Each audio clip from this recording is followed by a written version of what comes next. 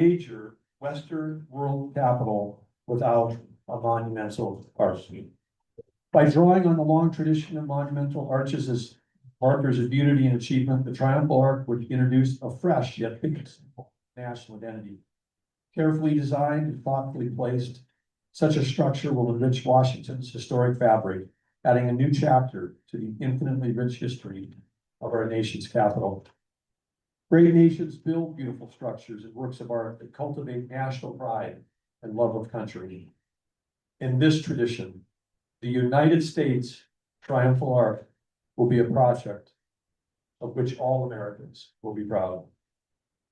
I want to thank the commission, and it's my honor now to introduce Nick Charbonneau, the lead designer on this project and a principal of the architectural firm Harrison Design. Nick.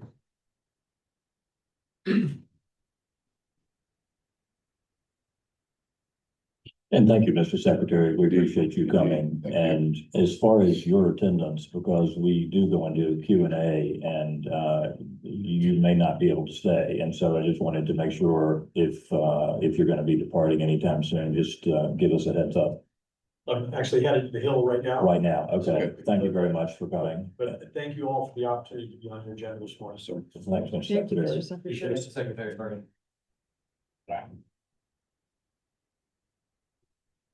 Hello, Chairman Cook and members of the commission.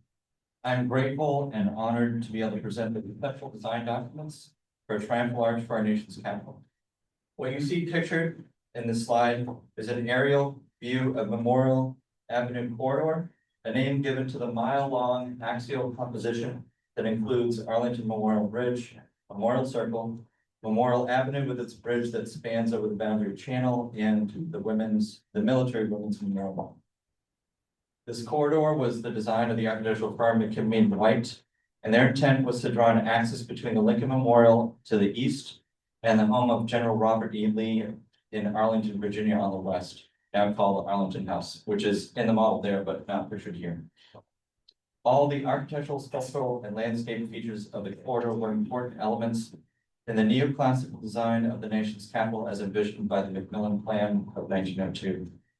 We are proposing that a triumphal arch be located within Memorial Circle, located at the western edge of Memorial Bridge. This traffic circle is on an island called Columbia Island, whose westernmost edge coincides with the border of Washington, D.C. and Virginia. The arch will serve as an enduring, grand, and noble gateway into the city and frames views of Arlington House and the Lincoln Memorial in either direction. And do I advance the slides here? Yes.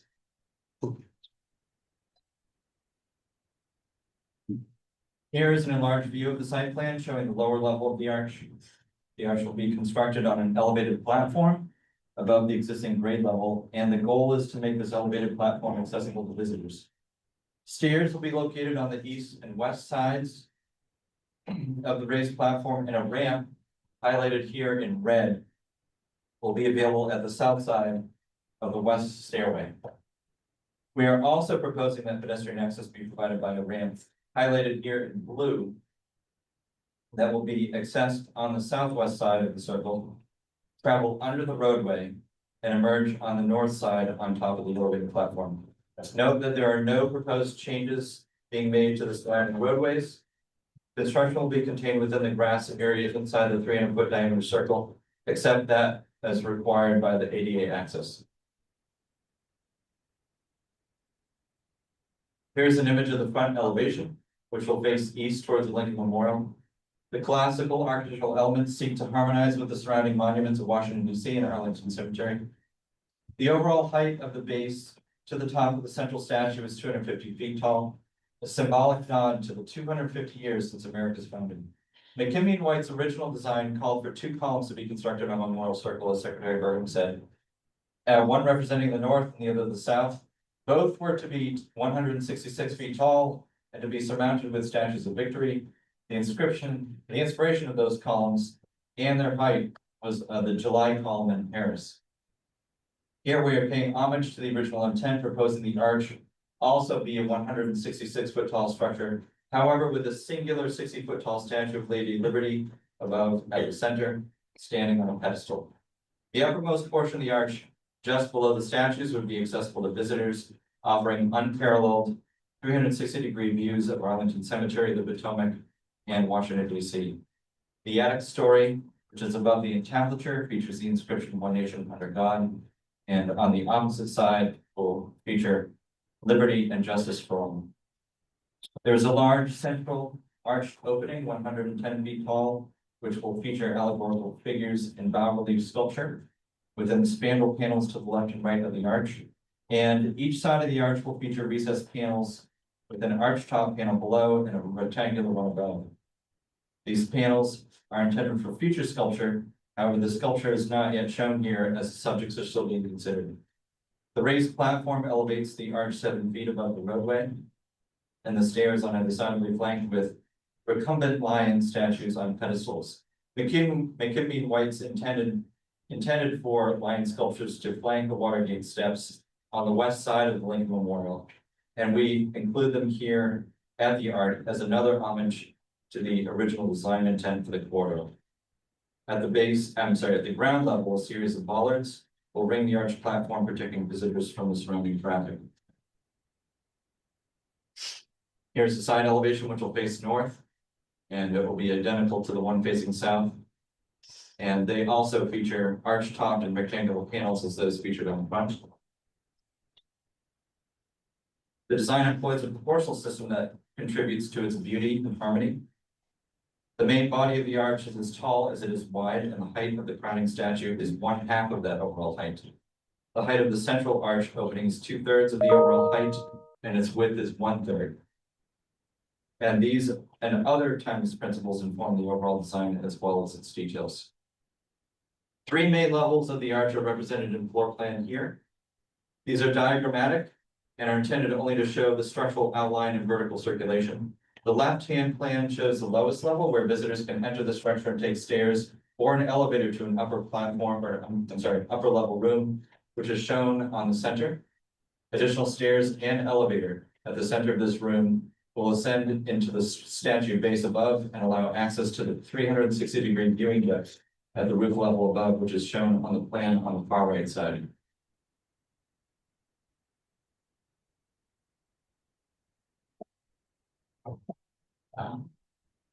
Yeah, someone could advance the slide in. Right. Okay. Here's the longitudinal section, which also diagrammatically shows the vertical circulation and structural components. The structure and surrounding platform will bear on a mat foundation supported by driven pylons. The exterior wall assembly will consist of cast-in-place concrete, likely 2 to 3 feet thick, which will be clad in masonry, and both the upper level and the roof deck floor structures will be composite decks supported by steel growths. And this is a transverse section cutting through the center of the arch, showing the ground floor entrance and the interior of the attic story above. This is a perspective view from the center of Arlington Memorial Bridge. The central arch opening frames the view of both the Military Women's Memorial and Arlington House above. In a similar way to the Renaissance master Raphael framed the heavens in a one-point perspective to the architecture of the School of Athens paintings, so the arch will use similar device to frame the gateway to the Arlington National Cemetery. Thus, the symbol of triumph that we propose to build will also serve as a constant reminder to the great story of America that the freedoms we enjoy were purchased with the great sacrifice of our fallen heroes. This is a closer view of the front of the arch. Exterior materials are yet to be decided. However, the ones that we're considering currently are limestone, granite, or marble. The statuary and decorative elements here are contemplated as silicon bronze with 24-karat gold plating, similar to the Arts of War statues at the opposite end of Arlington Memorial Bridge. And this aerial view shows the arch in context with the existing pylons and their surmounting eagles above. Viewed from the southwest side, the arch provides a grand expression of the entrance into the District of Columbia and frames the view down Arlington Memorial Bridge to the Lincoln Memorial. At this critical junction between Washington, D.C. and Virginia, the arch continues the tradition of significant monumental architecture along the National Mall, reinforcing the link between Washington, D.C., the seat of our government, and Arlington Memorial Cemetery, where some of our nation's greatest heroes have laid to rest. Thank you for your time and attention. I'm happy to answer any questions at this time. So, Secretary Luke, are we going to question So- him now? How are we going to proceed? What makes sense, if the commission members have any questions for the presenter to clarify, and then we'll move to some of the commentary. Right, so, Before you deliberate and take whatever action you may take. all right, so, James, you typically, start off if you would like to. I will if you don't. You go right ahead. Okay, I had some questions about the pilings, and, I know this is preliminary, but if you could go into a bit more detail, Mr. Charbonneau, about the pilings and the conditions of the circle, and, you know, everyone in this room knows about the pilings under the Lincoln, and the building sinks, and we have to prop it up every so often. This is also a heavy building. How is that to be looked at? Yes, sir. So, Columbia Island is actually a man-made island, which was created by dredging the Potomac. And so the soil conditions are not, not favorable for a traditional foundation. So the pilings, we've done some initial calculations, they'll be roughly 5 feet on center. And, with underneath the structure, and then there'll be a large and thick foundation, which you can see that heavy black line there. That would be a concrete mat slab, as it's called, which will be supported by the pilings. The structural engineering will take into account the soil conditions. So we're exploring this. We're exploring the soil currently with soil borings, and we'll ensure that the structural will be supported with the foundation structure that's designed. Have you had any overlap or contact with Environmental Commissioner Ed Russo? I would recommend you do so if you have not. We've spoken briefly, yes, but we haven't had any great detail. And so it's preliminary for him, but he would be of immense help to you, I would think. The School of Athens I was in that room yesterday. I think that's really interesting. You bring that up. Did you have any questions on pilings before we move on? Not on pilings. I know you have more. Not on pilings. Yeah, okay. And that this is early, the allegory the president wants, relative to the United States 250. I think that's beautiful. You did address a good bit of that, as well as being a ceremonial entrance into the District of Columbia. I see it as much, if not more, a ceremonial entrance into Arlington Cemetery. And so those view sheds, you just showed me one that does protect that view. I'd like one that's from the top of the bridge. Is there one that you've done from the Lincoln, when you're on top of the platform? We can provide that to you, but we haven't presented it. But I see that, and so we'll need that. I would think you can still have that School of Athens view shed. Do you know already or not yet? well, from the Arlington House, the center of the arch will be, it'll be basically, the view of it will be more or less filled with the Lincoln Memorial. When you're standing at the hemicycle at the far end, then it will do that, basically this view only opposite as it's looking towards Lincoln. So the Lincoln is wider, and so there's the hemicycle and the Arlington House above are very vertically oriented. The Lincoln is horizontally oriented, so there will be some portions to the left and the right that will not be visible. Okay, as you know, I have, anytime I go on the Lincoln Memorial since I was a kid, I cry every time reading his words. But I'm also extremely dedicated to Robert E. Lee, having gone to a university where he is buried, and it is named after him. And so all of that land on the other side of that bridge used to belong to him, and the nation took it from him. So we need to continue that honorific from the Lincoln, because that's part of the most important design concept of this gesture. It is the binding of the wound of this nation, that bridge, and keeping that connection between those two structures is paramount in what you are doing. I'm sure that has not been lost on you.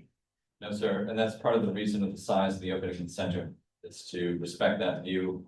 And rather than occupy it with a central piece, say a monumental column, Here the arch, as you said, is a gateway, and it's also a viewport, opens up the viewport, but albeit framing with architecture.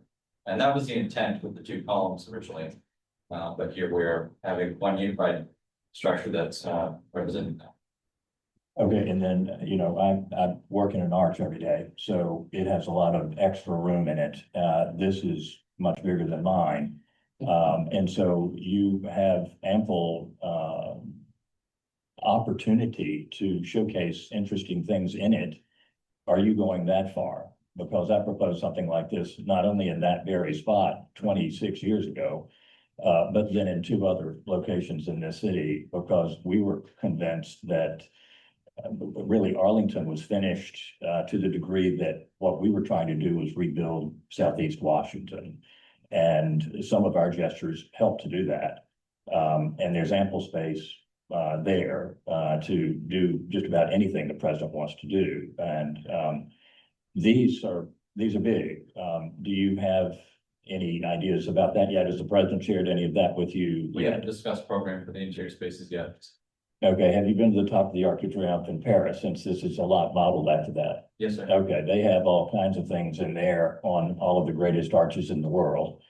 Most every capital in the world, even non-Western, and we're the only one not there. So I would appreciate you investigating that as something to pass along to the president, which I think all of us can probably do as well. Commissioner McCrary, I'm done from right now. Just questions for now. Can you go to the site plan, please? Well, first of all, thank you for your very, very good presentation. Thank you. Well done. Can you go to the site plan, please? The larger scale site. So one question is, how high is the platform height above, say, the lower sidewalk, the lower white disc? 7 feet. So there are 14 risers ascending here. The same thing on this side. Yes, sir. Okay. And so this is a ramp. And okay. It's probably more properly called a slope because we have it at 1 to 22. Okay. So it's Okay. So it's a slope technically sidewalk. not a ramp. Not a It's ramp, a- right. it's a slope. That's actually good. As you develop it, I think there should be some landings nonetheless, just for repose for the people who are wheeling themselves up by arms. This underground thing, this indicates to me a lot of thought and decision making to this point about not allowing surface pedestrians, or certainly not encouraging surface pedestrians across the circle. Of course, you do have surface pedestrians here. Why not, say at the junction here or both? What's driving the prohibition of surface pedestrians?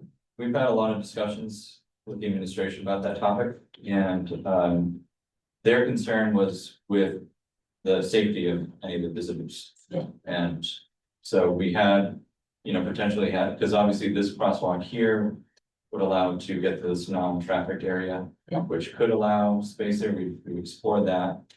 But really, this is there's a decent amount of traffic. Yeah. That goes around the circle, and we wanted to provide a safe haven essentially for visitors to get from one side to the other. I asked because just anyone from the Park Service knows some very good people from the Park Service here. Just down here, maybe this is one of those examples, and this is another one. These are surface, these are mostly used by joggers, bicyclists, and pedestrians. And traffic is slow here and made to stop, but quite effectively on both ends. And I think that be pursued. And I think I would recommend that it would be pursued. I know this is not a question, now it's a comment. We can get into that. I think there's ways to do it rather than undergrounding people. How long is that? You had to measure that path. It's approximately 250 feet. Yeah. Coincidentally.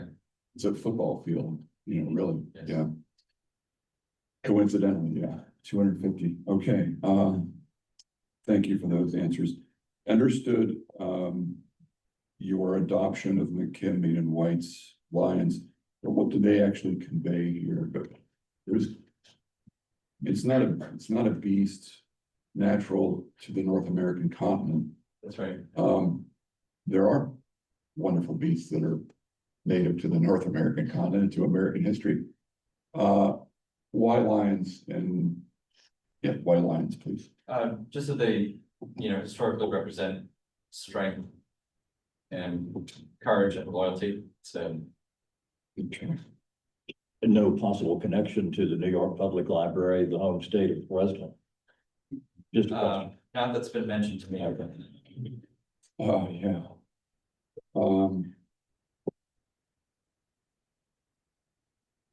You mentioned earlier that you were characterizing the views from Custis Lee Mansion toward the Lincoln. It would be good to see those too, and when we see you again. Yes. And then also, so from up there, please, and then also from the Military Women's Museum and Memorial. That would be, I think, very helpful to the commission.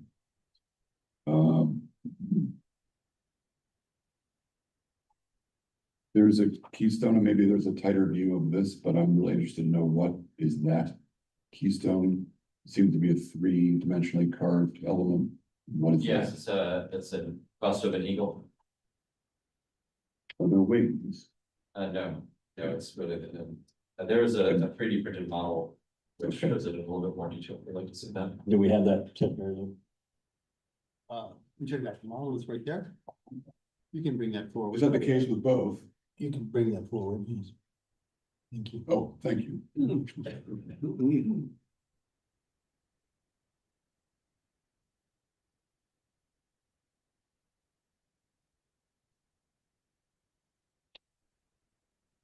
And what is its meaning? What are you conveying there? You have eagles up on the roof. Now you have with wings that are the really distinguishing feature of an American bald eagle.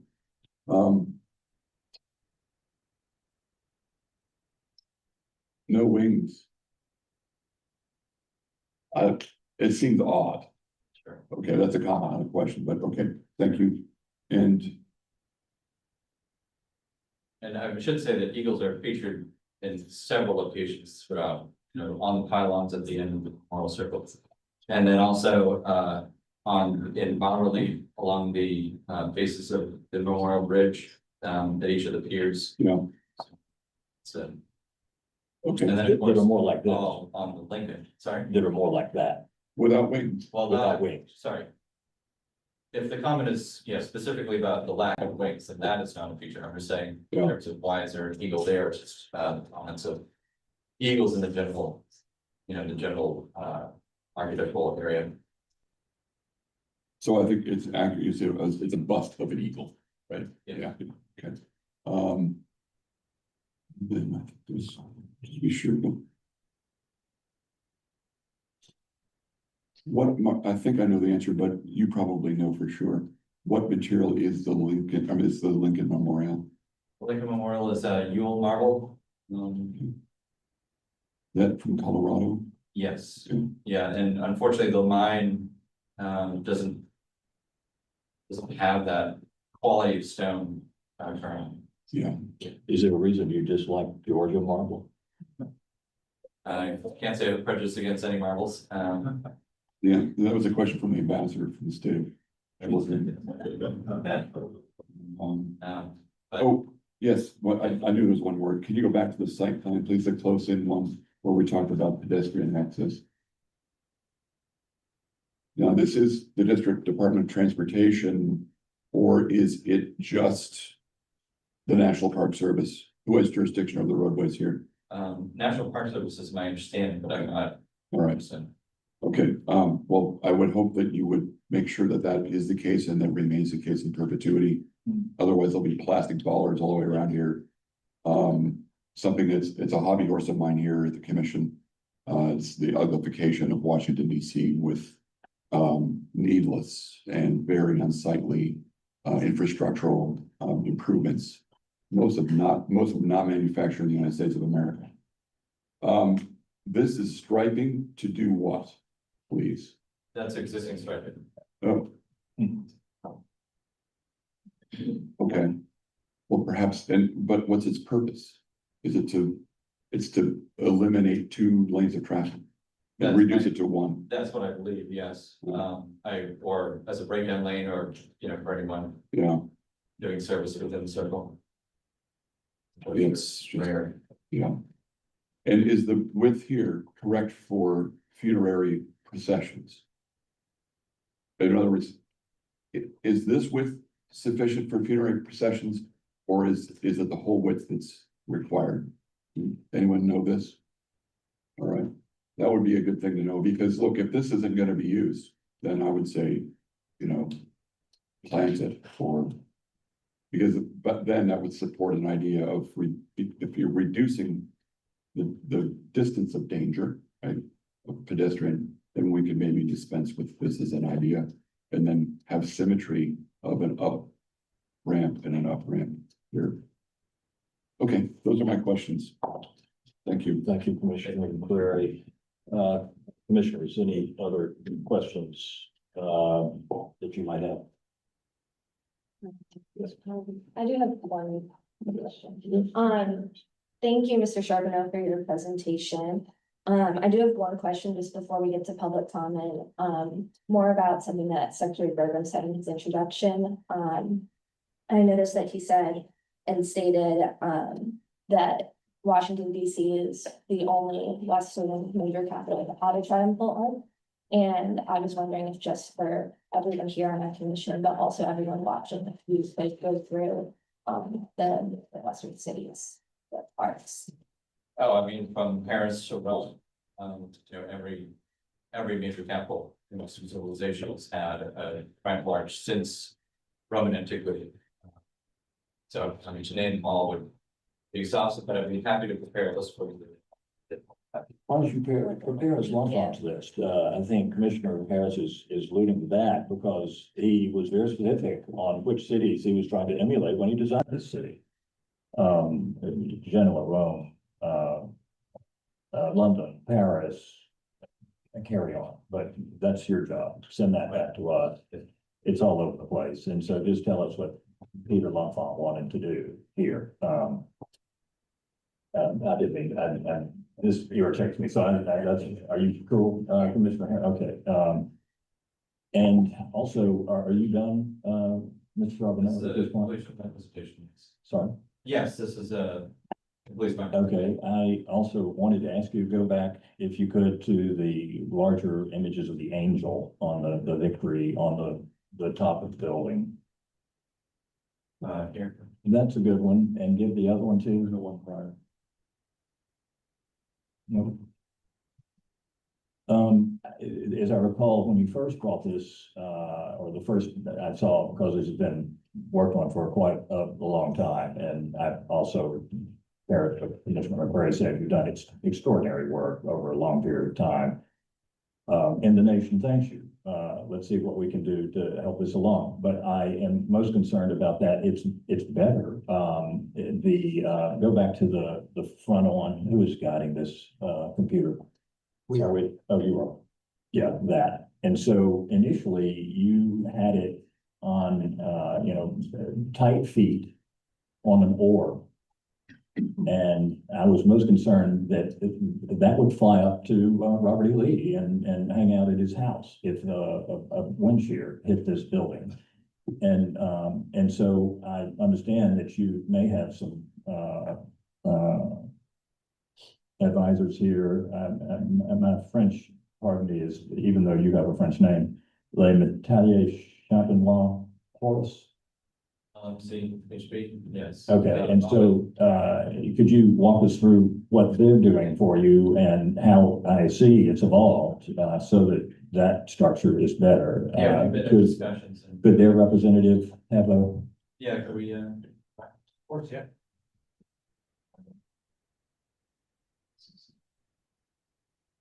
Good morning, ladies and gentlemen, Mr. Chairman, commissioners, and thank you very much, Nick, for introducing us. Sorry, Please, sir, can you, Yes, talking to Mike, and also give us your name? Robin Road. Thank you. Am I working or? It is, you just have to be close to it. Yeah, it's working. You hear me well now? Yes, Yeah. that, thank you. So I'm Robin Rhodes, so I'm the managing director of LMC HB Corporation based in New York City. And so we have been introduced to the project by architect Nick Charbonneau. And so we have met also with the director of the Domestic Policies Council to discuss about the project. And so the reason why we have been introduced to the project by Nick Charbonneau is because we have worked on the Statue of Liberty restoration in the middle of the 80s, and also some major projects like the restoration of the civic fame statue. So, yeah. Do we have images of that, Secretary? We do have that. Where might those be? If you just advance it, can we do it or could we? Just go to the end of the presentation. Keep going. There we go. So I'm just gonna show you a few images of the work we have done in the middle of the 80s. So at the time for the centennial of the Statue of Liberty, which was a gift from France to the United States of America, there was a committee who decided to take care of the restoration of the statue. And one major thing on the statue that needed to be replaced at the time was the flame and the top of the torch, because this was in really bad condition. So our company was trusted by the committee at the time to basically remove the whole top of the torch, dismantle it. So you can now see it in the museum, and we were tasked with the full rebuilding of that torch. So basically that implied a lot of like site templating, and we were asked to work the very traditional way. So at the time we had to basically rebuild a wood and plaster model after doing a very precise site survey. Here you can see the flame made out of plaster. And we also worked on the foot and the face that are that you can see in the museum. So we worked the same way for the foot and the face, basically. So we worked on the island. We had a shop there, basically. And so since we had to work the traditional way, we had to form 1/8 of an inch copper sheets the traditional way. So that's basically what you're seeing here. I don't know if everybody can see, I don't think so, but you can see after the presentation, we have the lids here that are basically like just a duplicate of the lids that we did basically for us as a souvenir. Is here, do we have, yeah, thanks. For this, yeah. Oh, that's what that is. Now you said. Okay,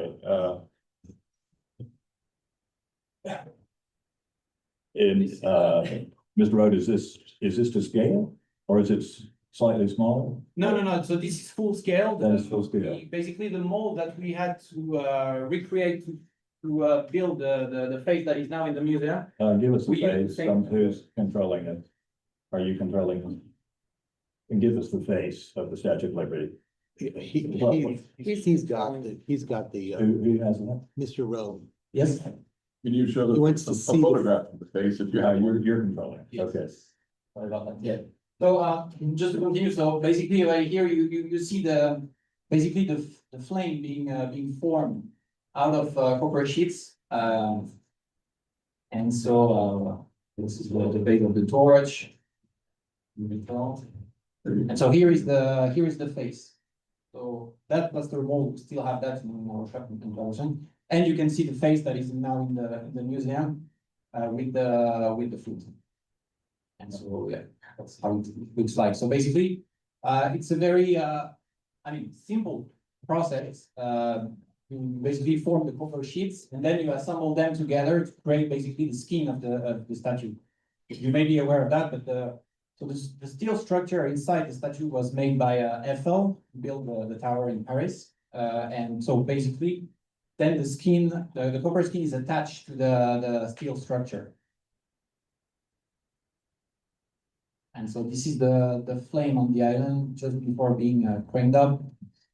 and install on the statue, so it's still there nowadays, it stands.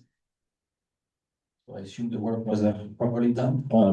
Stay on that picture for a minute. Commissioner McCreary, you and I have climbed some interesting Yep. buildings together over our careers. Mr. Rode, might you be able to take us up to that torch? Yes, I mean, I was kidding, but really? probably gonna need some help from the administration.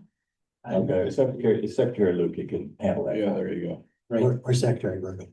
No, so basically there's some sort of like ladder slash staircase in the arm, and you can access, there's a door, and you can access, you see a little guardrail. Yeah. You can basically access the platform over there and check the quality of the work that has been done. Okay, this building was engineered by Gustav Eiffel. And Yes. so if Nick has introduced you, and so you adjusted the statue already, walk us through that, please, because the wind shear has some similarities to New York Harbor, and help us with that.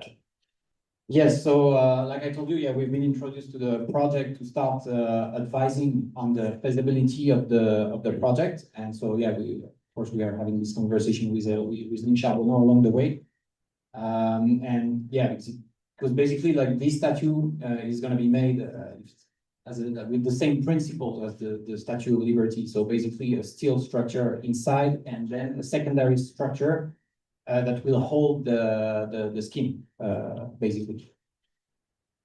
Does that answer your question? Yeah, that answers my question. I pitch it back to you, Nick.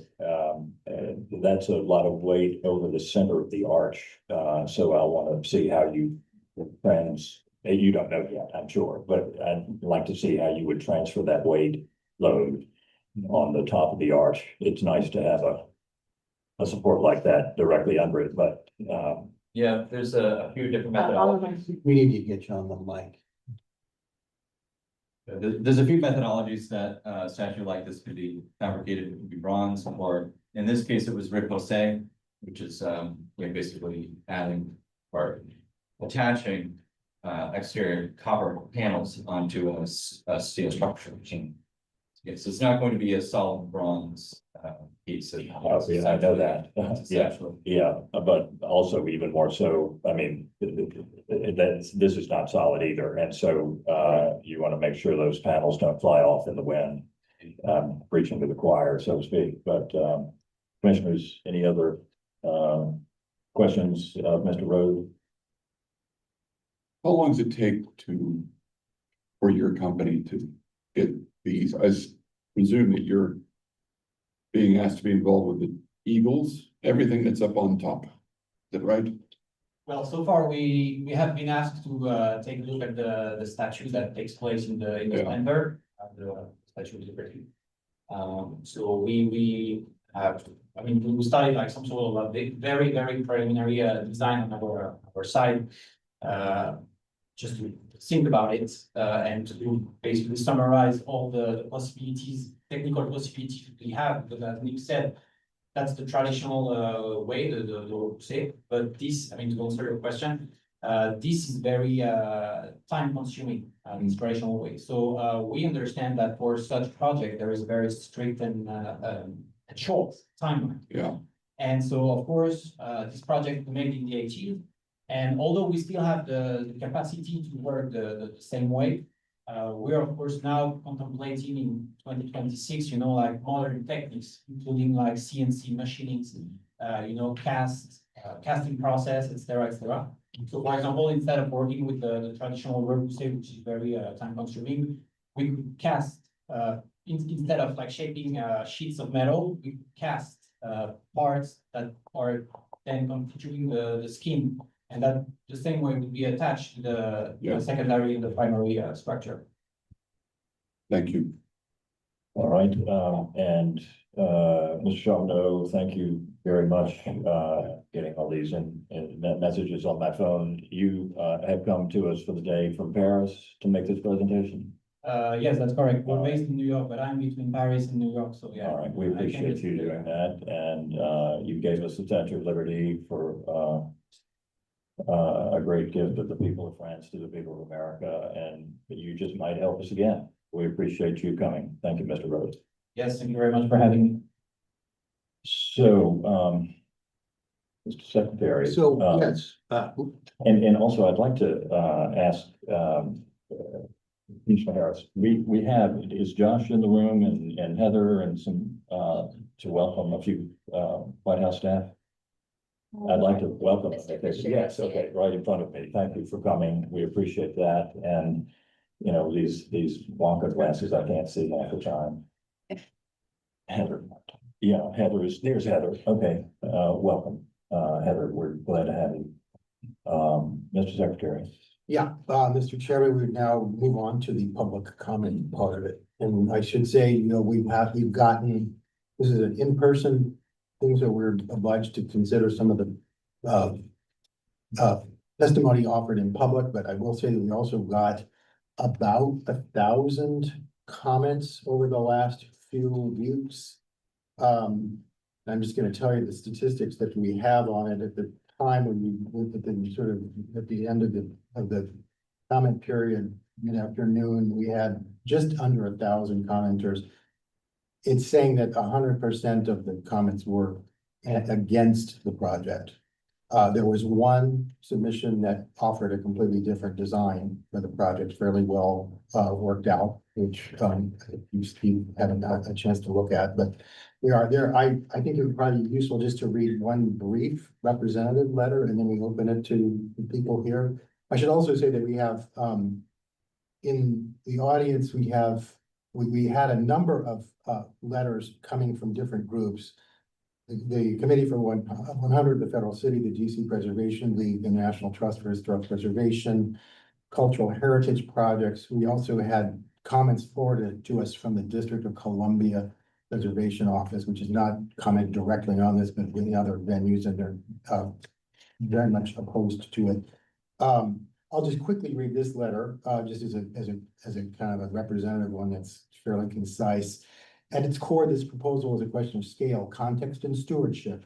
The Washington-Arlington skyline is not an empty canvas. It is one of the most carefully composed civic landscapes in the United States.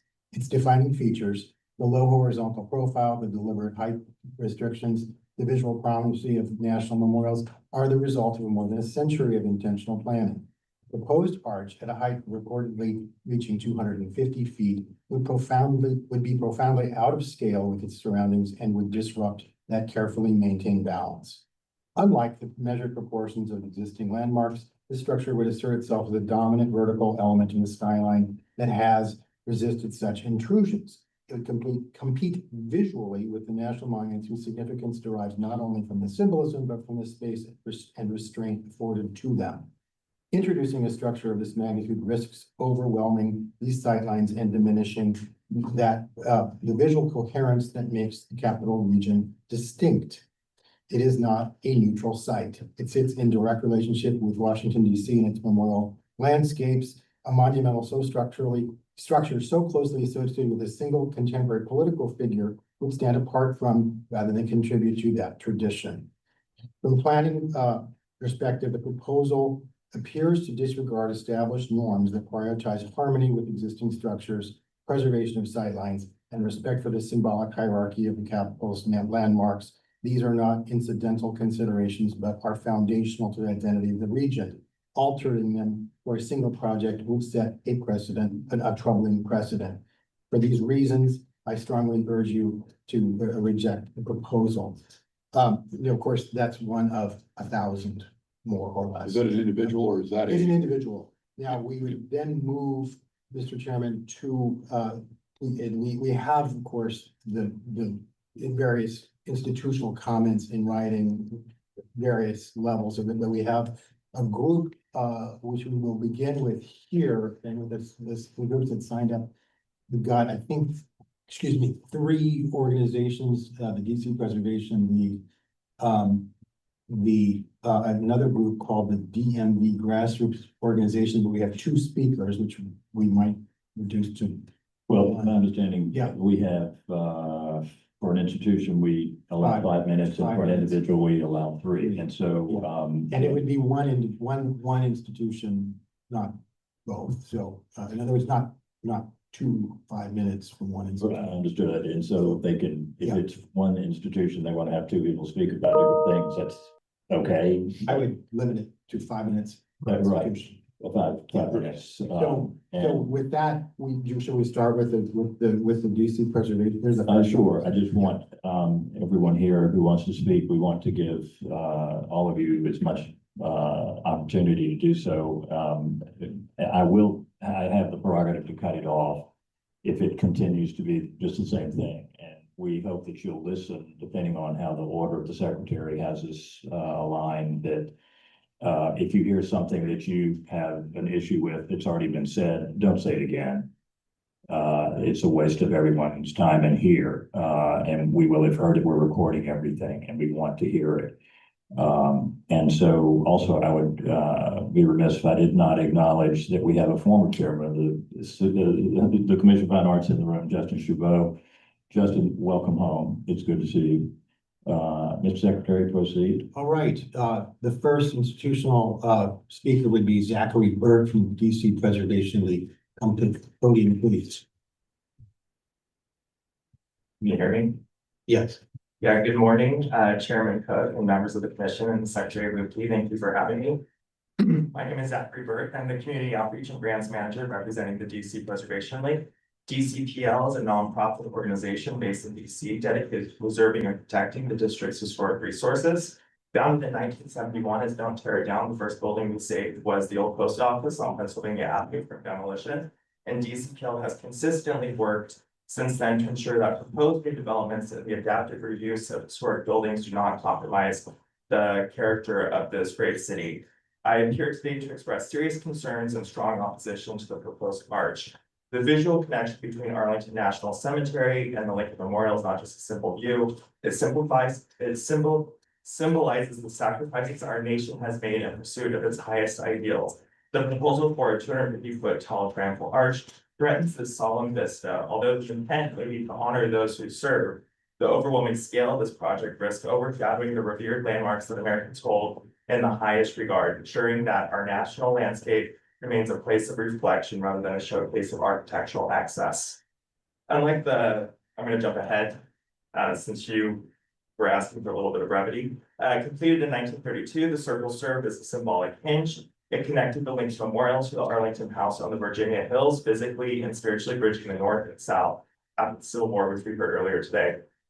Clark installed neoclassical pylons topped with sculpted eagles, emphasizing the island's role as a formal entrance to Washington. The visual integrity of the National Mall and Arlington Bridge is a shared heritage. Public testimony is the most effective tool we have to pause this development and demand a design that respects the existing historical context. And I think the letters that came in, 1,000 letters, show that. DCPL asked that the Commission of Fine Arts reject this proposal to preserve the view shed, honor our service members buried in Arlington National Cemetery, and maintain the design harmony achieved by Clark's design. Thank you. All right, the next group is, we have two from DMV grassroots, but we would only be taking one as an institutional speaker. So anybody here from that group, DMV grassroots? I'm sorry, we have Jenna Valentiner or Ann O'Connell. I'm sorry, I got that wrong.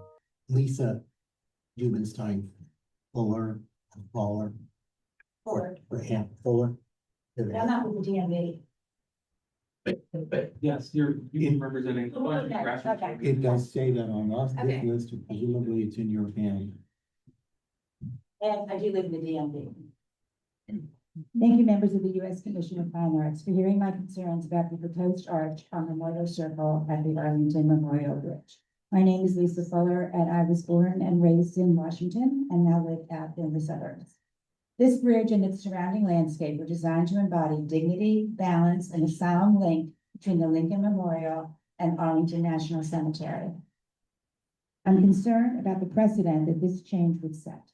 The monumental core of our capital has long been guided by respect for the historic plans and continuity. Any major alteration should be approached with great care to ensure the integrity of these nationally significant spaces.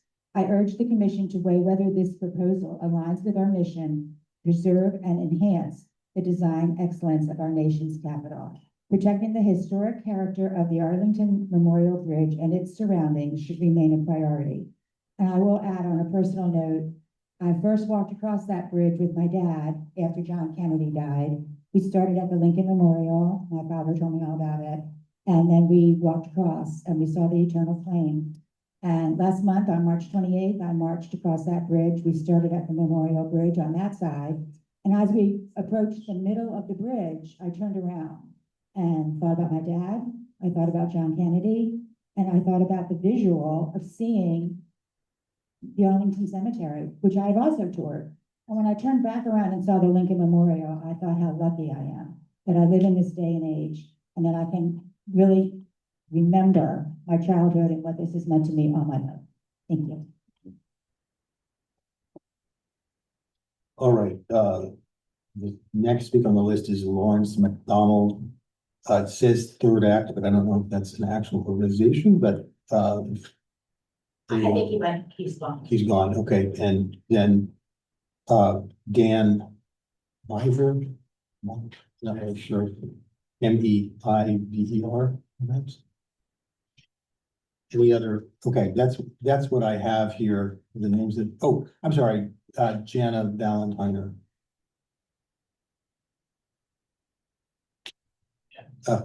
There are people outside, They can hear. oh, they can. Yeah, we have. Okay. One thing I neglected to do just quickly as we had surveyed the incoming letters, just to quickly summarize the arguments. The number one thing listed by about half was that it was a waste of money and misuse of funds. Two, that it would obstruct historic views and disrupt the landscape. That there were, it was inappropriate imperial or political symbolism. That the design was gaudy, oversized, incompatible, that it was disrespected the Arlington National Cemetery and military sacrifice. So that's sort of the range of comments we've had. But barring any other, our letters that we've gotten can be available. We've been forwarded access to them. I don't think unless there's, I'm sorry, there is one other person. Sorry, my name, thanks, I'd love to speak. Well, then step forward and introduce yourself. I did call everybody's name on this list. Is there a second list that I missed? I signed whatever was up before. Okay, just Okay. approach the, Please speak. Please speak.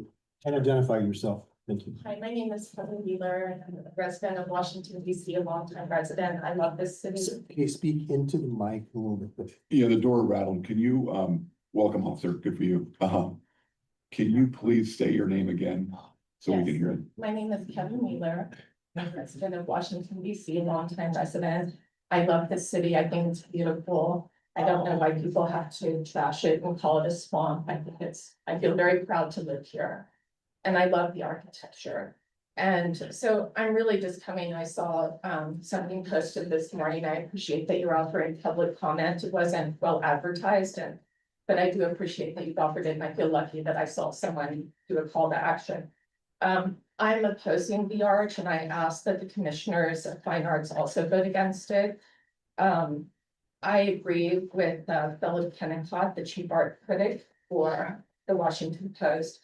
I ask that a link to his column from the Washington Post on March 23rd, 2026 be included in the record. It is entitled "Trump is the biggest threat to DC's architectural splendor since the War of 1812." And in the title, the arch is not aesthetically balanced as was presented earlier. And there is certainly a differing opinion that this architecture would be something that all Americans could be proud of. As the woman who just spoke, you know, our family lives with this. I've noticed that many people who have presented don't live here. You know, I run in the races, I raised my daughter here, I volunteer at Barton Oaks, I volunteer at Montrose Park. And I just don't see that, I feel very strongly about this and I live it. And I don't just pop in and say, I think this would be great. I think this is a beautiful city and we should be proud of it. I think that a picture is worth 1,000 words, and the rendering in Mr. Kennicott's column demonstrated how the scale of this project is wrong, positioning it between the Washington Monument and at more than 555 feet, the Capitol at 288, then comes the Arch at 250, and then the Lincoln at 99. And it's true, I see a veteran here, or someone supporting them, it ruins the sightlines. And as he said, it would fundamentally alter one of the essential elements of what is known as the Macmillan Plan. And I noted earlier that the Secretary of Interior talked about this Macmillan Plan, but I think it's important that this article, this column be included in the record, because it shows the other side of what happened. There were many parts of the plan that were ultimately rejected because the scale was wrong. And it didn't live up to the elegance and the simplicity of American architecture. And I won't read from it directly, but I do think it's worth, for those who are watching online and for those who are here, if you haven't read it, to please go back and read it, because it's beautifully laid out with a history that is so well thought out and so measured. So I ask the commission, please vote against this. And if there must be an arch, that it must be within scale, and it must be simple, and it must be elegant. Thank you very much.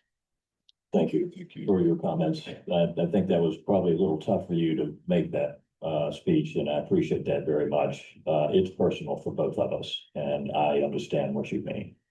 Thank you for your remarks.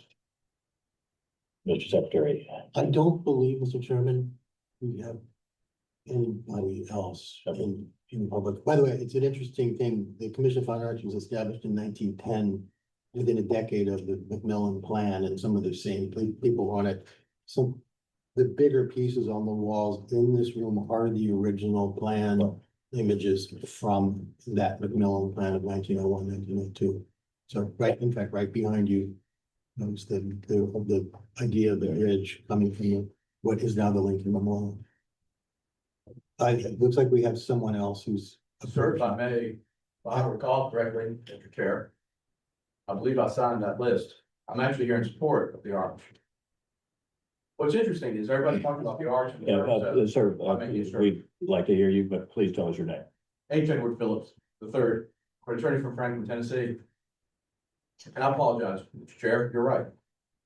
So with regard to this founding of DC, the man who founded it, the designer of DC too, Pierre Lafont. When we look at these things, these men were never going to put up an arch to themselves. They were never going to thump their chest and say, we won the war for independence. We began the revolution as a political thought, and it's coming to fruition. I understand what President Lincoln did to preserve the Union. The sacrifice of the men in Arlington. They gave their lives for this nation. 4 of my cousins did so fighting the Nazis in Europe, East Tennessee. When I think of how our nation should be remembered and the founding generation, they are inevitably the most important. Because without their vision, without their view of this nation, it would have never come to fruition. Whether it was George Washington, Israel Putnam, Henry Knox, any of these men. So my ancestors fought in that war. Some of them were the Maryland Continental officers. And I look at them and I look at their service and I know they should be honored. And I don't see this as offensive. I appreciate your time. Now, thank you. I am in support of what we are. Yes, sir. Thank you, sir. Mr. Secretary. As far as I know, there were 2 lists. One was for the arch. One was for the arch and one was for the EEOB painting. So it might be that people got confused just what they were saying. But otherwise, Mr. Chairman, it would be now, unless there's no more comment, for you to go to your deliberation. All right. Commissioners, questions, conversation, any comments based on everything we just heard? I would like to say something, Mr. Chair, if I'm able. I just wanted to thank again Secretary Burgum for his presentation and Mr. Charbonneau for his presentation as well today here on the arts. I just wanted to address a couple of the concerns I know that the public has had with the ARC. I know one of the letters that our secretary just read spoke on the deliberate skyline and of Washington DC. I would argue that this is an intentional decision to create and add to that deliberate skyline to honor the original vision for the city and then the original vision for Memorial Circle. In terms of the size considerations and concerns that people have, I think that Mr. Charbonneau did a wonderful job at paying homage to the original intention for Memorial Circle with the 166-foot height. And then what we are commemorating here this year with the 250th anniversary of America, 250 feet for the arc. So in alignment with the original concept and to be consistent with other Western capitals that have arcs, I would just urge my fellow commissioners to move forward with a concept of revolt for this project. That's all. Thank you, Commissioner. Commissioner McCarthy, you always have a response to something like that. Thoughts and observations. Thank you, Mr. Edward Phillips from the beautiful town of Franklin, Tennessee. Thank you, Ms. Wheeler, fellow citizen of Washington, DC, long time citizen. I carry, as you do, a great love for our great city. And Ms. Fuller, you're asking for great care, I think is most welcome. Thank you very much for that. And also for recalling to mind something that is on this mighty axis, but no one's mentioned except for you, and that's the eternal flame.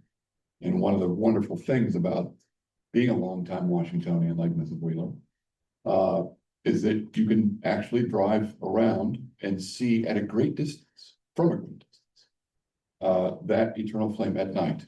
It's there, it is flickering up on the hill. It's deeply poetic. And of course it is for the president, but I think it also stands, as he would have it stand for all of his, especially fellow Navy sailors and officers, but by extension, all men and women who are buried up there on the hill. And thank you, sir, from the DC Preservation League, for your comments. I think everyone is against architectural excess. It will be determined later whether that's an accurate characterization of this design. So thank you for all of the comments. I extend that on behalf of all the commissioners, with your permission, Mr. Chairman. Thank you, Mr. Vice Chairman. So some comments. Okay. Yep. Can you please show a perspective view, close up of it's one of the first perspective views of the arch. It shows maybe a slightly different size of the height of the plinth. And Mr. Charbonneau, I'm sure very accurately said it's 14 feet. I'm sorry, 7 feet here. My heavens, if that's a 6 foot tall person, then I think maybe the rendering is incorrect then, but go ahead. So that's a concern of mine. Well, and I share the same concern, and unfortunately, that is a representation of a child.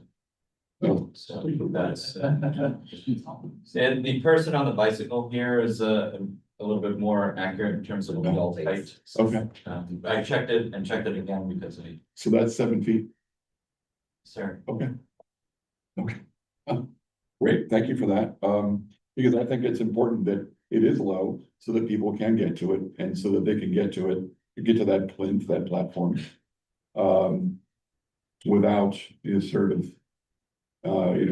labored efforts. Can you go to the site plan, please? That close-up one that we were looking at, yeah, this one. So here's a suggestion. The undergrounding of Washington is a really, really unfortunate thing, and we'll have to talk about that later. But sometimes it's absolutely necessary. Here, I think it's not absolutely necessary at all. Here you have a beautiful crosswalk. You can gather pedestrians, joggers, cyclists, rollerbladers. You can all gather to this point, and then midstream here, you can have a walkway that comes across this way and then only just has to do this. Alternatively, you come to a narrowing point here and have a crosswalk there and there, or it might not be an alternative, you might do all three. Those are traffic slowing things, and in fact, traffic slowing, but also traffic stopping, which increases safety rather than decreases safety. I think we both know. So this, though, is a strange attractor of strange activities, and it would require all sorts of security apparatus, but also personnel. And also it's torture, 250 feet of subterranean travel. That is less than ideal. I think you could develop something along these lines here. Perhaps not here, because look, a lot of the people who are coming and going to Washington from Virginia and from Washington, Virginia are using this, and they're using this, right? They're really not doing the loop. So, because there's another loop that comes just off the screen and comes around to this roadway here.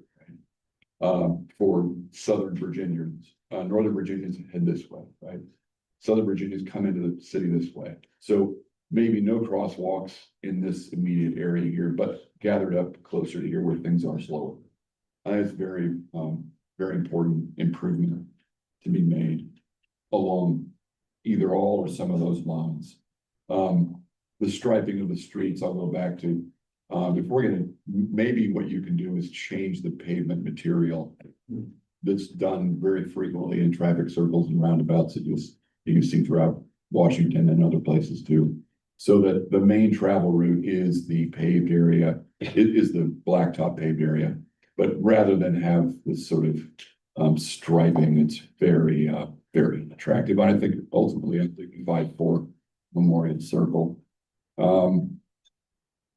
I'd say work on the lions and find replacements for them. As I said earlier, they're not of this continent. They're noble, they're courageous, and they're strong. They're all those things. But maybe there are alternatives. So I think you should maybe explore, please.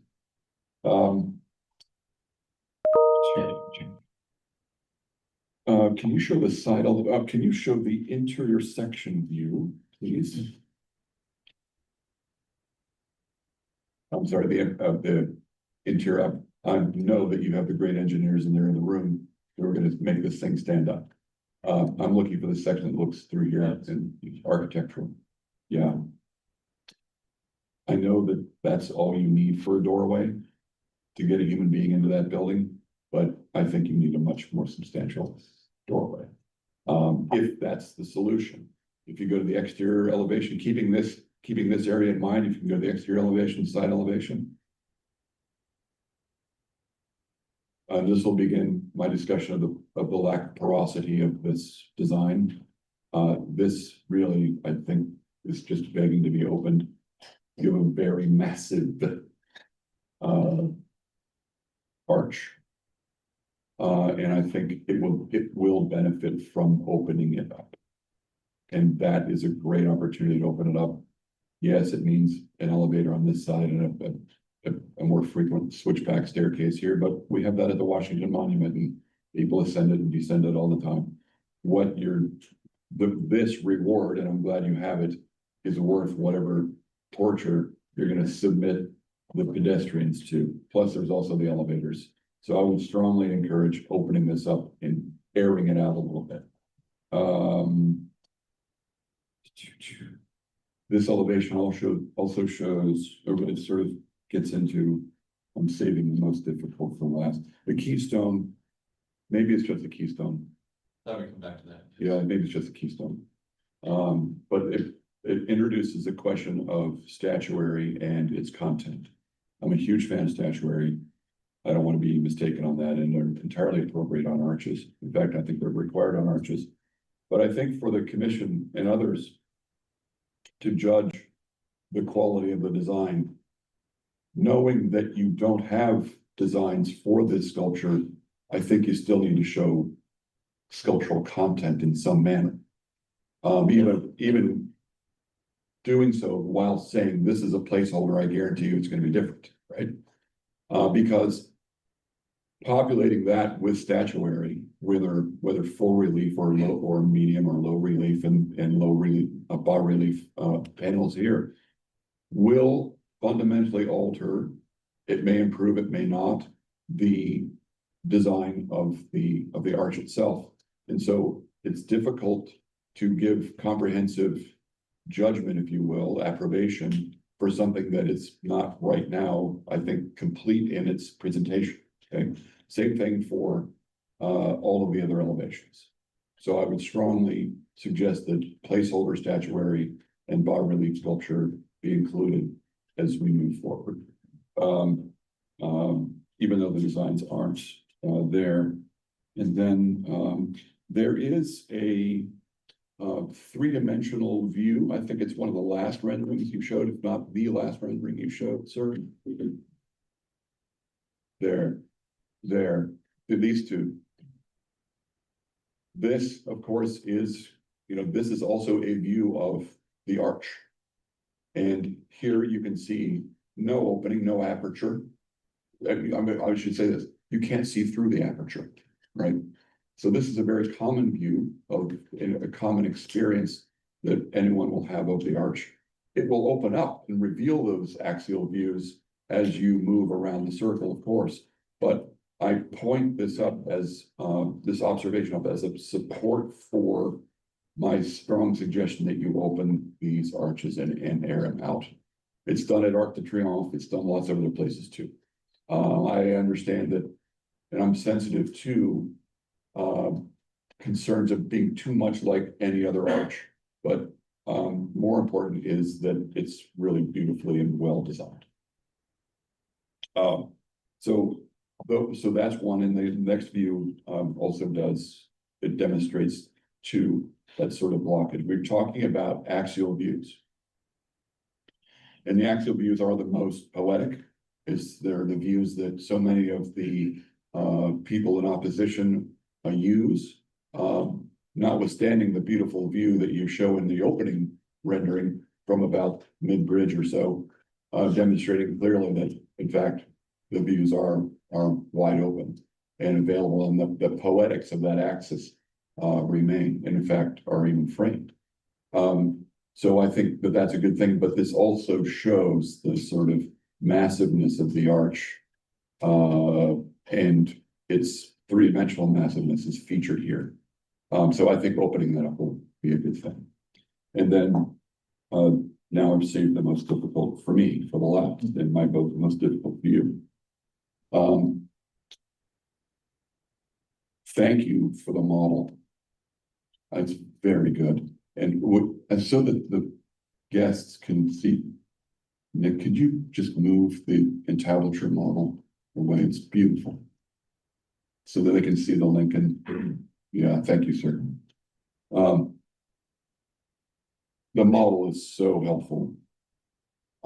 I think a lot of people have been looking at renderings and they've been making their judgment on renderings.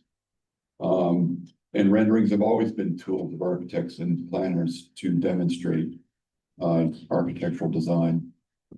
And models, though, are so much more effective. Yeah, it's 250 feet tall. It's 166 feet to the cornice. Is that correct? To the top of the chinook or the cresting on top of the attic, Oui. which would be. Yeah. Oui, bien sûr.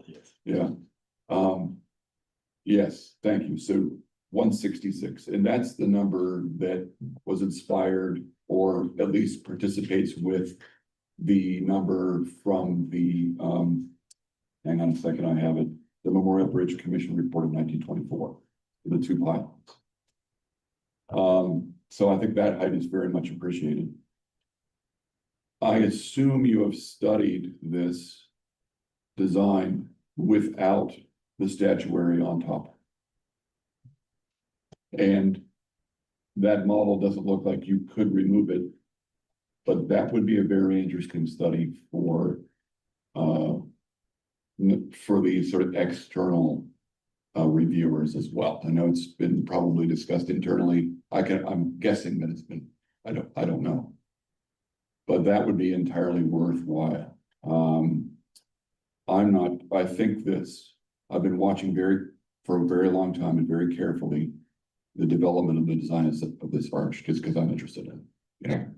And I'm committed to and interested in practicing classical architecture. So I've been watching very carefully, and the design is getting better and better and better and better and better and better. I think it's very, very, very good. Beautiful. And I wonder if you need those up there, if it's not even a better, more Washingtonian design without the three finials. Be great to see. So I challenge you to look that up. Above that, what's the term you used? The Canoe. Custom, right? Okay. Custom for. So Sopra To Canoe. everyone else, so they know what you're talking about. Yes, Point well, with your. it's your- represented here in the model. Yeah. And it's just this portion. This group, okay, yeah, Sorry. okay. Um, Above that, yes. Above so that- This is what you're referring to. yeah, above that, you have 84 more feet of structure. So you have, and that's 8.5 stories of stuff above 16.5 stories of stuff. And I'm wondering if this arch doesn't better participate in the language of Washington DC's monumental architecture, because without it rather than with it. And I do use that word intentionally, participate in, because I think that this arch does participate in the monumental core. I think this arch does contribute to it. It extends it, and it will become part of the federal enclave, and it will become part of Washington's great memorial population, if you will. Every tourist will say, "Dude, did you see the Lincoln?" Yeah, I saw the Lincoln. I saw the Jefferson. Did you see the arch? Yeah, we're going to see the arch in the cemetery tomorrow. It's going to be like that, right? It's going to become part of Washington DC. It's going to be part of what people come to Washington for. It's be part of their plans in advance. And I think that the arch idea and the location here is very good. And I like the 166-foot height. It's very good. So I challenge you to take a look at that and maybe show us. Yeah. Okay, those are my comments, Mr. Chairman. All right, I think we're nearing, unless there are other comments, the commissioners. Again, Mr. Garber, I want to thank you for an immense amount of work, and if I could also salute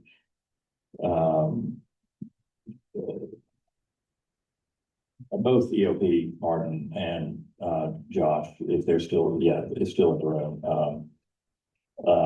This was an impressive display, and you had everybody here that we needed to see at this time, and we really appreciate it. And for preliminary, it's an extraordinary showing. Thank you very much, Josh. And thank you very much, Heather, for that. And ma'am, remind me your last name. I'm sorry. He's very good. Wheeler. Wheeler. No, not at all. Wheeler. Yeah, and you know, this is personal to everyone in the room, and the president wants to do something that in his heart he feels is good. I want to, before I get into that, Mr. Charbonneau, we do have, and this model also shows that, I know this is a depression, and so I'd like, if you might do a calculation of above sea level. We are on a sea level city. And so I would like, with the number that the vice chairman likes so much, the height of the building without the sculpture, and then Jenkins Hill, also calculate Jenkins Hill to the top of the dome and let us know what that true number is, because we are on a flat plane. And when we're just looking at individual buildings without the hills that they're on, it's not quite accurate. And so the capital is up and this is down. I'd like to have that information, unless you have it, you can just spout it off right now. I only know the heights of the Capitol in Washington, I don't know the heights of upstate. Okay, well, it would be good to know that. Come on, you should know this. I was always from the chairman. I know, look, everything costs money and it takes a lot of time, but given the importance of this, I sort of suggest and also request gently, can you finish it? Go to the Capitol, put that Washington Monument off center where it actually is, to show the sort of perfect imperfection of Washington's federal enclave, and the slight twist that McKinley White did to correct for that. And I think that just showing it, I think will go a literally long way to understanding the appropriate scale of that 166-foot arch. I think it'd be worth it. Okay, and so to move this on, Mr. Secretary, and ma'am, your remarks, and also yours, Mr. Phillips. And so again, getting back to how this is personal for the president, it's personal for me, and I come, as you know, my vice chairman calls me the ambassador of Georgia. I come from a long line of Georgians. We were burned down on both sides of my family by General Sherman. In that I lived in the Plaza Hotel overlooking his equestrian statue for 8 years was annoying. But I did. And yet, ma'am, as much as you believe what you said, I get it. I want you to know, based on what I just said to you, I really believe these worked. As I say to you, Mr. Charbonneau, take into account this also, as it's an entrance into Arlington, that from these honored dead, we take increased devotion to that cause for which they gave the last full measure of devotion, that we here highly resolve that these dead shall not have died in vain, that this nation under God shall have a new birth of freedom, and that government of the people, by the people, for the people, shall not perish from the earth. Abraham Lincoln, Gettysburg. This is really important to all of us, and we have to get this right. Thank you so much. So, Mr. Secretary, we just now can You can, have our, you take whatever action. we take you our want. action. Yes. Okay, and so. It's in for concept approval. Yeah, and so Commissioner Harris, I would appreciate if you would give us a motion to do just that. Thank you, Mr. Chairman. I'd like to put in a motion to move forward with the concept approval. All right, Commissioner Patton, would you second that, please? Mr. Chairman, I'll second Chamberlain's or Commissioner Harris's motion. All right, Commission, is there a second? She just said, I'm sorry, I have a little bit of the third. All in favor, say aye. Aye. And we will include the comments that you've made here as part of that, as things to study as the design is developed. Yeah. And I am assuming that's your intention. Yes, yes. Right, we'll summarize that and we'll try to get that to the applicant team, you know, within a week or so. It takes about that long to go all together, so. Okay. The question is, there's a lot of moving pieces here in terms of the detail. Would you like to see a second an iteration of it to resolve some of these pieces before you get to final? Yes. Often what happens is if you can get things very resolved, you could delegate the final, so we can request that you see it again as a sort of a We revised. would like to see it again, and also the piling structure so that we know the building works in. Okay.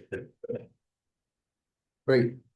That's that concludes that case engineering. So now it's 10:43. Do you want to take a quick break? We've got 2 more big cases. It'll help to clear the room a little. We need to get rid of the models and move on to our next case in the Monumental Court. So what, 5 minute. Oh, how about 15? 15, we're taking a 15.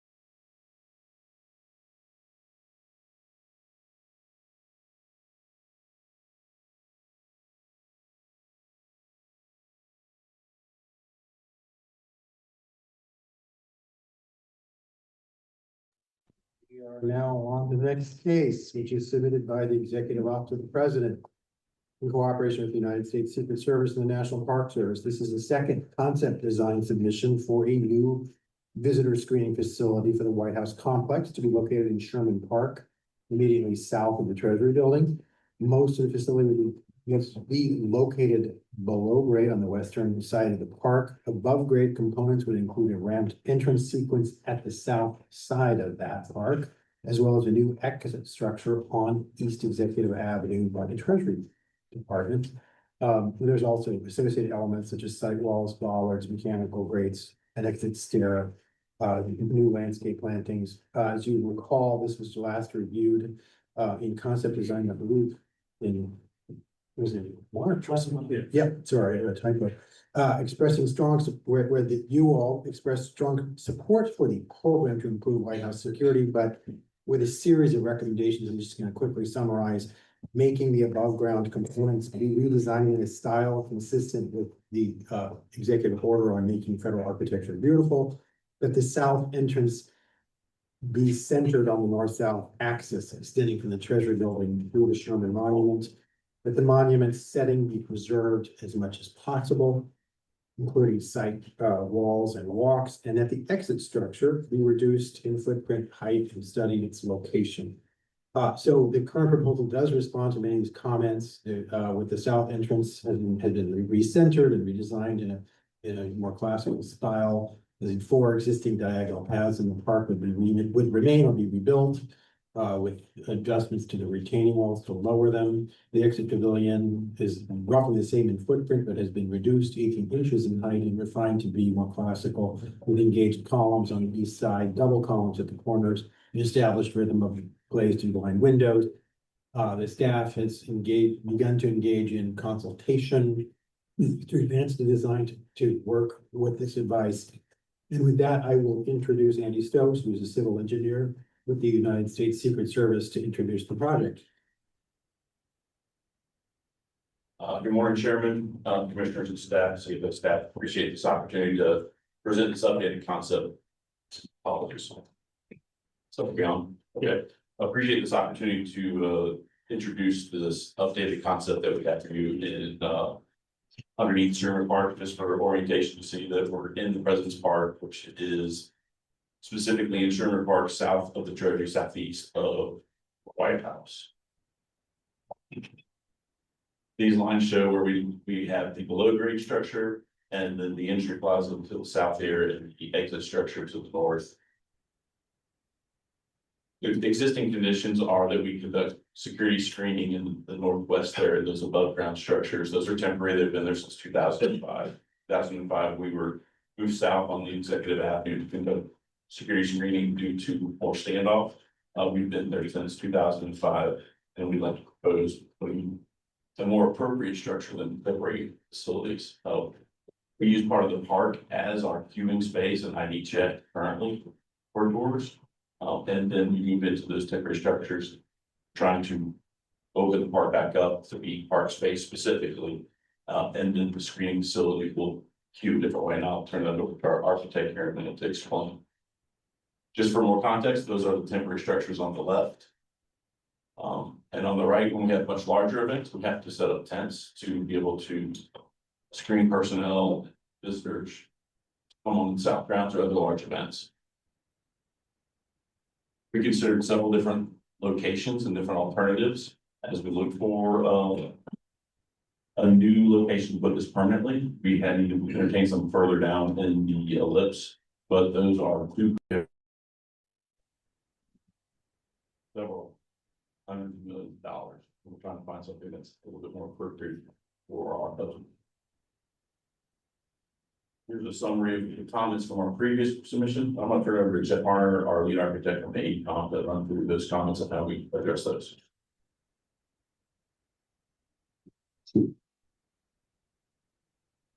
Yeah. Good morning. So here's a summary of the comments that were given and how we are addressing them in the presentation. These will come up as we move through the presentation. Yes. So as Andy mentioned, we are proposing screening facility in Sherman Park. Sherman Park is south of the Treasury and consists of 4 quadrants with a monument in the center. Our new proposal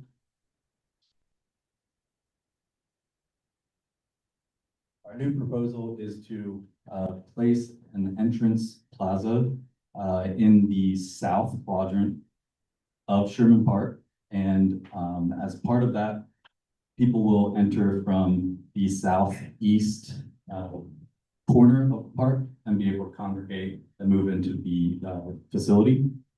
To build the facility, which will be in the west quadrant of the park, we must remove the northwest and southwest pathways to build the structure. And then the intent is to bring those back as part of the finished design.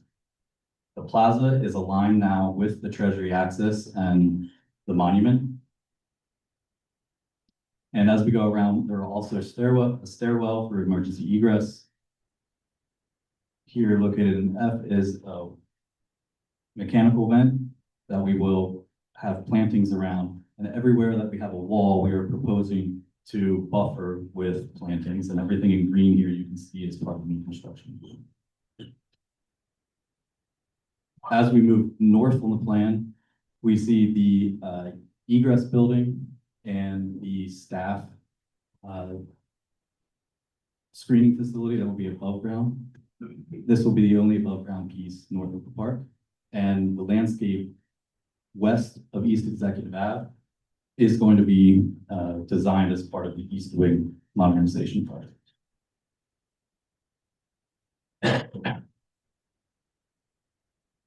Here in orange, you can see an existing fence line, which we are maintaining, and we are bringing the staff screening facility and egress building to engage that existing fence line. Badge staff can enter through the 2 locations on 15th Street and East Street, show initial credentials, and then work through and go through the facility without having to run through the same path as the visitors. In blue here, you can see that we are giving the park back to the public. This will all be at finished condition, will all be accessible at all times to the public. As you can see on the southeast corner, this is now the entrance, which is the lowest portion of the site, which allows the site walls to be as low as possible. In pink are the new addition. On each corner, there are existing curved walls that we will engage and build our plaza in from there and carve out the south side of the quadrant. As we move up the west side, we will also tie into this existing curved wall on the southwest corner of the park. And the wall will continue around the stairwell and slowly turn into a curve as it moves north to build up the grading as necessary to conceal the underground facility. Here's an overview of orientation of how our proposed plaza aligns with the Treasury and the monument and the newly classically stated front entrance. And here you can also see the walls that I discussed previously and maintaining the symmetry about the park and the existing historic pathways. You can also see the pop-up structure and its relationship to the Treasury and the proposed hall. Moving to the underground, visitors to the White House will come through the plaza and enter into this queuing area where they will have an initial ID check. They will move through a secondary ID check, through pre-screening, and then into a primary screening area. This primary screening area is designed like a TSA facility, like an airport, where it will be as open as possible for future flexibility with Secret Service equipment. Once they clear there, they will go through a tunnel to go under Hamilton Place, as you can see here in yellow, and then exit via escalators on the north side of the pop-up structure. We are currently working with the Executive Office of the President to carefully design these two very public spaces and the sequence of the experience of someone coming to the White House for the first time. And some of the ideas that we're working with are using some of the elements that have been saved by the administration from the East Wing demolition. A lot of that has been retained and is just being stored at the moment. So we're looking at opportunities to start that user experience as they're going through this facility before they enter the White House itself. This approach angle is, I think, a good angle to understand how we are engaging the existing park walls and really how the slope, we're taking advantage of the slope of the park. Being that it is at the lowest elevation in the entire site at that corner, we are minimizing the amount of walls as if it was in any other location that we studied. So we are now only needing to descend 6 feet into the space to get to that level to be fully under the park for the rest of the screening facility. The walls are defining the plaza itself, and we've lowered all of the walls interior of the plaza, and we will introduce a more ornate handrail to again minimize the amount of walls. Our wall will start here and engage the corner. We're looking at granite from a materiality standpoint, granite and stone. As the wall climbs to hold back the ground and the monument itself, we are evaluating to lower this another 18 inches than what you see here to still maintain a 42-inch height from the monument side, but we are going to reduce potentially the cover over the existing or the proposed facility so that we can lower the entire piece by at least 18 inches. As we get into the entrance, this is now a more classically designed entrance with 8 columns and an entablature, which is creating a statement of and an identity for the White House entrance, which it currently does not have and has never had for visitors in their experience. The wall in the front, is a new wall. Currently, it continues across the front. We will be removing that to install this plaza design and bringing back a similar wall and landscaping to buffer that.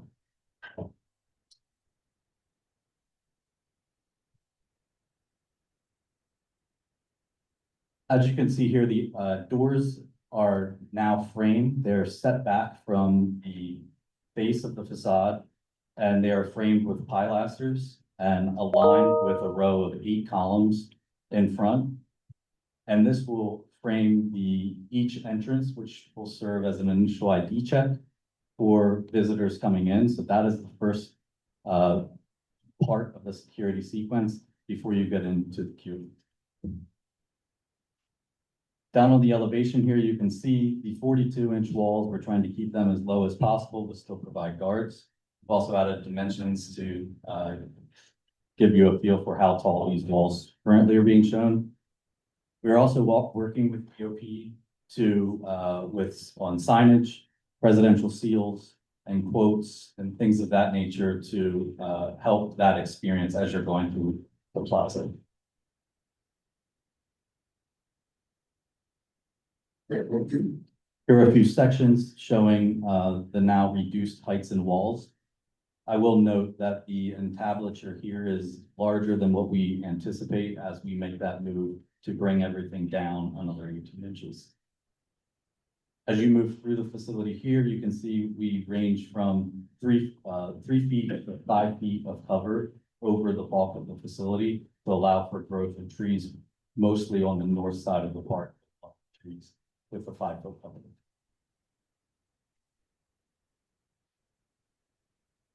As we move through the facility, the lower piece here will also have part of that user experience in the East Wing components and any other items that EOP would like to use to kind of design this space to make that a better egress before you see the first view of the ballroom. As you go up the escalator, we now share the building with the screening facility portion, which is required to be at 12 feet interior based on the screening equipment, and the clearance is required by Secret Service. And we lowered the roof 18 inches since the previous design and flattened the roof as well. The entire building is set at elevation 38, which is, we were asked to look at how low we could set that building. And right now at 38, with conversations with civil engineers, we do not want to sit this for many reasons into a well adjacent to the East Executive Drive. So as we set that at 38, we put the building on a strong base with a stair on access and ramping and mirroring and landscaping on either side. Since we have the plan up here, we could show the staff screening goes through the south side of the building and then along the escalators as they move down through the center. Here's now the design of the above grade screening portion of the facility. We originally were using the Secret Service design standards as our baseline at the conceptual level. And we have now adapted to a more classical design, looking at Doric style columns and introducing an entablature here, as well as a small parapet to cover the elevator overrun and the necessary structure and roofing to build the facility. We are also introducing pilasters and a rhythm down the side on both east and west side, and as much glazing as possible into the facility that doesn't conflict with elevators and the actual screening equipment itself. Here are elevations showing where we are at with the design of moving it more into a classical direction. We are still studying to shrink it as much as possible in height and length. Right now, this is where it stands, but we're in the middle of working with Secret Service and the equipment possible to reduce that as much as possible. We're also still studying the columns, the coupling of the columns, especially on the north side, and how it works with the doors required at the top of the escalator, as well as through the center for the screening, outside of the screening.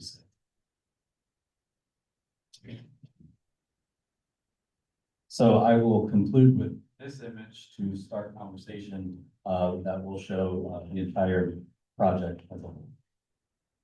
Thank you.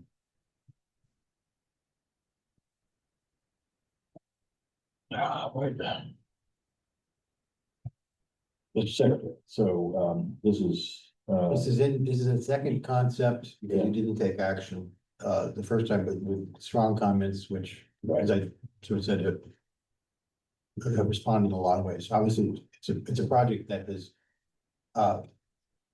it's undergoing revisions. We have also engaged with the staff level on discussions, whether there's other stakeholders who have been participating in that. So it's moving forward. Right, and so as far as comments are concerned, like we're at the position now that we can carry on with comments right this minute to respond to the changes that he's Yes, made. we have no public comment, and I don't know if you've had any technical or information requests here right now, or we can just go into deliberation if you have. All right, I'd like to do that. First, I think this, we'll leave the lights off for a minute. Oh, okay. You've done an amazing job. It looks so much better. And I know a number of us will have some detailed questions about it, but the paneling and other assets you said were, well, I assume the paneling from the east wing, what was kept? And what do you have to show there? We are working with them now. There's an entire list. I know all of the full size columns have been kept. All of the windows outside the theater I think there was more kept than not, so. We are working through that, and we will, bring that in and see where that fits best to tell us.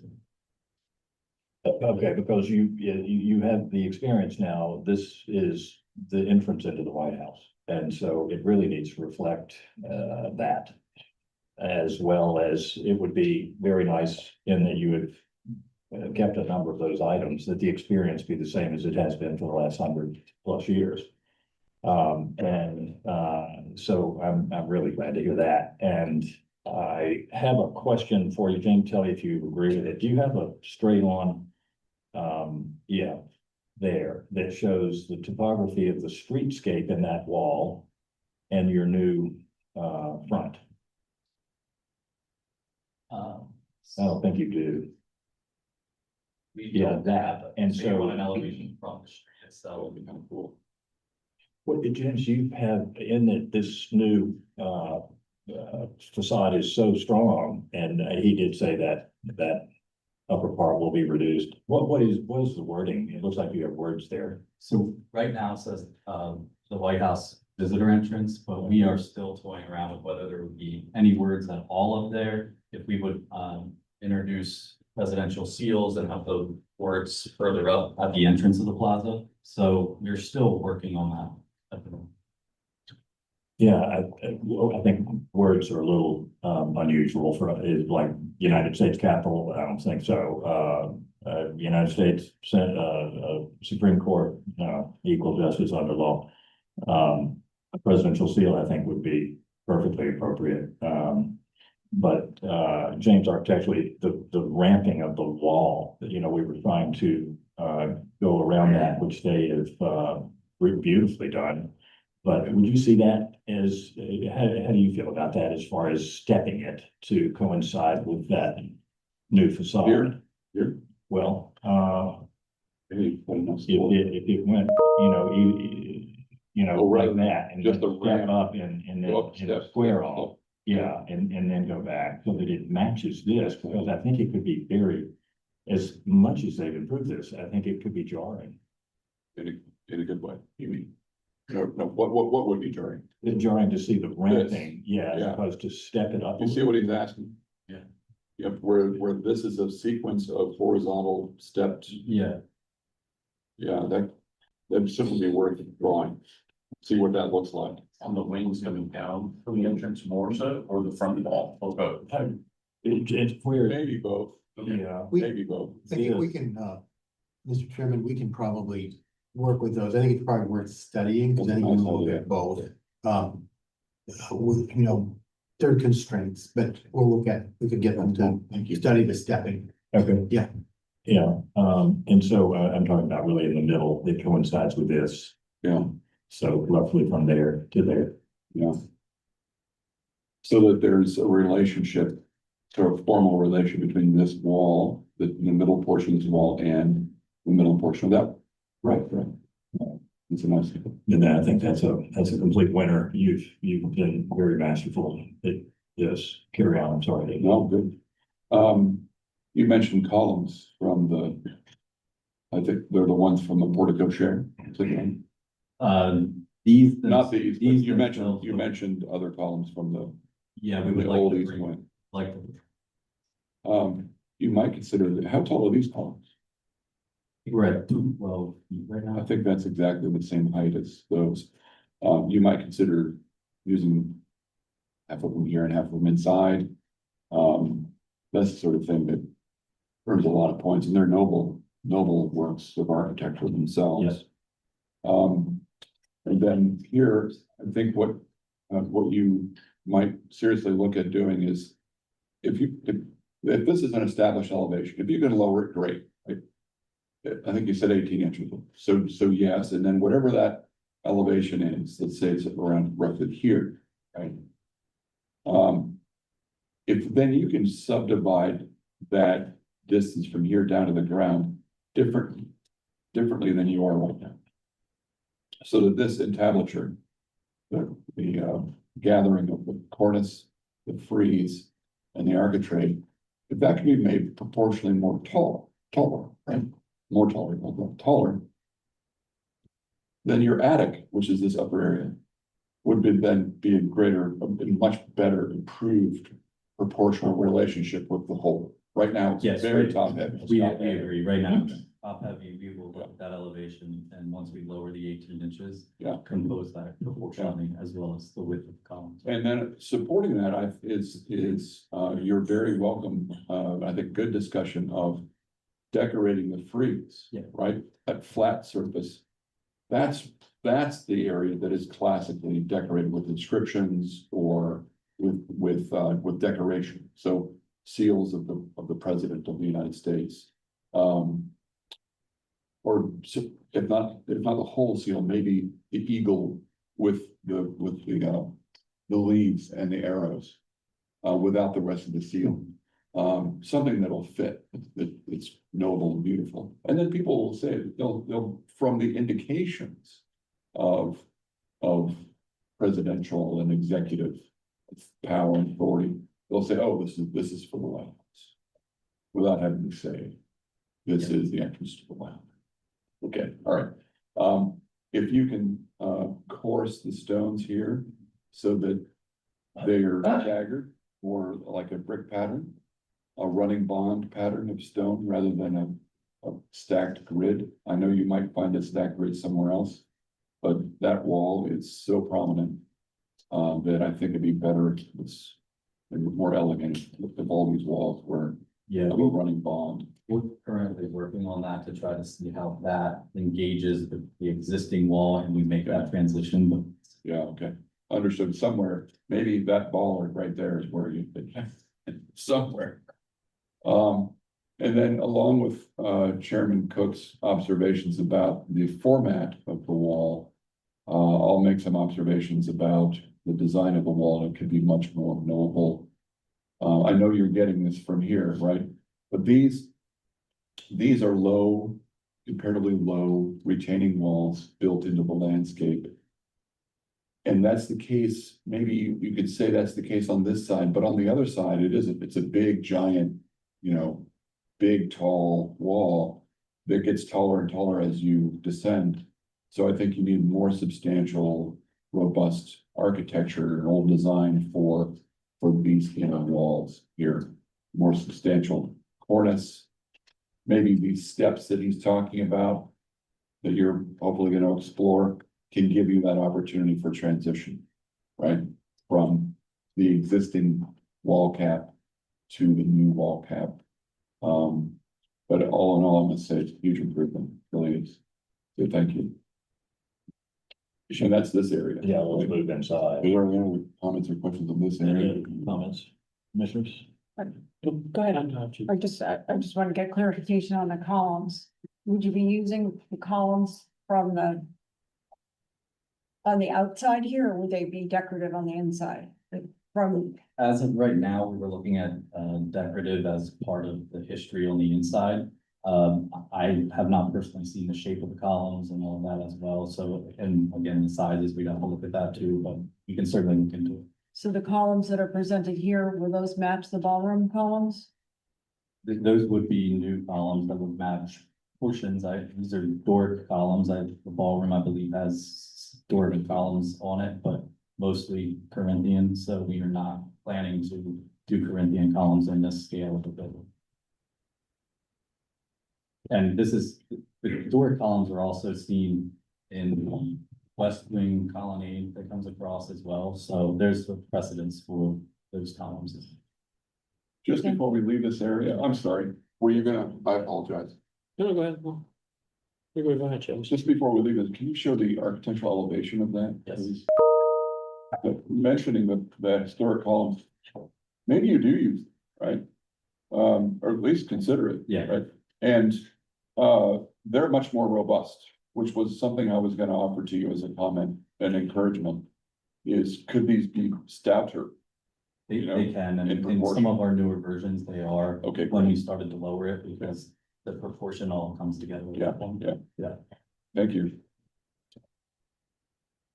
Yeah, thank you, Mr. Commissioner. I'd like to say I really am a big fan of this project. This, as someone who goes visits the White House frequently, this is really needed.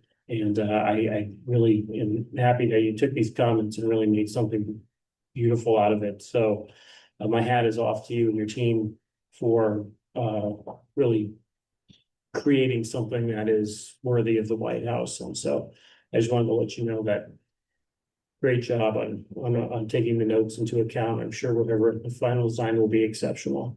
Thank you. So can we move inside?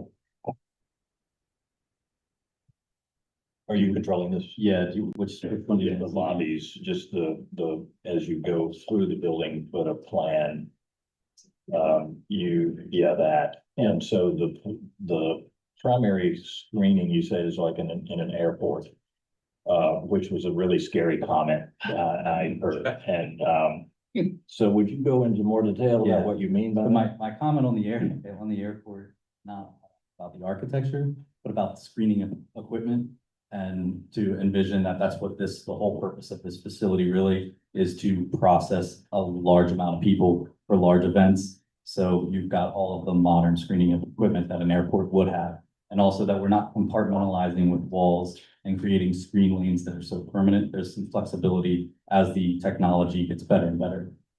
Okay, and again, there was beautiful paneling throughout that wing of the building, and you say that's still, you think, in hand. Yeah, there's a lot. So, that's in I mean, hand do of- you have, but you said you're not quite far enough along as to where, okay. And then this is sort of awkward, and that is really awkward. It's even if it was a curve or something, or if you put a circle there or an oval there, to transition, that's like you're in a basement. Yeah, so It's not appropriate for the White House. So how do you address that? we have since developed, the interior, or we're working on the interior. This entire entrance here or egress here is now centered as well. So we're starting to formalize and design the interior like it should be. And at the same thing with some of these curves, we are softening all of these curves and making that experience something. So we will certainly look at any time there's a change of how that design is. Same with ceilings. We're looking at all coffered ceilings in the entrance, and then at different scales depending on where we're at. So there's a whole level of interior design that we're working on. But yes, I understand your concern with the basement tunnel. Okay, and then this is the escalator, or is that? Yeah, yes, Yeah, that's the that's the escalator. escalator. And then there's equipment below the escalator, but that's the first half of the escalator. And then picks back up on the north side of the upper facility. And the ceiling gets to about 22 feet there, or? Yes, so it's much higher.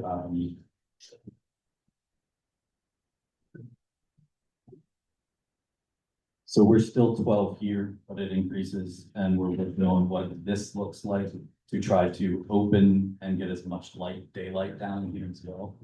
So this whole section is being looked at. Would you go back to the previous, plan, floor plan? No, that. Yeah, and, commissioners, what do you think, depending on what he works out here, because you had a transition in the east wing going into the ground level of the residence, prior, and then you had, on the left side, as you would have transitioned, up, they were right angles, but this is not repeating that. But in that we have removed the Jacqueline Kennedy garden, if this is underground, but if you had windows on this side and even like a virtual garden of Mrs. Kennedy's out the windows, that would also give the sense of much larger space, even though it's President Trump being AI, he's figuring out something virtual reality. It could be quite cool if it's done in an elegant way. And that could change. Yeah. Doesn't have to be. Right, it could change to whatever might be happening. It could be a foreign head of state coming. It could have, like His Majesty the King's about to come here. It could be something that the president and the king have done in the past to get people ready for the event they're about to attend. It's unlimited, but So I was just gonna say, you say that this doesn't feel like airport in the architecture, it just feels like it in the equipment, right? Right. and understood But and in a agreed. And then, but this feels like Dulles International, Mhm. right? If you've been out there and gone from one thing to another and get off the train and then walk another quarter of a mile. It feels that way, but perhaps, and I know I understand there's a bunch of stuff, but perhaps this can be a right angle and there's a little roundabout room here or something like that, like Commissioner Cook was suggesting. So that this is a right angle turn and there's a knuckle here, room that can be gracious, beautiful, inspiring, all that stuff that you're talking, coffered ceilings, all that fun stuff. And then it's a straight thing. Then you're coming in straight here, your diagonal arrow is showing how people might walk. But in fact, it's a nice 90-degree connector. So I think that's quite good. It's just this little slip here. If you could square that up, maybe have a little round room. And what do you even, the Zubair, like the Octagonal. the Zubair and the ground level entrance to the White House, the diplomatic. Reception. Yeah, you could even emulate that. Yeah. It really quite well, and that's what that room functioned for 100 years, and now you're sort of recreating it. You should go upstairs, commissioners, and look at the exterior. I think that's a real home run. You made it, no, the other one. That, I think you've really emulated the Treasury vernacular and conversation here. Very, very well. It seamlessly fits in. Good running bond here as well, please. So that stacked bond stuff. And then That's my only comment. Yeah. And then the two side views.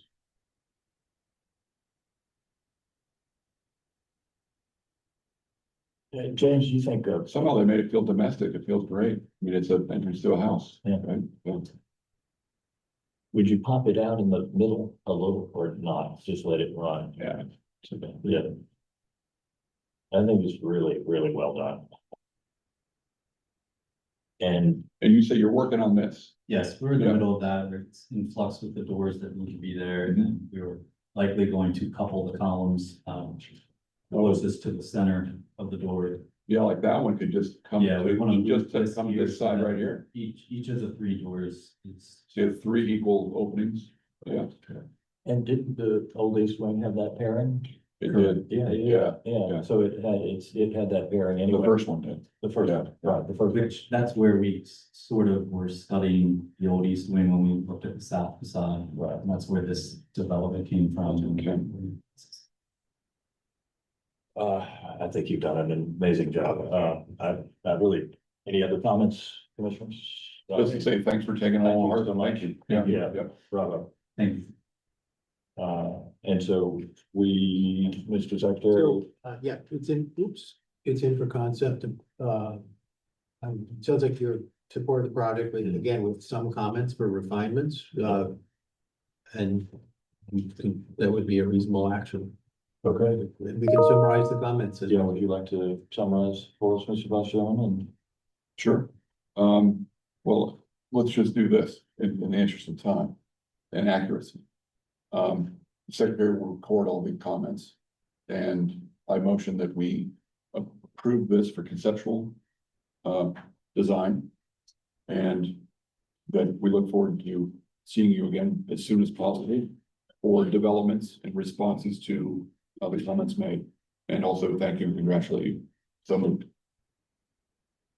Second, Second. all in favor, say aye. Aye. Thank you very much. Thank you. Thank you. Okay, now. Mr. Chairman, it is now 20 minutes of noon. We just have one more project with the executive office president, maybe makes Mr. Goldman roll into that case before we break. We said, seem correct? I'm sorry, speak up a little. Oh, I'm sorry. We've got one more case with the executive office president makes Yeah. perhaps it's 20 minutes of noon, maybe it makes sense to just go ahead and roll into. Yeah, let's roll into it and so that they can go back to work. Okay, this one will probably have a little bit of public comment, so that'll take some time. Okay, well, if we are ready, then I will just go. Carry on. Carry on. Okay, the next case, Mr. Chairman, this is also submitted by the Executive Office of the President on behalf of the General Services Administration. This is a concept design for improvements to the Eisenhower Executive Office Building, or EEOB, the French Second Empire style building across East Executive Avenue from the White House, that with the West Wing and the new Executive Office Building houses the EOB. The building is nearly 700,000 square feet in area. It was constructed in 4 phases from 1871 through 1888 to house the Department of State, which remained there until 1947. Then the EOP took over the entire building. It's constructed of massive load-bearing gray granite blocks with cast iron details and slate mansard roofs. The building expresses the aspirations of post-Civil War America in its ornate architecture, which was derived from the public building campaigns of the French government in the mid-19th century. This exuberant style was initially popular, but by the end of the century, the building was seen increasingly as out of date and out of keeping with the grand neoclassicism of the Beaux-Arts era at the turn of the 20th century. However, the building's sheer scale and massive stone construction prevented its restyling and demolition, as had been proposed several times in the 20th century. The property was eventually designated as a National Historic Landmark in 1971.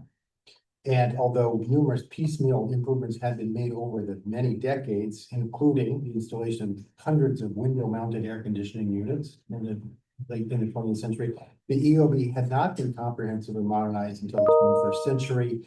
But following the terrorist attacks of September 11th, the EOB was systematically rehabilitated inside and out for a period over a decade with a comprehensive system of blast protection, window replacement, stone and roof repairs, replacement of all interior systems for HVAC, plumbing, electrical, data, communications, everything. The project was really more than $500 million, including $12.5 million in masonry repairs. And these were all carried through until about 2017, when it was just when the beginning of the first Trump administration. So the current proposal is to paint the exterior of the building white with the intention of aligning it visually with the surrounding architecture and creating a symbolic cohesion with the White House. To introduce the project is Joshua Fisher, Assistant to the President and Director of the White House Management and Administration of the Executive Office of the President. Welcome, Josh. Thank you, guys. Good morning, Commissioner and staff. My name is Josh Fisher. As said, I'm Director of the White House Office of Management and Administration and the Director of the Office of Administration. We appreciate you allowing us the opportunity today to discuss the exterior improvements to the Eisenhower Executive Office Building, or the EEOB. This project is significant for many reasons, and we hope to have the opportunity to advance this important work. The EEOB has a history of eliciting many polarizing opinions. Mark Twain is said to have called it the ugliest building in America, and President Harry S. Truman called it the country's greatest monstrosity. Yet others are quoted as calling it as a majestic building, without question one of the nation's finest examples of the Second Empire style, and both exuberant and solemn. These quotes should ring familiar as they are featured in the foreword and preface of this commission's very own book, Palace of State. And that final quote is from the Secretary himself. As the book notes, the EEOB has been renovated and restored. However, these renovations were mostly limited to the interior of the structure. The exterior facade of the EEOB has been largely neglected since its construction in the late 1800s. Aside from upgrades in HVAC, windows, doors, roof repair, there are only a few instances of minor repairs or cleaning of the exterior of the structure. As exhibited in our submission, the exterior is in great disrepair with extensive damage, including grime, soot, staining, tar, cracks, breaks in, and deep lines. In addition, there is salt accumulation, bird stains, oxidation stains, and biological growth, which further detract from the building's appearance. Stonemasons have assessed the feasibility to adequately clean the facade, These experts have told us there is no guarantee that the cleaning of the facade will properly restore the building to its original grandeur. Our proposal is to improve and elevate the EEOB's granite facade, excluding the interior courtyards with a white finish. Several additional exterior refurbishments will be performed to rejuvenate the important landmark in our national history. The EEOB's foreboding character may have seemed appropriate at the time of construction, given that it was originally intended to serve as the Department of War. In contrast, today, the EEOB is an extension of the White House.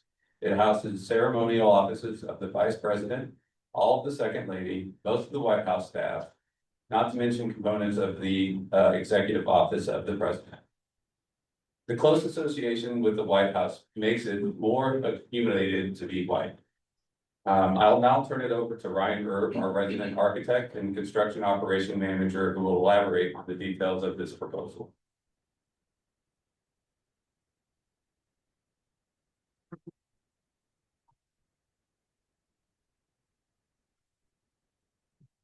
Thank you, Josh, for the introduction, and thank you to the commission for allowing us to share our vision of Eisenhower Executive Office Building with you. The Executive Office of the President is undertaking a project to improve the appearance of the EEOB in Washington, D.C., and to address the long-standing maintenance issues facing the building. Constructed between 1871 and 1888, the EEOB, known originally as the State, War, and Navy Building, and subsequently the old Executive Office Building, was built to house the State, War, and Navy departments. Based on designs by architect Alfred B. Mullet, the EEOB stands as one of the best surviving examples of Second Empire style architecture in the country. Mullet selected two quarries to provide granite for the EEOB: Albert Ordway's Green and West Ham Quarry outside of Richmond, Virginia, and the Bodwell Granite Company and Vinyl Haven at Fox Islands, Virginia. He considered a variety of factors when selecting granite quarries to recommend for use at the EEOB to Secretary of State Hamilton Fish. The first major restoration of the EEOB began in the 1980s under the Reagan administration, spearheaded by Assistant to the President John F. W. Rogers. With a mandate from President Reagan, the project focused on the EEOB's illustrious interiors, as well as the development of 5- and 10-year plans for the preservation and functional improvement of the building.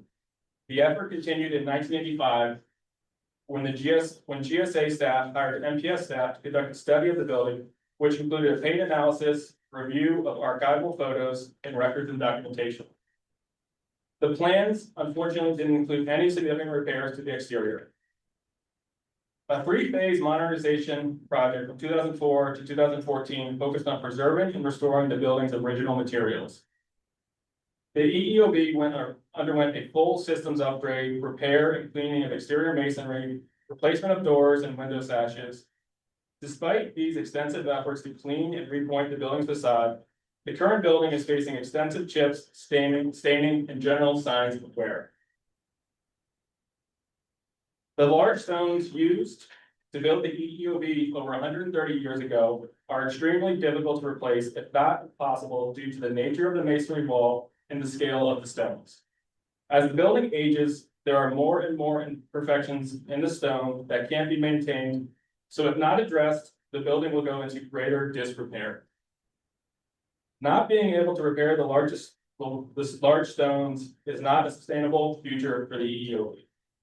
For chips or damage inbound of the edge, a Dutchman repair could be used for matching the current color of the stone while also aging at the same rate is nearly impossible task. Often leads to noticeable blotches at the repair locations either immediately or in a few years. Any stones damaged at the edges can only be repaired by replacement, but as discussed previously, this is not realistic due to the scale of the stones. A proposed action is needed to meet federal policy objectives for civic architecture, enhance the visual character of the area adjacent to the White House, and support institutional dignity. Per attached images, the facade has significant mineral staining, which is difficult to clean. When EOP has inquired about cleaning the facade, most contractors stated they couldn't guarantee how much of the brown staining or rust staining could be removed and how many passes the cleaning may require. This uncertainty makes it difficult to commit government funds for the repairs. As such, we looked into alternatives to maintain the historic presence and architecture of the EEOB and create a process that is repeatable. Ultimately, the purpose of the proposed action is to improve the public experience of the EEOB and by extension, the public realm surrounding the White House, consistent with federal architectural policy emphasizing design quality and civic presence. We are developing a plan for using a photocatalytic silicate exterior finish that is self-cleaning and prevents infiltration from air balloons, as well as fungal and biological growth. The silicate finish will be water repellent and highly vapor permeable to allow the stone to breathe and release any moisture. While specifications have not yet been finalized, this process would include proper surface preparation before coating is applied. Surface preparation would include repointing of deteriorated mortar, sealant replacement, stone crack sealing, and fill repairs.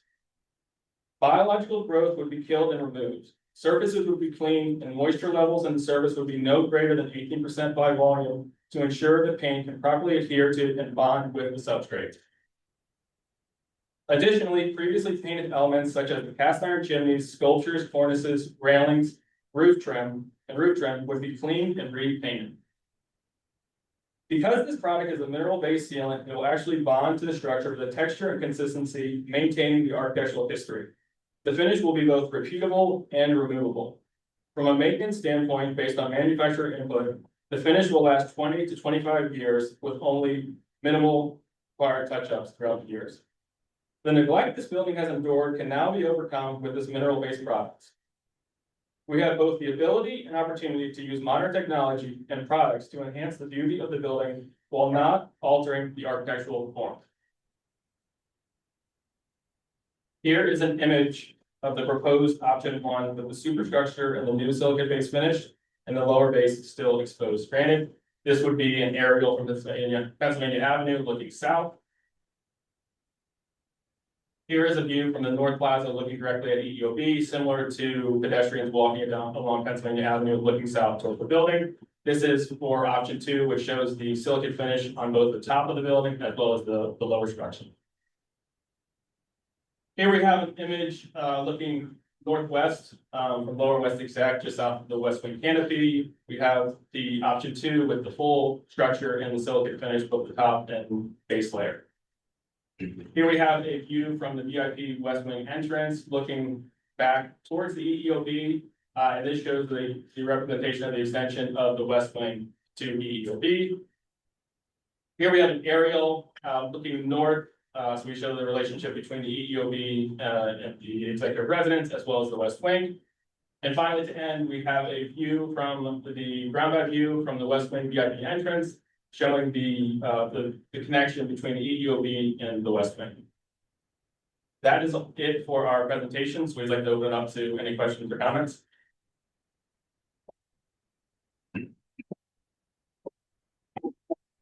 Well, may I just ask, can you please go back and forth between option 1 and option 2 so we can better understand this, visually understand the difference? So there's this, are you calling this option 1, sir? This is option 1, yes. Very good. So this shows that it's basically the second, the basement level and the ground level. There's a datum there that we are showing as the base being the exposed granite and the upper level being the silicate. And then the next option would be, this shows it here, basically, it's almost at like the top of those steps there where the datum is. Yeah. So this now, the datum has disappeared where it's basically silicate both the top and the bottom. That datum line also aligns with the differential between the Richmond stone and the main stone. Oh. Which being which? Richmond below? Richmond is below, Okay. the Virginia is above. Thank you very much. Thank you. Commissioners, any other questions before I jump in? I have a question, just a question. Yes, sir. Is there a preference that the administration has for either option A or option B, option 1 or option 2? I think we were If so, looking at why? both options just for comparison, but option 2 is preferred by the administration. Thank you. Sir? Yeah, okay, if you can walk me through the type of paint that you're thinking of using and how it can truly protect the building as opposed to those that are telling us that there is no such paint. So we are working with consultants and engineers to ensure we find the perfect product for this building. We have worked with paint consultants and paint manufacturers, and we have been developing the process and have confidence that the solutions we are coming up with would allow the building to breathe, and would allow the paint to bond to the structure. We've been working with paint experts across the country. Fortunately, at the White House, we have some of the best experts in the country, so they've been helping us with this process. And we have strong confidence the mineral silicate will do both protect the surface as well as allow it to breathe. And due to the coarse texture of the EEOB, we also have confidence that we can bond that silicate to the substrate. Okay, can you show us option 2 again? Yes. So here is option 2, I'll try to say by the mic, but that datum line where the top of the stairs is where it would go. This is fully painted. So right there, it's both showing the upper levels and the lower levels with silicate finish. And I'll go backwards to show that datum line now being introduced right at the top of the steps. Thank you, James. Okay, so this is one.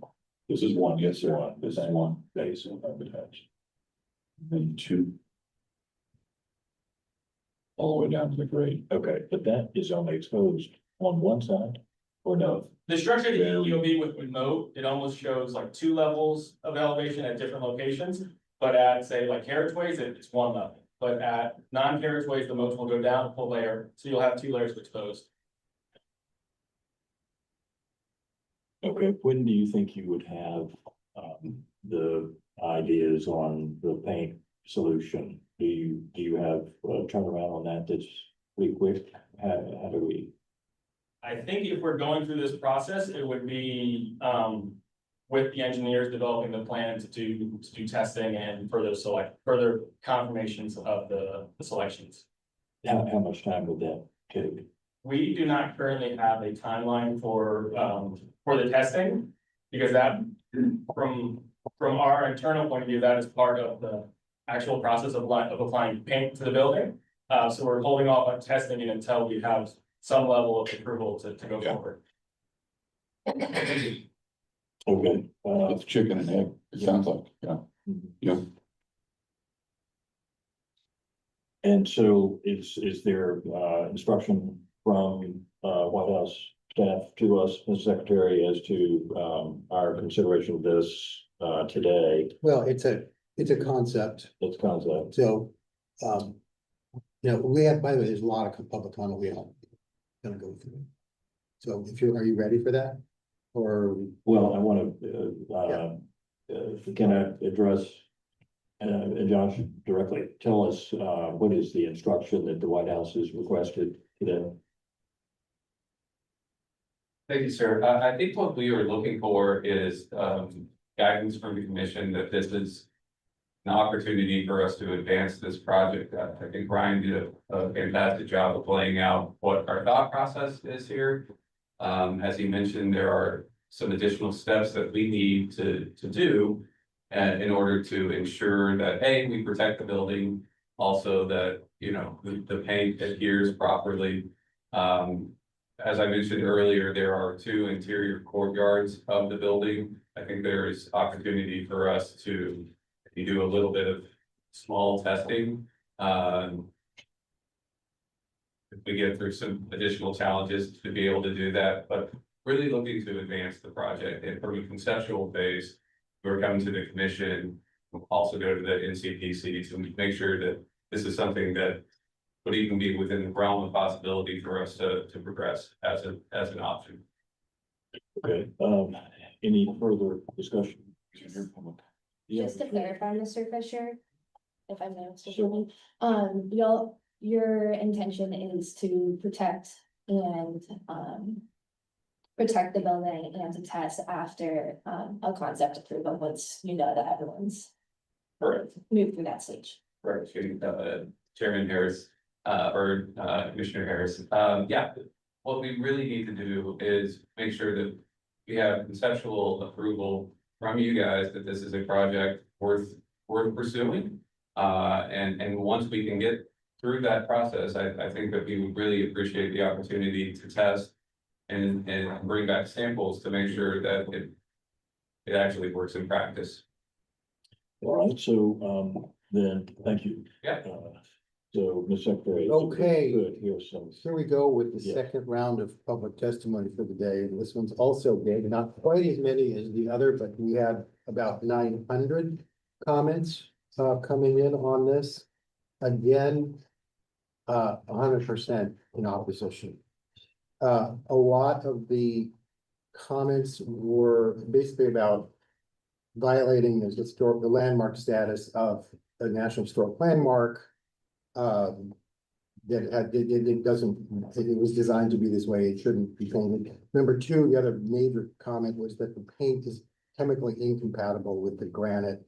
There's a lot of comment about architectural conservators explaining the paint, including potassium silicone coatings, do not bond properly with the granite. This is fundamentally different than the sandstone used in the White House, which was an established maintenance practice. But it's a difficult thing. And associated with that is structural and conservation damage, that the paint traps moisture within the stone and may cause further degradation.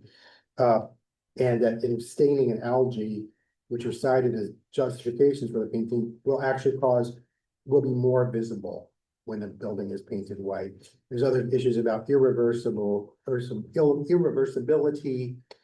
Should you decide to go remove the paint, it's very difficult to remove. And that matching the White House is a flawed rationale. It is a distinct building with its own identity. Very quickly, we do have a list. I will say that we have submitted comments from a bunch of organizations, including the Committee for the 100 of the Federal City, the National Trust for Historic Preservation, the L'Enfant Trust, the DC Preservation League, the National Council of Negro Women, the Cultural Heritage Partners, former officials who worked on this project at the Advisory Council on Historic Preservation, conservators, curators at the Executive Office of the President. Comments comments that were given by the DC Preservation Officer very, very strongly against this. I'll read again one letter that came in just for character, which we think is representative, and then we'll go to whoever is here. I do have a list. It's not a long one of people to testify today, but this comes from Andrew Dolkart, who writes, I am writing strenuously to object to the idea of painting the EEOB white. I have great familiarity with this building as I was hired during the Reagan administration to write a short history of the building and have spent a great deal of time in it, around it, and researching it. It is one of the premier examples of the French Second Empire's design and a proud monument to the glory of federal architecture. The gray granite from Maine was especially chosen for this building, and there was great pride in its use for such a major monument. The building is a proud monument to America's architectural glory in the 19th century. Painting the building white would totally destroy the intent of Malt's design. In addition, paint will do irrevocable damage to the building as paint traps water, creates conditions for stone deterioration. And in addition, white paint will get inevitably dirty, which will mean additional layers of paint that will begin to destroy the visual qualities of the carved details. There is no reason why this building should be painted white. It is a glorious monument as it is. Much of the building has been restored since I undertook my research. Restoration and preservation should be the goal in the future, Andrew Dolkart. So that is a quick capture of what we got online and in mail. Now I've got a list, and again, we're going to start with who we understand to be the organizations present. First on that list is Mr. Greg Werkheiser. I think in this case, representing the DC Preservation League, is that correct? That's correct. Thank you. And again, we're limiting be as concise as you can because Yes, sir. Good afternoon, commissioners and staff. Thank you for the opportunity to speak. My name is Greg Werkheiser. My law firm is counsel to the DC Preservation League in the litigation against the administration alleging failures to follow the National Historic Preservation Act and NEPA in proceeding with this project. We are here in summary because this is a terrible idea and no one has the courage to tell the president no. I'd like to be specific about the results of a survey that has been conducted of 25 of the leading architects, architectural historians, specialists in historic masonry, and the use of paint. 25 of the leading professionals in the world were asked specifically about the application of this specific paint to this specific building. These include professionals who manage some of the most prominent restoration projects in American history, including the White House and the US Capitol. These professionals have traveled to Europe to be trained in the use of the paint that the president's team proposes to put on this National Historic Landmark. Together, they have more than 650 years of relevant experience. The experts were asked 10 questions. There was complete consensus on the answers to all 10 questions. I'm going to summarize them very briefly. 1, do not paint granite. Do not paint it with any type of paint. Don't paint it with mineral silicate paint because granite lacks the calcium carbonate necessary to bond. So all of the super magic paint benefits that you heard the administration talk about, it strengthens the stone, it repairs, it forgives sins, all the things that you heard them say apply only if that chemical bond occurs, and it cannot occur here because granite is not that type of stone. It can occur on marble, sandstone. It is a magic paint. On those stones, this building is not made out of that stone. Second, paint does not strengthen granite or protect it from deterioration. Third, application of paint will require extensive abrasion of the surface so that it can adhere.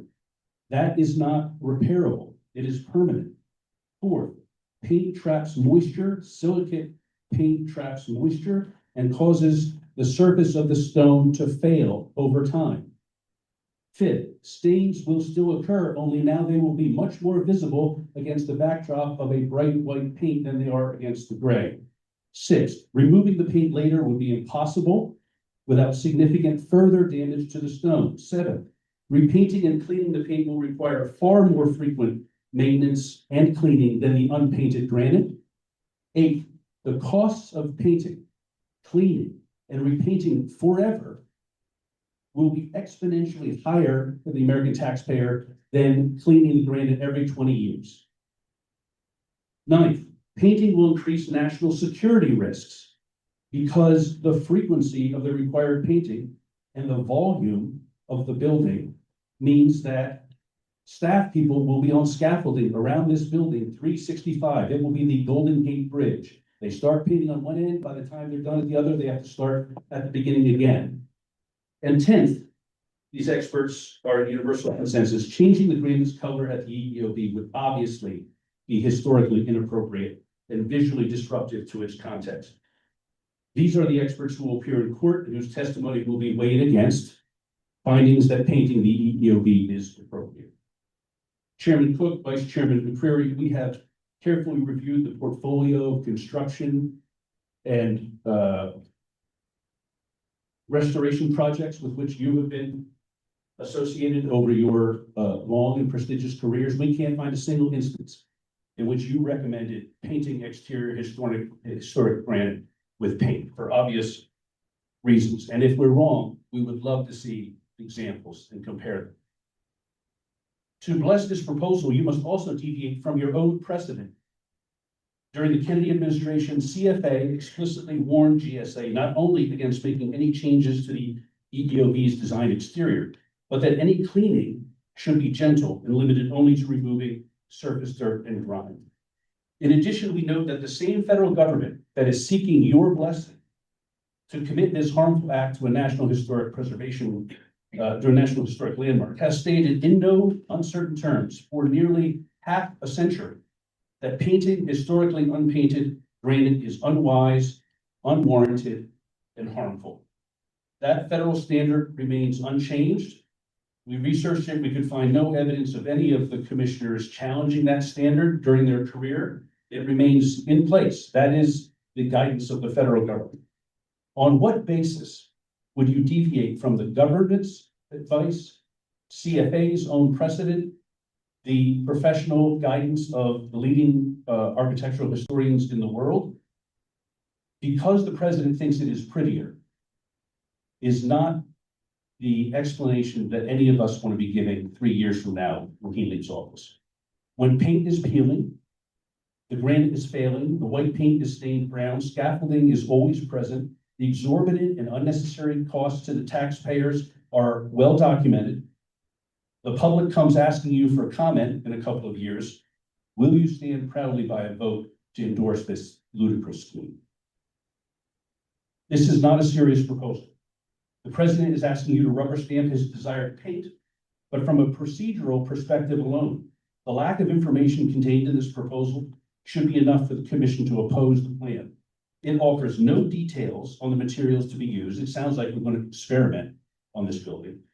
No explanation of the painting process, no identification of any qualified experts or vendors, no historical basis for making the proposed changes, no long-term performance projections, no case studies of comparable buildings that have been subject to this treatment, no accounting of the full life cycle cost and the visual impact of ongoing maintenance. You should deny this proposal, or you should delay it until other federal review processes under NHPA and NEPA surface the information that any reasonable person in your position would need to be able to make an informed decision. Deciding now will be the definition of arbitrary and capricious, the standard by which a court will review your decision. Thank you for your time.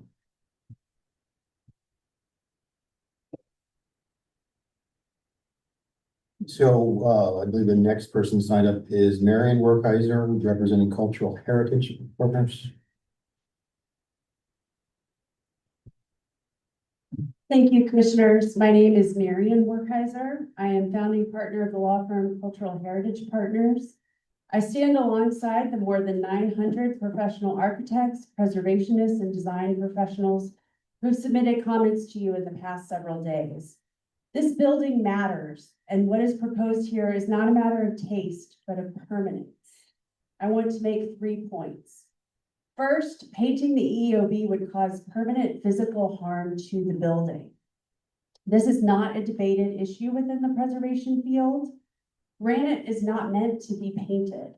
To apply paint, the surface must be abraded so that the coating can adhere.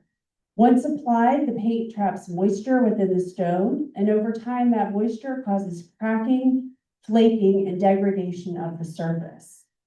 Critically, once paint is applied to historic masonry, it cannot be removed without further damaging the stone.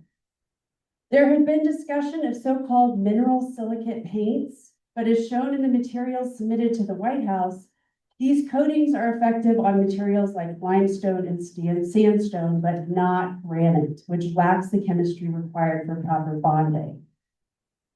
Experts agree such paints may perform even worse on granite than conventional paints.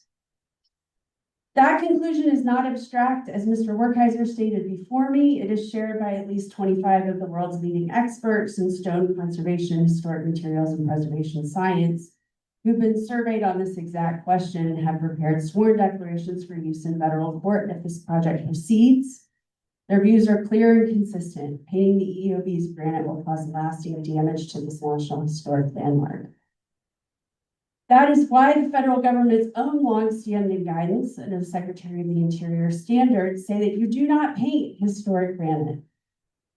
Secondly, painting would fundamentally alter one of our most important civic compositions in the United States. The EEOB was designed to showcase the natural tone and texture of its stone. That gray granite is not incidental, it is the design.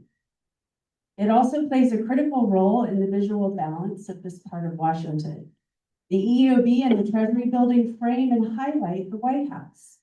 Their gray tones allow the White House to stand apart as the singular white focal point. If the EEOB is painted white, especially given its much larger scale, that balance is lost. The White House will no longer read as the visual anchor of this civic space. That is not a small aesthetic shift. It is a fundamental change to how one of the most important places in the country is experienced. Third, there are better proven alternatives that achieve the stated goal without harm. As your materials show, the building is overdue for cleaning. Conservation grade cleaning can restore the granite's natural brightness and uniformity without altering the material itself. Repointing can restore clarity and durability of the masonry. Modern lighting can dramatically enhance the building's presence day and night in ways that are fully reversible. Even simple interventions like window treatments that increase light reflectivity can significantly lighten the building's appearance at low cost and low risk. These are not theoretical ideas, they are standard, accepted, and effective preservation practices. Finally, I want to close with a reminder of how this building has been understood across generations. In 1988, President Ronald Reagan wrote of the old executive office building that it is, quote, one of America's finest examples of its architectural style, and, quote, an architectural treasure. He noted that time had added to its dignity and that its preservation reflects the best of our national character. That is exactly right. This building has endured for more than a century because each generation has chosen to preserve it, not remake it. This proposal asks you to approve a permanent, irreversible change to a National Historic Landmark that will damage the building's material fabric, will alter a defining civic landscape, and is unnecessary to achieve the stated goals. There's a better path, one that enhances the building while respecting its history, its materials, and its role in our national identity. I urge you to reject this proposal. Thank you. Oops. Next on the list is, again, Mr. Zachary Birch, BC Preservation League. Can you see? No longer here. Okay, next, the next institutional list would be Lieutenant Helen Hart, I believe, National Council of Negro Women.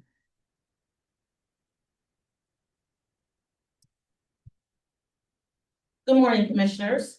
For the record, I am a member of the National Council of Negro Women, founded by Dr. Mary McLeod Bethune, 1935, in Auburn, New York. My presence here is in keeping and historic with the many Negro women with no voice, but have the ears of historic information and legacy information. My presence here by the orders of Dr. Janetta Best-Pole, President Emeritus of Spelman University, Dr. Alveda King, pro-life advocate, as well as our national chair, Dr. A. Lois Key. I present no objection or support of any of the projects here, simply to provide feedback to my bosses, which in this case is Dr. A. Lois Key. My name is Lieutenant Helen Hart, and I thank you. And the only reason why my name is there is I signed the paper they told me to sign. Okay, thank you. All right, now, Mr. Chairman, we've got a handful of personal testimony. Should I go ahead and just go through that list? I think it's 3 or 4 names. Shall you, what? I think there's about 3 or 4 that have signed up to speak. Individuals, does that keep going? Certainly. Okay, so next is, I'm gonna But start. before we leave, ma'am, did you say that Evangelist King works with you? She's an advisor to the United States President, Okay. and she's interested in seeing how we can get fine arts added to the STEM model: science, technology, engineering, art, and mathematics. Well, please tell her hello from the chair, because we're old friends, and I house her King Library at the Millennium Gate Triumphal Arch in Atlanta. I'm blessed to have her. She's tough. Yes, you are. Amazing. But I will definitely tell her that I saw you that you knew her, which you don't have a lot of. Thank you. Okay, next, forgive me if I'm having trouble reading the name exactly. Nachamo Loss Levinson, perhaps. There she is. You did great. Thank you. Good afternoon. I am Dr. Nahama Liz Levinson. My dad collected historic postcards. Some showed the places he and my mom lived, like San Francisco in 1942, when he was serving in the US military. Some were postcards with pics of Washington, D.C., where my parents met when they were both working on the 1940 census. I can remember holding the cards as a child, seeing the snapshots of the White House, the Capitol, the Lincoln Memorial, and some other gracious old buildings I didn't recognize, but feeling a sense of reverence at their majestic splendor. I come here today not as an architect or a historian, but rather as a DC resident and a practicing psychologist. As a psychologist, I know that people are attached to their homes. People often speak about the places they live and even dream about them, places where we feel the comfort of belonging, places where we feel safe. The memories we make in our homes are building blocks of identity and family continuity. Just as we feel attached to our homes, we develop attachments to neighborhoods, to our city, especially Washington, DC, the capital, the heart, the home of the entire United States. Research has shown that historic buildings enhance our sense of belonging, our sense of security, especially in urban areas where there are so many daily stressors, noise, traffic, anonymity. Recognizable historic structures provide grounding and calm. They are a source of emotional connection to the city and to the larger community. In this way, governmental historic buildings increase civic pride and patriotism. Environmental psychologists suggest that our day-to-day lives deplete our sense of well-being, while recognizable historical environments are restorative. There is comfort as well as joy in knowing that you will continue to see the same buildings in the future that are part of your present and that have always been part of your past. My husband and I met as teenagers when we were both attending a rally in Lafayette Park. The White House, the Capitol, the Supreme Court and their surroundings form an indelible mental picture symbolizing the values and goals of the United States and its citizens. I, for one, would find it terribly disconcerting to return to Lafayette Park and visually confront an unknown place, a bright white building replacing the grateful old EEOB, and knowing that this magic paint job might irreparably and permanently damage the underlying granite structure. In closing, I ask that you reject this proposal as you consider the destructive physical impact of painting the exterior of the EEOB and the deleterious emotional effect it would have on our collective sense of identity and community. Because in the end, these old buildings, like the old people we love, deserve our respect, our care, and really matter. Thank you. All right, Mr. Chairman, just a couple more, next on the list is Mr. Kevin Wheeler, I believe. Is there Kevin Wheeler still present? I signed the wrong paper, so I'm sorry. Oh, I'm happy to do it that. oh, Okay. that's fine. So, thank you again for providing the chance for the public to comment. I really wasn't prepared to be here today. I got up and saw it at 30 and somebody said, oh, if you have feelings about these, please go to the hearing. So, on this, I would say, I ask you please don't approve the painting of the OEOB. The building is beautiful and should be preserved.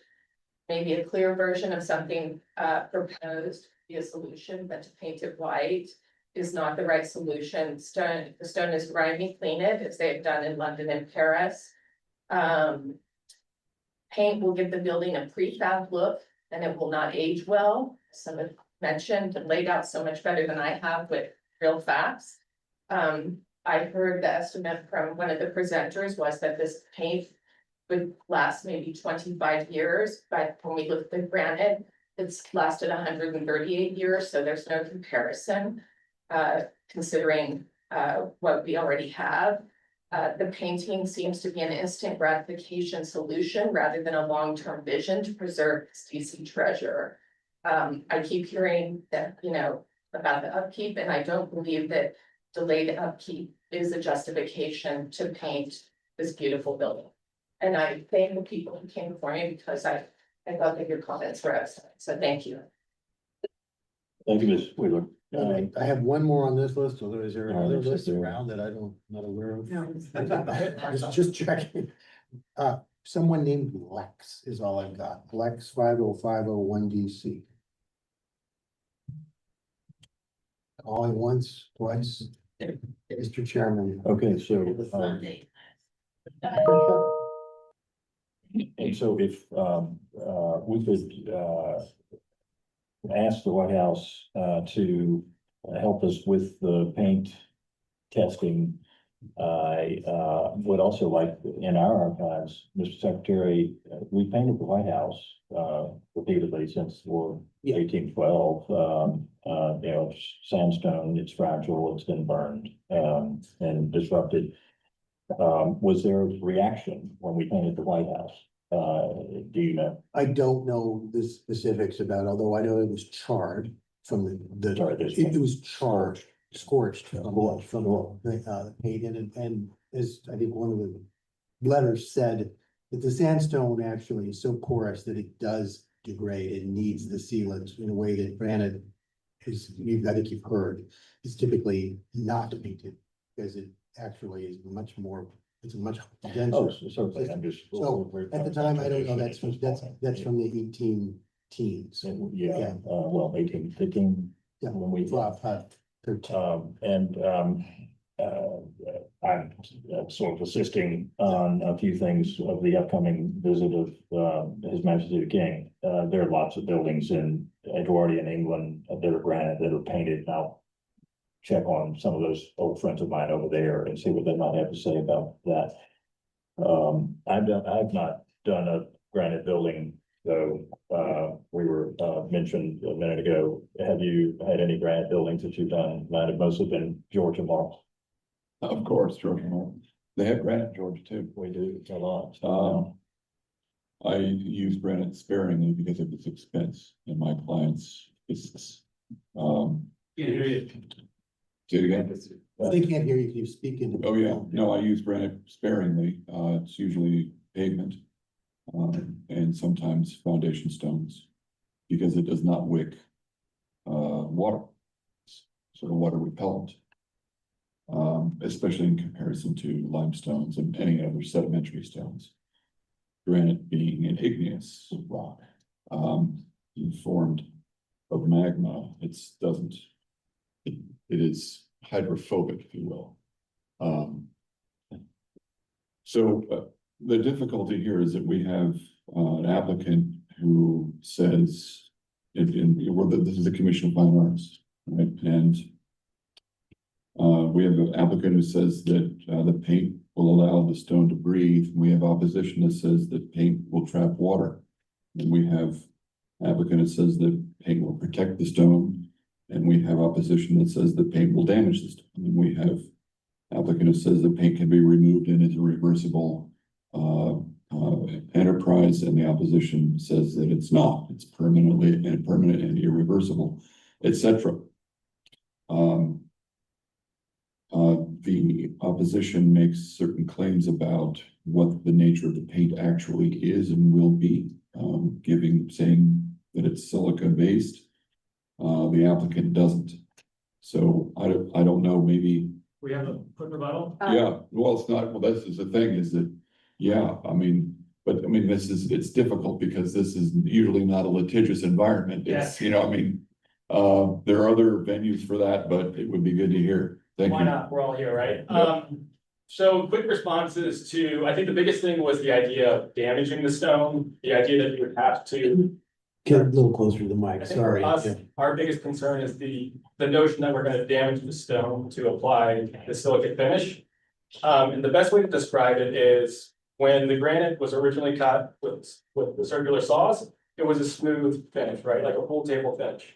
After the last 138 years of rain and pollution against the building, the best way to describe it now is like a sugar cube, right? So that texture has already been completely abrased, so that now there is enough friction to have a physical bond to the stone.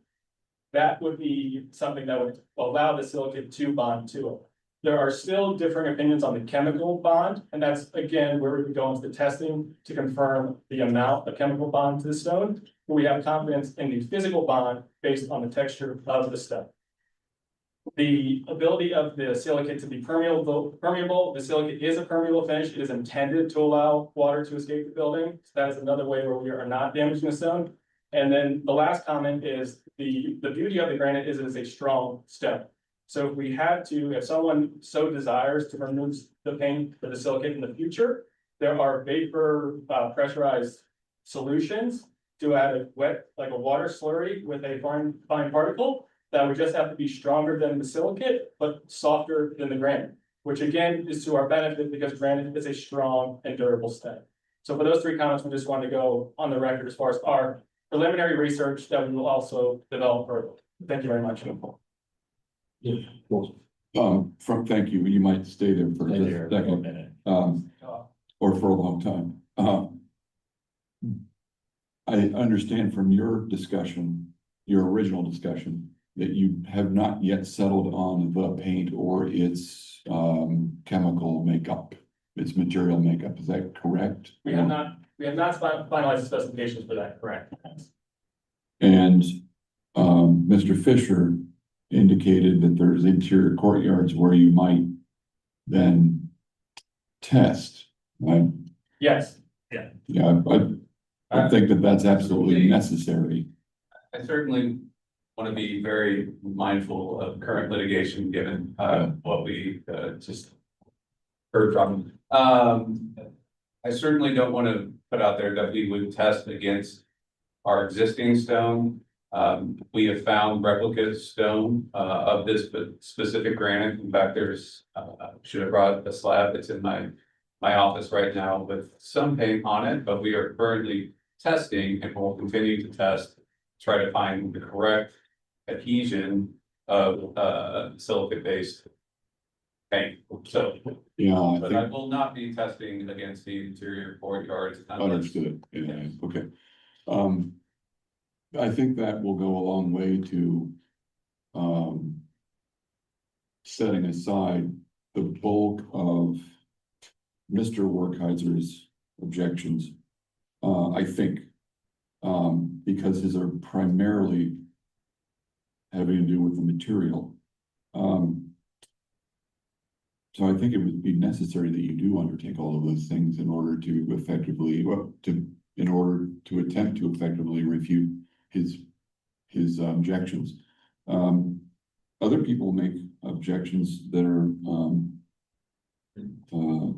psychological, emotional. I don't mean that as a pejorative term, and I would even say harken to memory. And those are questions that Dr. Liz Levinson addressed. And those are much more difficult, but probably more up the alley of our commission than material science.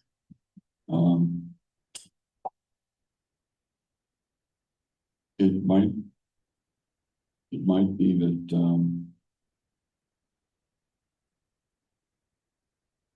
I don't know if it's probably a difficult question. I'll pause. James, I could speak on, I know some of the psychological, I guess you could say arguments, if you'd like for me to. I think when we're discussing this project, it's important to consider the White House, not just as the residents, but as the complex as a whole. And I think that's especially important to consider when painting it. The EEOB is where a majority of the White House staff, the staff work. And so when you talk about the concept of belonging, creating a homogeneous environment with painting the Eisenhower building white, would create a sense of belonging for all of the staff, as the majority don't work in the West Wing or don't work in the residence. And so I'd say that would just be one consideration point for everyone here. Commissioner Harris, is that, have you finished your remarks? I can touch on a few other items if you'd like for me to. I know another concern was the Eisenhower building sort of dwarfing the White House and the residence itself. I think there's an argument to be made that as it stands now, it does dwarf the White House. It's an incredibly large and sort of looming building, especially if you've ever been out on West Exec Avenue. And so painting it white would sort of, from that perspective, create more of a homogeneous environment where it all sort of blends together. So I know we're talking about the idea of approving this. I think we're talking about a concept approval, and I know there's a lot of concern about the granite and damaging the stone, but I think if we were to approve a concept, that would allow them to move forward with the testing, and they can come back to tell us their findings. Okay, thank you, Commissioner Harris. You essentially took all of my, I think, closing remarks away from me. My apologies. I discovered a few more. Oh, go ahead, Mr. Chairman. There's an objection argument that painting it will show that it's, will cause it to show it's dirt. I think that can be just as readily refuted by saying that painting it will encourage its constant maintenance. I think what we're seeing now, just being a long-time observer of the building, is that granite buildings are understood to be bulletproof, and that they're permanent, and well, then no buildings are. And when they're left, granite buildings can be let go because there's this assumption that, oh, well, it'll stand the test of time. And so it ends up showing, and you can show an existing condition photograph. It ends up showing its wear much more readily. The White House is painted because of the scorching and fire damage that was not readily cleanable. And so the decision was taken to paint it. One of the results of that decision to paint it is that it's constantly maintained to maintain its whiteness. So there is then the counter argument that painting it will be good for its cleanliness, not that it would show, right? If you stain your white shirt like I do almost every meal, I don't wear it again. I clean it and then I put it back on. And I think that's what you can expect from, as a result of the final approval, if it were to come. That said, I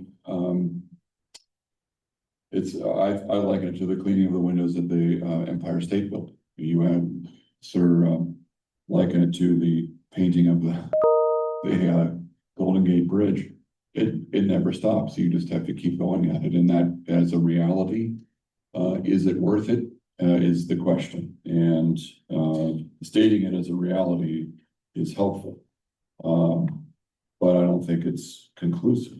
It is the case. And so are we committed to doing that, to make a rather foreboding building much more approachable, and perhaps even, brighter and more legible, and in a way I think painting it could very well feature its designs. Right now, it's a shadowy, sort of somber, retreating building, even though it's immense. It has those characteristics to it because it's gray, because it's granite. It's a dark, foreboding place. And I think that while that may have been appropriate for a Department of War, 19th century Department of War, I think it better comports itself with the optimism, American optimism, that should be the responsibility of the executive branch, regardless of who occupies the office. That optimism is something that brightening this building up can do. Another thing, Ms.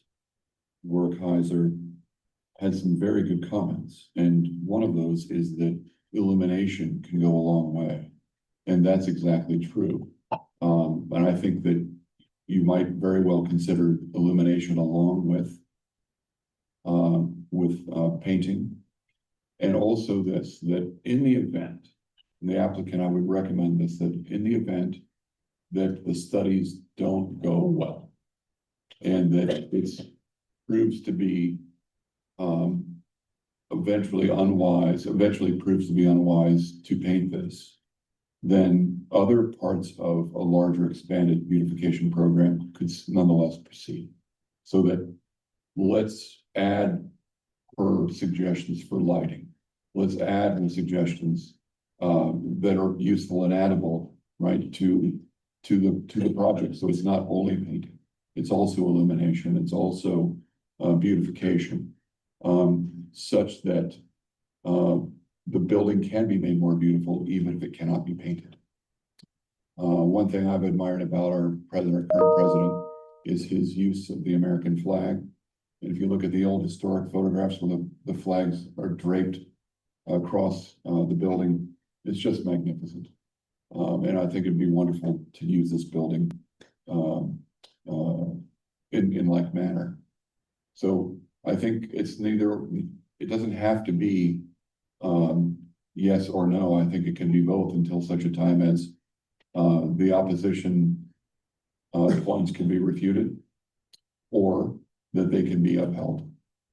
But in the meantime, I'm with Commissioner Harris that we should pursue, encourage the White House to pursue these points of fact, right? So that they can be demonstrated, and also to invite opposition and to analyze it, perhaps, right? But I think it is an improvement, and I like version 2. I like option 2. All right, to wrap this up, I'd like to, anything, Mr. Commissioner? I mean, again, I would like to see the testing. Yeah. Absolutely. So I wanted to compliment Commissioner Harris, whose remarks were similar to how I wanted to enter. So Commissioner Campbell. We propose that we move to approve the concept of painting the Eisenhower Executive Office building subject to testing. We're not quite ready. I'll do that. I ask you to do that in just a minute. The White House is an ensemble, as Commissioner Harris was saying. And truly, we've added a large wing to it. The president is toning it down. War Department has a lot to do with its scale. And this is the first time in the history of the White House that this entire ensemble has been looked at as an ensemble. It's always been piecemeal. And I would like the next time that we see this, because I know where the commissioner's suggestion is headed, it show us everything that is to be painted, the 3 primary buildings, and with the new ballroom, this granite, this white, and because the white will tone down the scale of it. And we're trying to balance off the new east wing, and this could help do that if we can find that it's done that protects the building. And so I now defer to Commissioner Potomac to make a motion. Thank you, Mr. Chairman. I move to approve the concept of painting the Eisenhower Executive Office building subject to testing. As the concept. Yeah. Is there a second? Only to add that it's approved subject to the comments that have been made. I think it's a kind of standard thing, but yeah. Second. I second. All in favor, say aye. Aye. All right, Mr. Chairman, that's concludes that case. At 1:15, maybe we take a break. You think about what, 40, how much time do you think we're gonna have? 45. When you have to Come back at 1:30. How many more? Well, we have the Pennsylvania Avenue case, 2 other projects, school and other garage. So, And then 45 minutes or an hour? It's up to you, 45. 45 minutes. We'll come. No, we will reconvene at 1:30. We will be clearing the room. So for those of you who are watching on the streaming platform, we can just keep it going. We will come back in 45 minutes We'll just keep it uninterrupted. We'll have a little placeholder thing or something like that. So thank you very much.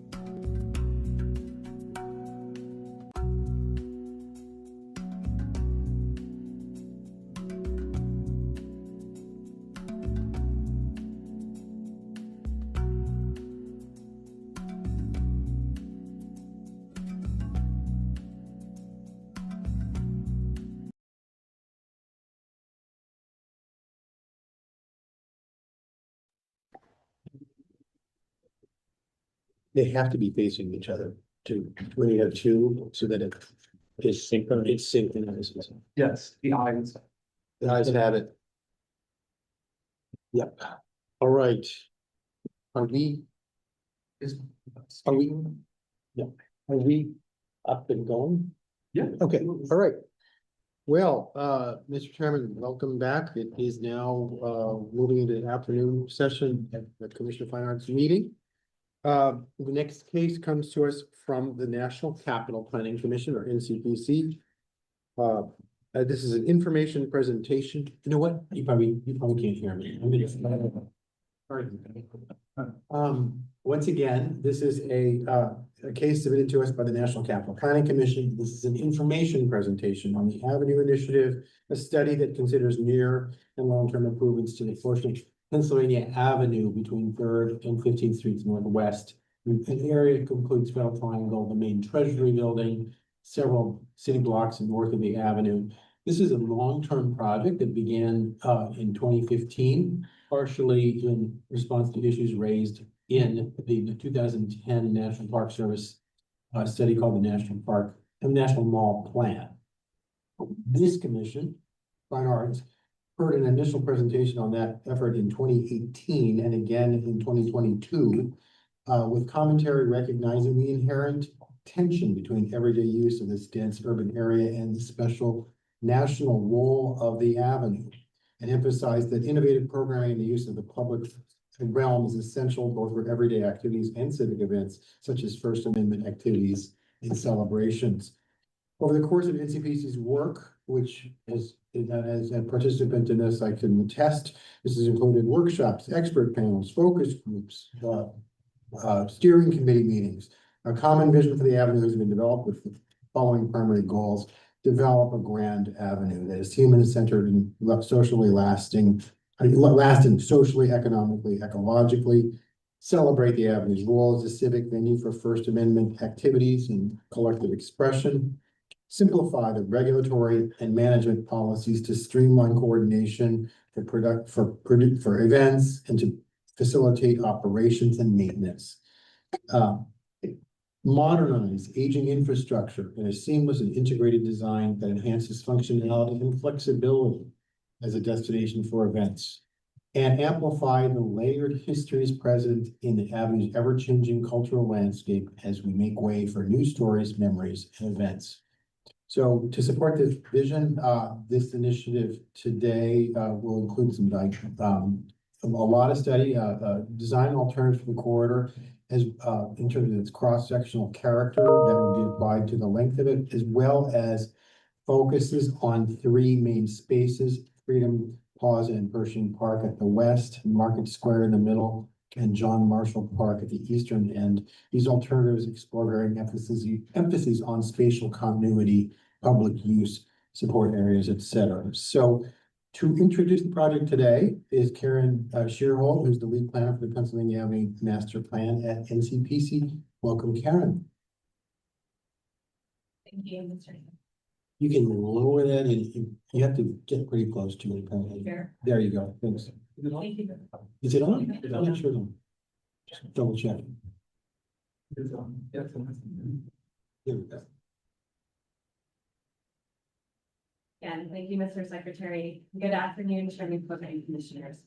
My name is Karen Shearhold. I'm here from the National Capital Planning Commission on behalf of the Pennsylvania Avenue Project Partners to introduce an information presentation on design concepts for a new plan in this avenue. I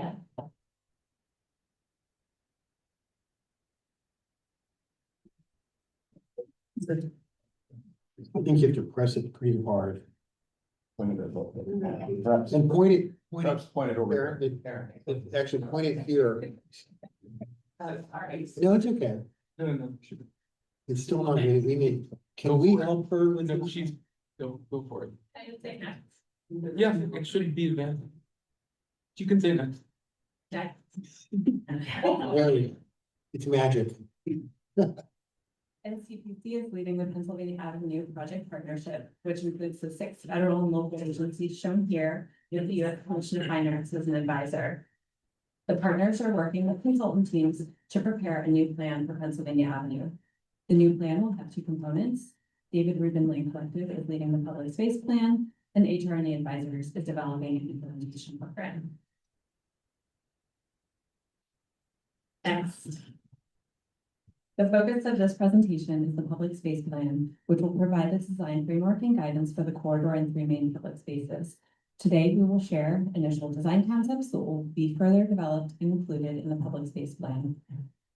As I mentioned, concurrent with the design work, the project team is working with partner agency leadership on implementation to identify an efficient management structure to address the immediate and long-term needs of the avenue. Just a quick background, I know the secretary covered this, but the project focuses on the 1.2-mile segment of Pennsylvania Avenue between the White House and the U.S. Capitol, 40 acres of adjacent public space, and major north-south connections between the National Mall and downtown. The avenue and its immediate area are a National Historic Site, home to many historically significant buildings, statues, memorials, parks, and landscape features. The new plan will advance the President's executive order, making the District of Columbia safe and beautiful by improving public space, security, and modernizing infrastructure. Next. Commission and public feedback this month will help refine the designs considered for future analysis. We are at the beginning of our review timeline and anticipate returning to the commission this fall for concept, if all goes well, final sometime early next year. The project deliverable will be a new plan, which will include schematic design that addresses both physical design and infrastructure modernization and provides guidance for detailed final design and construction documents to be developed in a future phase of work. And now I'm very pleased to introduce David Rubin of David Rubin Lane Collective to present the design approach and concepts. Thank you, Karen. Good afternoon, Chairman Cook and commissioners. It's an honor to be in front of you today. Wanted to share with you our approach to the project. We've been having an extraordinary collaboration with all of the partners associated with this project, and I wanted to start with this image. Yeah. Okay. Yep. This city is a landscape that is written to be read, and the connective tissue of this important avenue not only affiliates everyone in association with the legislature and judicial branch with the executive, it's also a prominent example of a great avenue and boulevard in the context of a capital city. And yet there are aspects of it that are underwhelming in the context of how it is read today. And we have an opportunity to rewrite that landscape in such a way that it will bring both beauty and safety, but also social vibrancy, large events, and opportunities to establish a venue in which everyone can participate. Next, please. I wanted to call your attention to these very historic views of the avenue, in particular the upper left, which was Jefferson's intent. The avenue is lined with poplar trees, all fastigiate in nature, meaning they're called column-like in their approach to the Capitol. And on the upper right, an imagining of a central promenade in which the Capitol itself is focused, and people occupy the center space, moving to and from both ends of the avenue. Next, please. Oh, I guess I'm in now. Sorry. Give me one sec. I have to go back. There we go. Okay. The avenue itself is within a historic district and is a National Historic Site itself, and so is occupied in the context of the larger blue area within this drawing. As of 1972, the Pennsylvania Avenue Plan was created on behalf of the Pennsylvania Avenue Development Corporation. It was realized in 1974 and went till 1996, where there was one governing body who had jurisdiction over the entirety of the avenue. However, in 1996, it ended, and there were challenges associated with governance in the context of it, where the city has jurisdiction over the cartway, the National Park Service has jurisdiction from the curb to the building face, where the National Capital Planning has designed decision-making along with Commission of Fine Arts and other agencies. It is a 50-plus-year-old plan with aging infrastructure. Some of the infrastructure within the avenue dates back to the 19th century. And as you know, avenues like this are only as good as the supporting infrastructure beneath it, whether they're static systems or living systems. So it is time for a refresh. The study area is within the area of red here. I'll note that actually at the eastern end, you'll see a dashed line, which is under the jurisdiction of the architect of the Capitol. I will have to say that we are having a great collaboration with them, and we are in earnest of finding a solution that can live on both properties, as it were. And also with the National Gallery of Art down 4th Street, you can see a dashed line because of the connection there to the National Mall. 35 million people per year visit the National Mall, and they move north towards the city, children in tow on warm summer days, and they hit the abyss that is Pennsylvania Avenue. Because of this large open avenue, overscaled presently, they do not visit further north within the economic opportunities of the city itself. So we have an opportunity to not only increase the visitation aspects of the city, but also stitch it back together in such a way that there's a level of vibrancy and engagement that is supporting of both institutions, the mall, the avenue, and in addition, the city itself. Other cities have extraordinary streets just like Pennsylvania Avenue, and they're treated slightly differently. You can see here the Mall in London, the Champs-Élysées in Paris, Unter den Linden in Berlin, all of them civic streets focused on grand events, on pomp and circumstance, and the opportunity to have changing experiences throughout the year.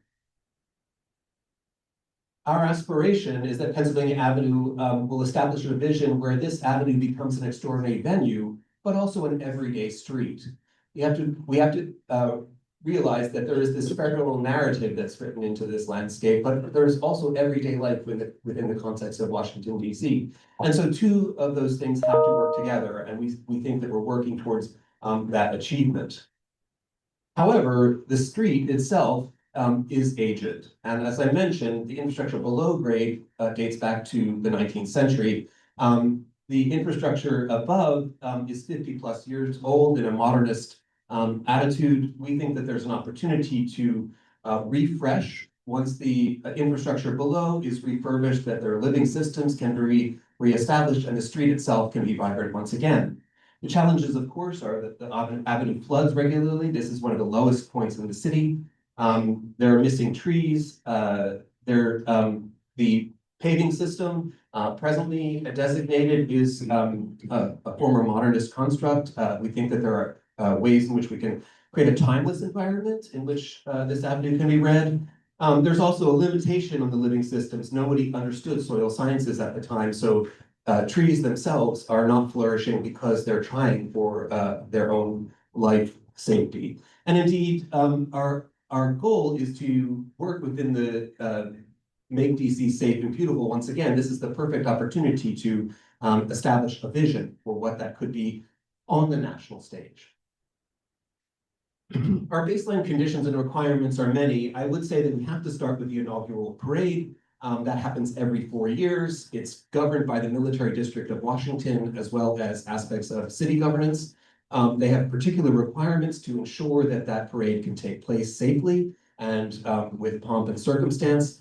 So in many respects, that becomes the starting point for that safety aspect. But then there are also aspects of multimodal transportation, view corridors to the US Capitol, and the framing devices of the trees that allow that to happen. And among other aspects, we want to ensure, as I said, this connections that go north and south, and in particular, welcome all Americans. So it really becomes our main street. Our shared vision for this focuses on the public space master plan. As the Secretary stated, the Grand Avenue is intended to be human-centered, socially, economically, and ecologically.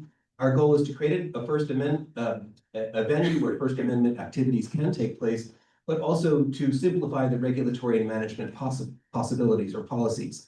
To establish, once again, a singular governing body, which is the team that Karen mentioned, is being investigated alongside the design team. So we are working in parallel with the prospect of governance. And then again, to modernize the aging infrastructure in the context of this, so that there can be new stories, new memories, and new events taking place.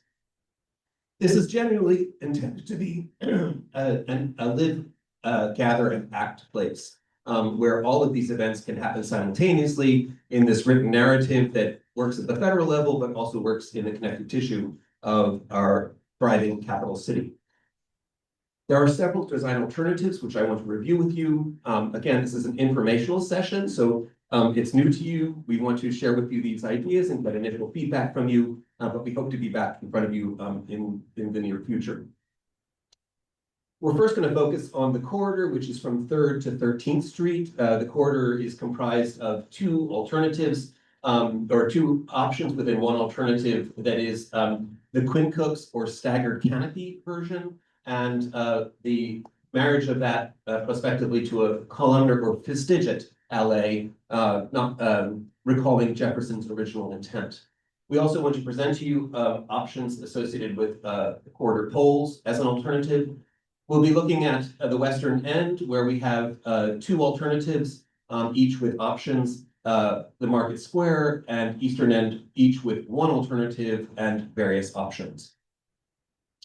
So the corridor from 3rd to 13th is intended to be created in such a way that it adapts to the current flow of traffic, which is slightly reduced. We don't intend to make significant changes in the volume. Oh, thank you, I appreciate that. She's really good. Thank you, Sarah. So, on the left, you'll see here the staggered canopy grid, which is the Quincooks, trees arranged in a pattern of 5.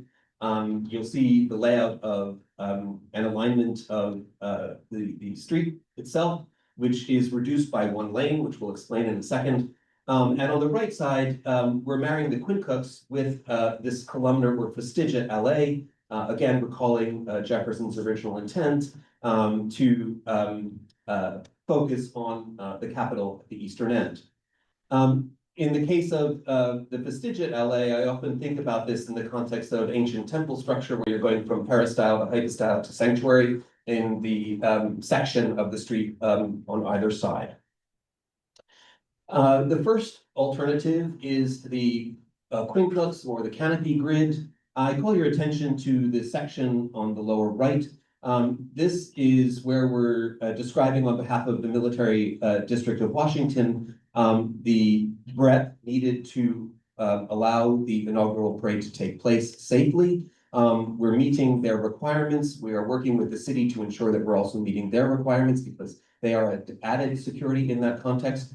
You'll see in this that there is 2 cartways going east, 2 cartways going west with a middle turn lane, and also a pickup and drop-off zone on either side here called Pudo for reference, so pickup and drop-off, and then setback. So if you take a look at the section in the upper right, you can see the additions in the context of each of the sections, and also call to your attention the existing curb locations in the present day acknowledged within the changing section.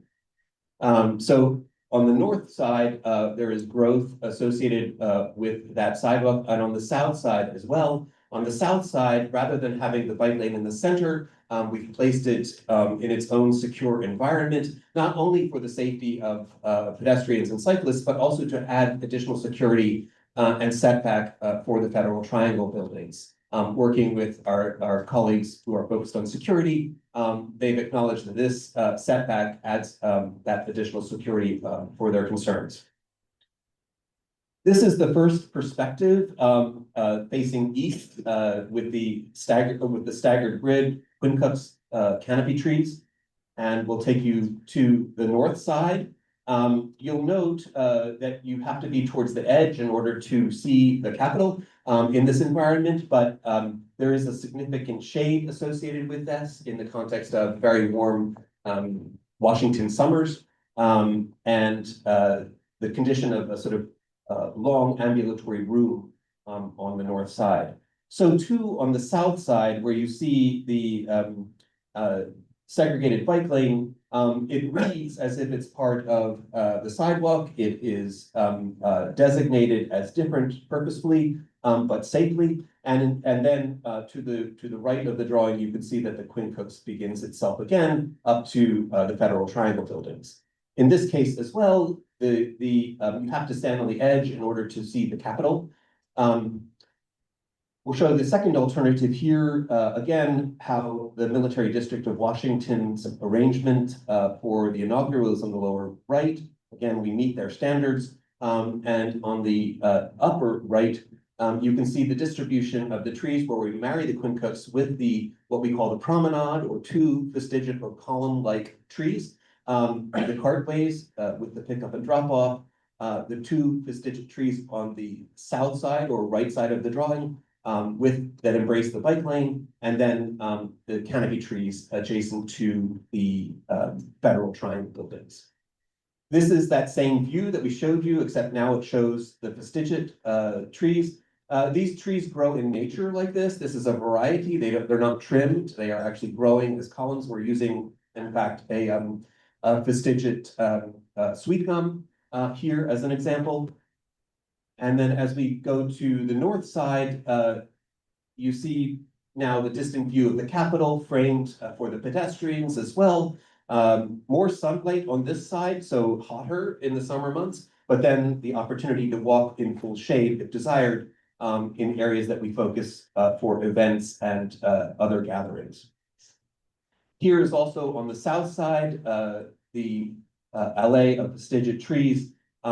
Allows you to focus on the Capitol as a bicyclist moving east, and then pedestrians walking safely in the corridor on the right in full shade. As is the case in the monumental corridor, there are opportunities for special poles and lights associated with projects like this. We are showing here an opportunity to distribute flag poles in the context of both alternatives. And the upper image is the full canopy version. On the lower image is the vestigial alley, and the distribution of poles, in this case with American flags. We also see these poles as being opportunities to strategically support events. We're working towards opportunities where we can have focused acoustic augmentation or additional lighting or other assets that are primary to events.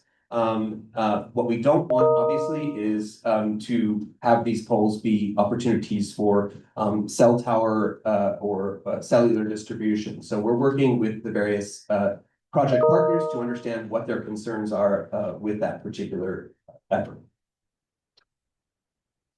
This idea of the poles comes from the mall in London. Here you see it with a pedestrian event as well as everyday traffic, and also in winter. These poles actually have the capacity to retract the flag, but we see it really as being this opportunity to have a heraldic moment, perhaps a changing event for a dignitary or other aspects, but it could change through the seasons. So here is the view of the Capitol with the poles associated with the canopy alternative, the full canopy alternative, or Quinn Cooks. And here is the poles associated with the vestigial or column-like trees. These poles are acknowledged as being 60 feet in height. That's how we've shown them within this imagery. There are many different poles along Pennsylvania Avenue, from our work at the National World War I Memorial at Pershing Park all the way through to the White House. And now I want to take you through the three rooms associated with this. So we're going to start with the western end. Again, if I could call your attention to the historic imagery above. At one point, Pennsylvania Avenue moved through where there was no western end square. You can see land amalgamated to the Wilson Building, now City Hall. You also can see the PADC's National Square proposal from 1974, where the terminus was a plaza around which Pennsylvania Avenue went. This was a grand fountain terminating and complementary to the Peace Fountain on the Capitol grounds. And then, of course, the Freedom Plaza proposal by Venturi Scott Brown, it was not realized in its entirety. And indeed, what is there does not represent what was originally intended. So there are two alternatives for this, one in which the avenue goes through again, as it has historically, and the other is maintaining the avenue deflecting around a square, but actually designing that square at grade so that the inaugural parade could actually go through. In both of these cases, because the topography allows us to do so, we are establishing a typical curving around the plaza, so it is completely brought down to grade. The current construct actually holds its highest elevation, raises it even more, and then negates the topography that falls away so that you have a significant drop off on the southern side. And we have done our schematic level investigation to assure us that it actually can be a 2% slope diagonally across the plaza if it were brought down to grade. So the differences are here that on the left, the inaugural parade goes through with traffic, and on the right, everyday traffic goes around, but the inaugural parade has the opportunity to slip through the middle.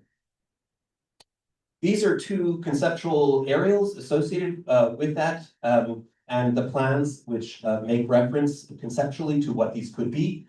Again, on the left, we call this the planted respite option, where we amalgam the plazas as triangles to the adjacent properties with corners or pedestrian forward streets on the north and south sides, and the main boulevard going through the middle. It could have many iterations, but we see opportunities to support the Wilson Building, to support through a pedestrian-friendly street, the National Theater, which is situated here, and the prospect of some sort of structure that creates shade. You'll also note,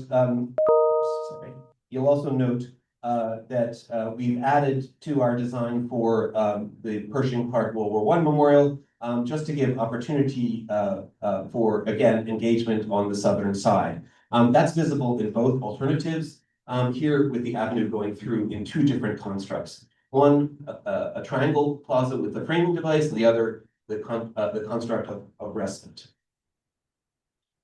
These two options show the inaugural parade going through. Again, in all of these iterations, we've brought the curve down to a typical standard curve, so that the site itself is coplanar with its adjacencies. In the context of the option on the right, with this monumental fountain, with a pavilion with seating focused to the west, we see an opportunity for the consistency of an elevation across the entirety of the plaza north-south. So the sidewalk outside of the National Theater here is coplanar with the sidewalk of the plaza. This still has traffic moving through, but is a speed table or a tabletop condition. So all of this is flush across, protected through bollards or other aspects, very much similar to Place de la République in France, in Paris. It is literally the same size as that space, should you know it. And on the left, this version that is the framed plaza, again, giving opportunity for larger events as designated by this red dashed symbol, saying that many different stage constructs could take place here, as they could in both events or both options. But in this case, we have the nominal traffic configuration on either side. Again, the inaugural parade can go through in red and traffic can go through in blue. We're now moving to the center, which we call the crossroads. This is where the historic market used to be for DC, and indeed Market Square is what it's often called. And so it's also the intersection, the largest intersection of life in DC and the federal construct. It's where the sort of live, work, play environment touches the Federal Avenue most, right between the archives and the Navy Memorial. It's also where the vestigial expression of Indiana Avenue is presently. And so we want to take advantage of that because it is a finite condition of a crossing avenue.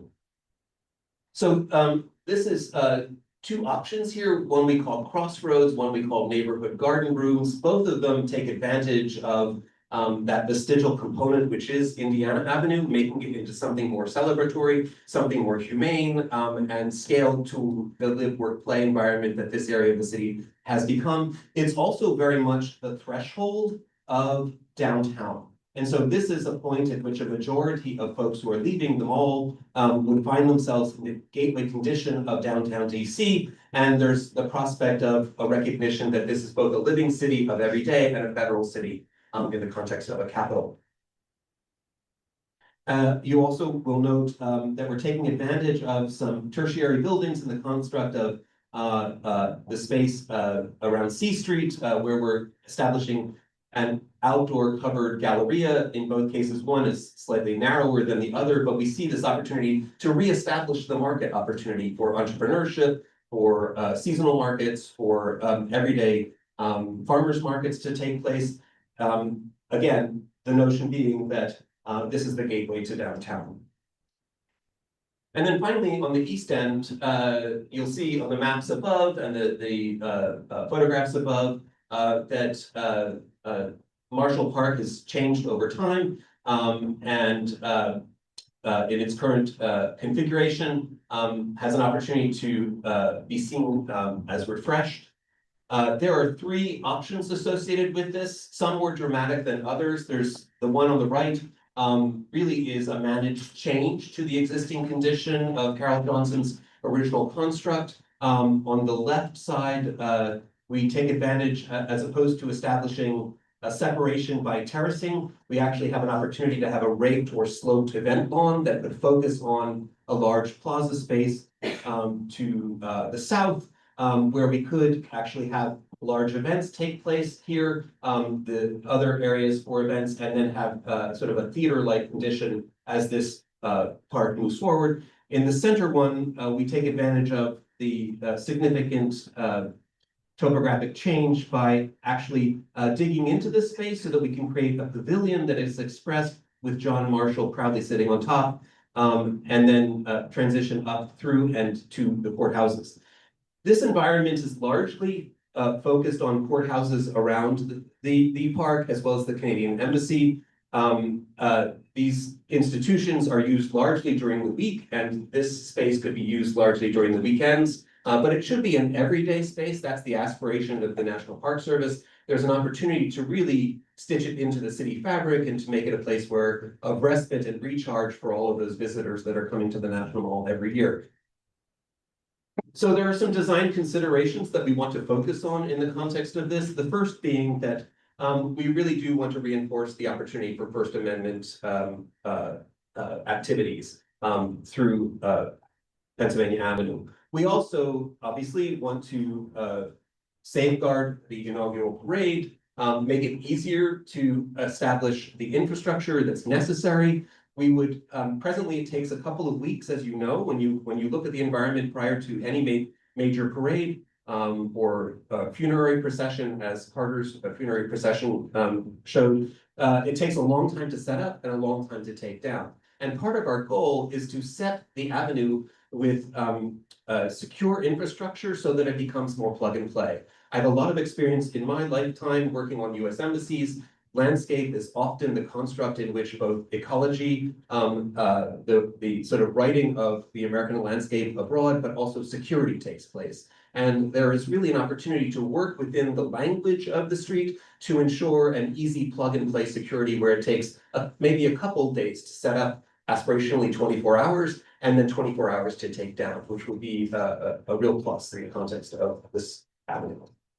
These are just two images giving you a sense of what it might be like any given parade or any given celebratory event where there are stages set up, where there are tents set up. But in establishing corridors where you don't have the rubber stops that presently exist, nor the infrastructure associated with the traffic lights and other things that have to be pulled out every time there is a parade and then put back every time it's completed. So our goal is to work, again, in a plug and play environment where these infrastructure elements can actually be deployed when necessary, but not be there for most of the time. Just to conclude, we're at the end of the solid line there presenting to you today. As Karen mentioned, we have opportunity to come back to you multiple times. This is very much an information session, so you can see what we're up to and perhaps give us guidance from the get-go. And we welcome any comments or dialogue that you might have. Thank you. Oh, I should say, I apologize, Chairman, I apologize. Just so you know, we're at the beginning of our public comment period, so that process has just begun. It concludes at the end of April. Right down the hallway here on the second floor, we have an exhibit, an engagement exhibit for the citizens of DC and their visiting friends. If you just go down there anytime you like, you can see it's really been quite successful. It's lovely to see the way people are engaging with this, offering their ideas. And of course, there's an opportunity to participate on an online open house, if you will, on April 22nd at 6:30 through registration can happen through the ncpc.org.gov website. Thank you. Thank you. So initially, I'd like to ask you about the plaza. If we could go, are you controlling the plaza? Yeah, thanks everyone. Appreciate it. I think you, western end? Western Yes, the western end where Freedom the Plaza. National Theater and the Yes. DC building. Sure. And World War One. This is the two alternatives. And we can go to the specific options if you'd like. Yeah, and then you have a third way. Yes. That, yeah. Mhm. And so help me with the history, and we may have more of it than you may, but maybe not. My understanding is that Commissioner Arch and J. Carter Brown were heavily instrumental in creating a square. We abound in Washington with green space and avenues, but we really don't have a definitive urban square. And Carter pulled this off for us, with a lot of effort. And I think it goes back to the sort of the Capitolio Plaza. Is that the one that Carter did? So it's in this slide. He was very involved in it. The one that Venturi Scott Brown. Venturi Scott Brown was on. Yeah. Dan, if you hit 33 for me here. It's in the upper middle. right-hand corner. That was the proposal. It was not realized in its entirety. Not with the pylons. Yeah. Well, And the middle one is what I'm talking about. Oh, I'm sorry. Yeah. So that's actually from 1964, I Yeah, believe. 74. That's the plan from 74. Okay. And so I wanted to discuss with you the fact that the square doesn't work. It's never worked. And part of it was all the issues that you brought up.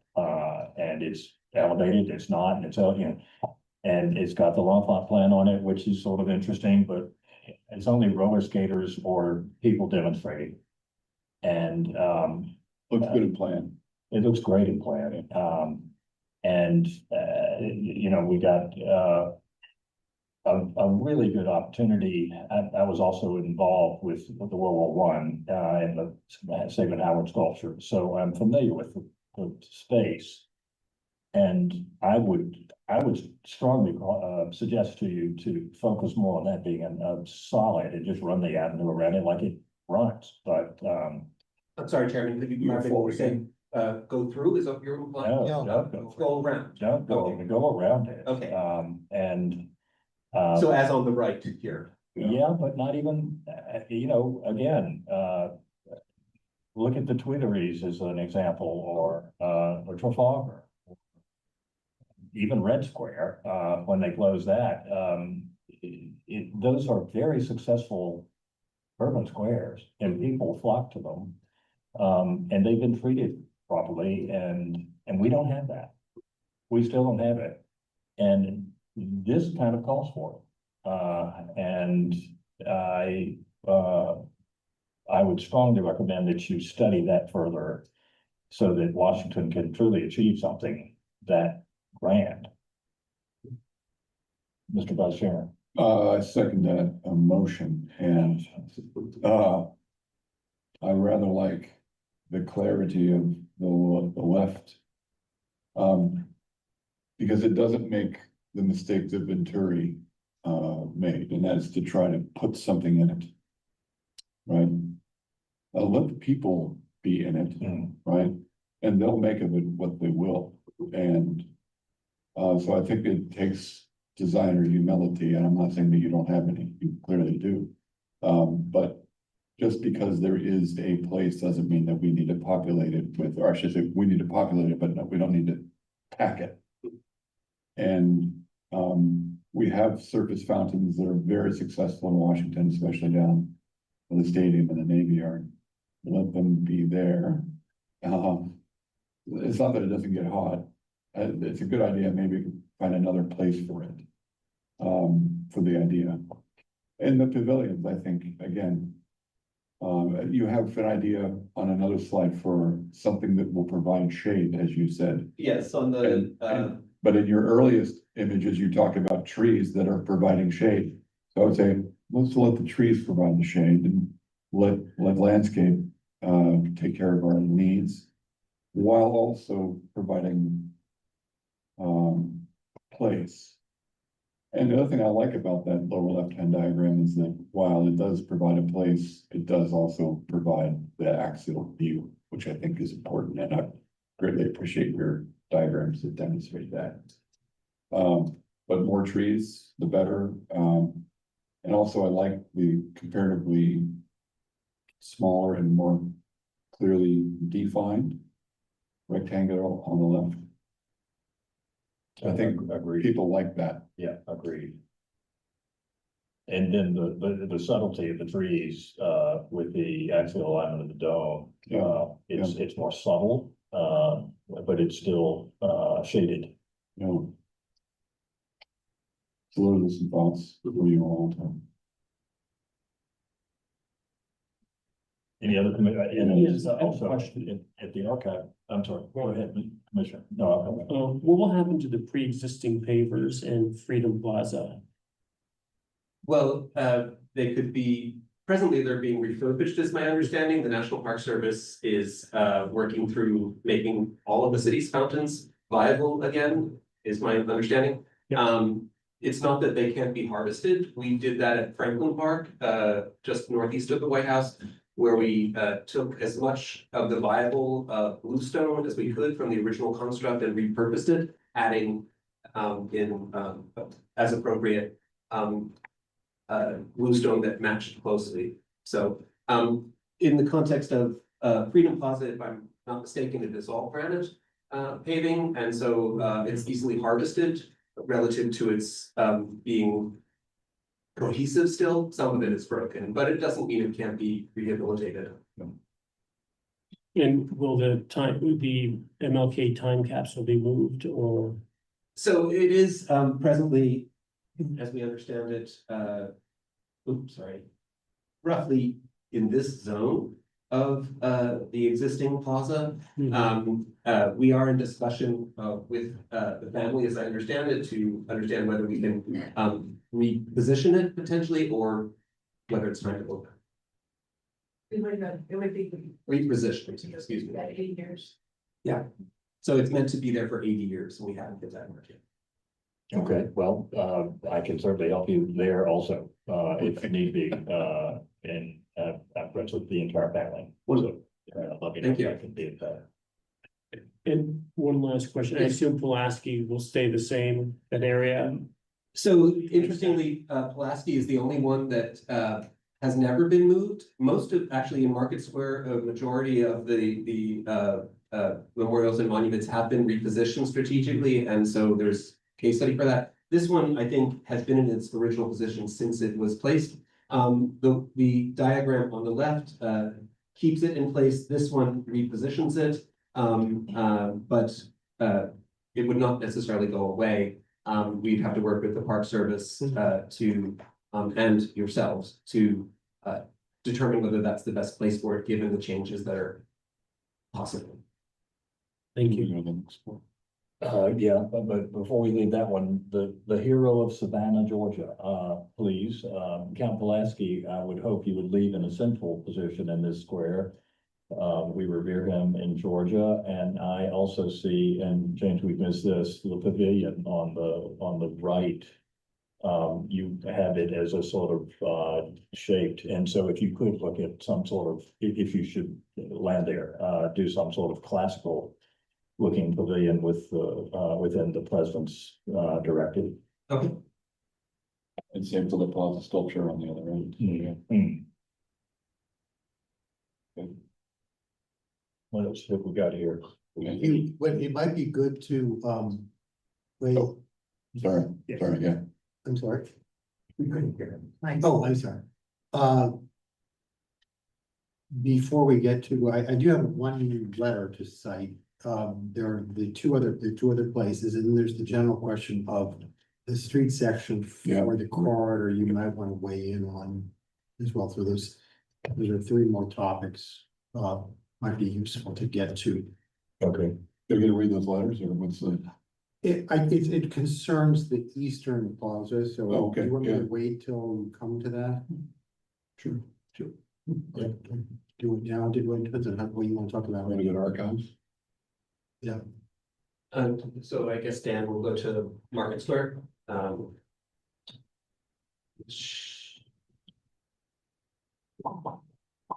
we go. 30, good. Thank you, Paul.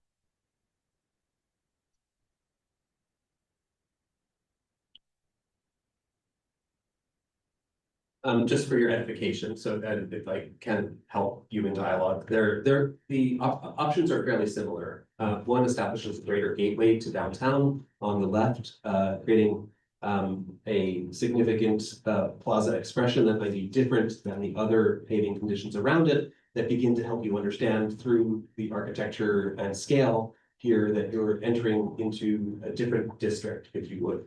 And in both cases, we're rehabilitating Indiana to make it more habitable. It is a road that ascends from west to east.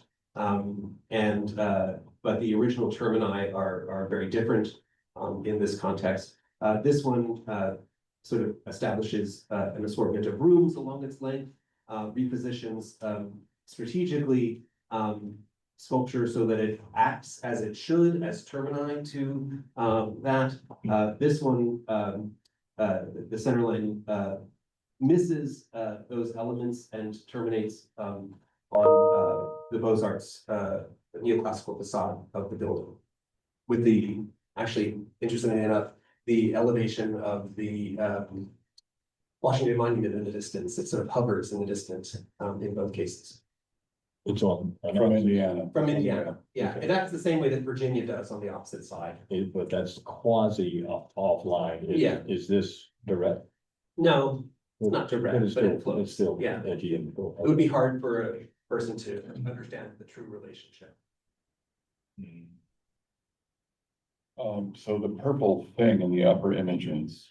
It's is just an the- object. I know that it's the pink thing on the grounds of the National Archives. In this case, it's something here. It's just something that is the terminus. Right, but I will say that that is the ground. And I think you, out of respect for the excellence of that landscape and of the central importance of that building, right? They get stay up, but the archives building itself is highly sculptural, and then it has its own sculptural program, very sophisticated.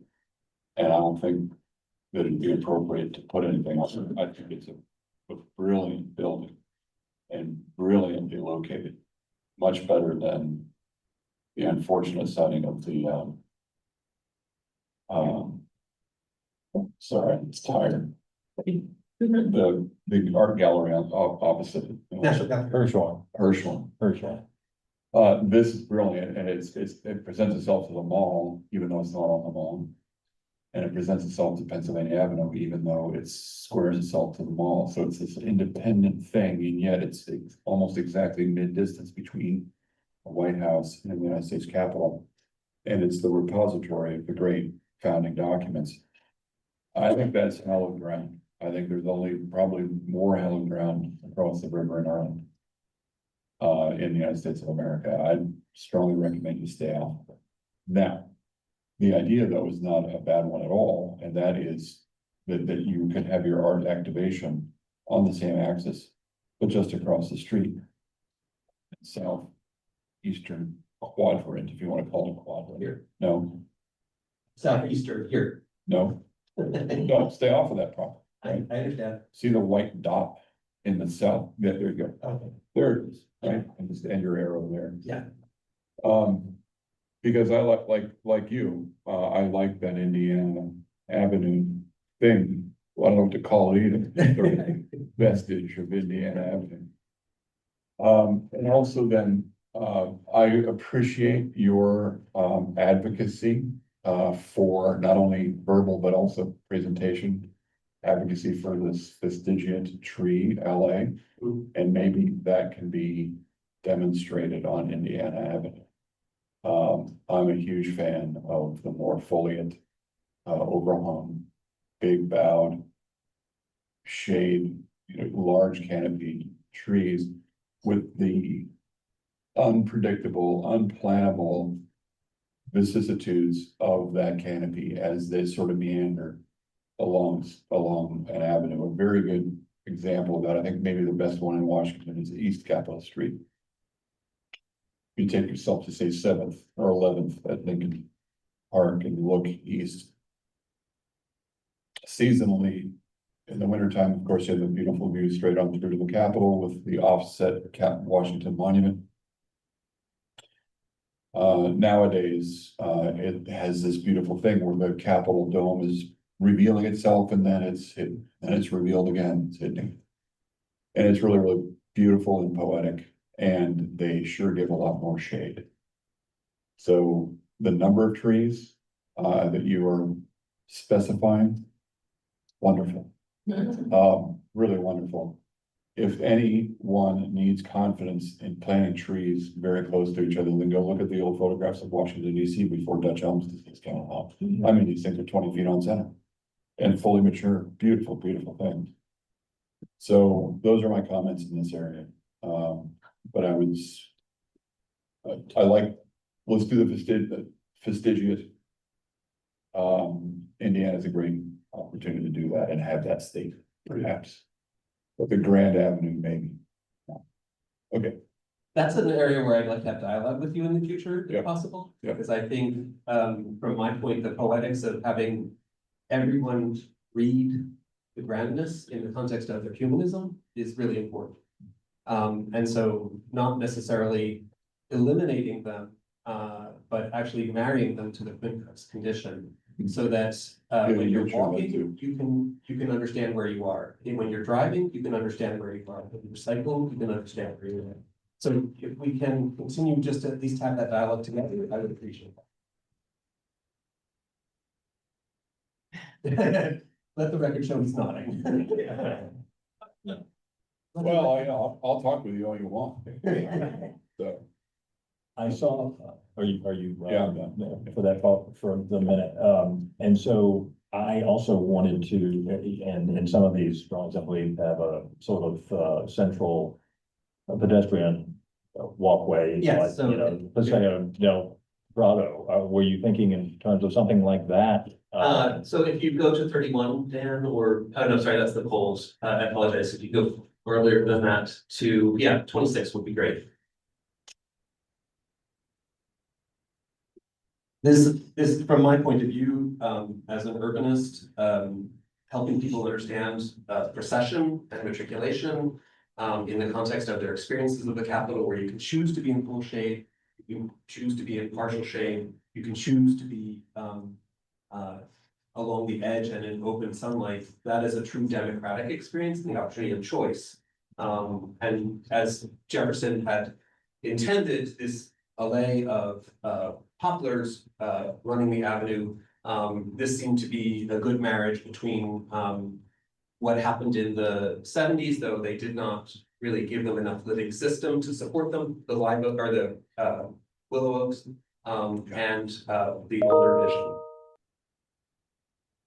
Okay, I'm talking less about that, more about, your remark about a central, pedestrian.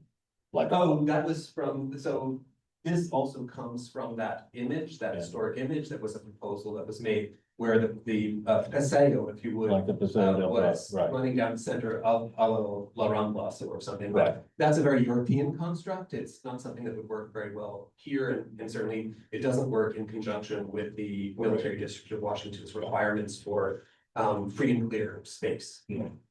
And the parade. and the parade, of course, yeah.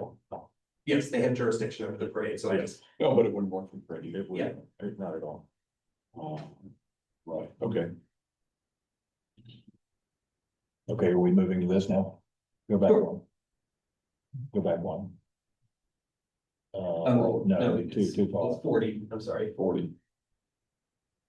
So these are the three alternatives, subtle, but, the one on the left shows a rate.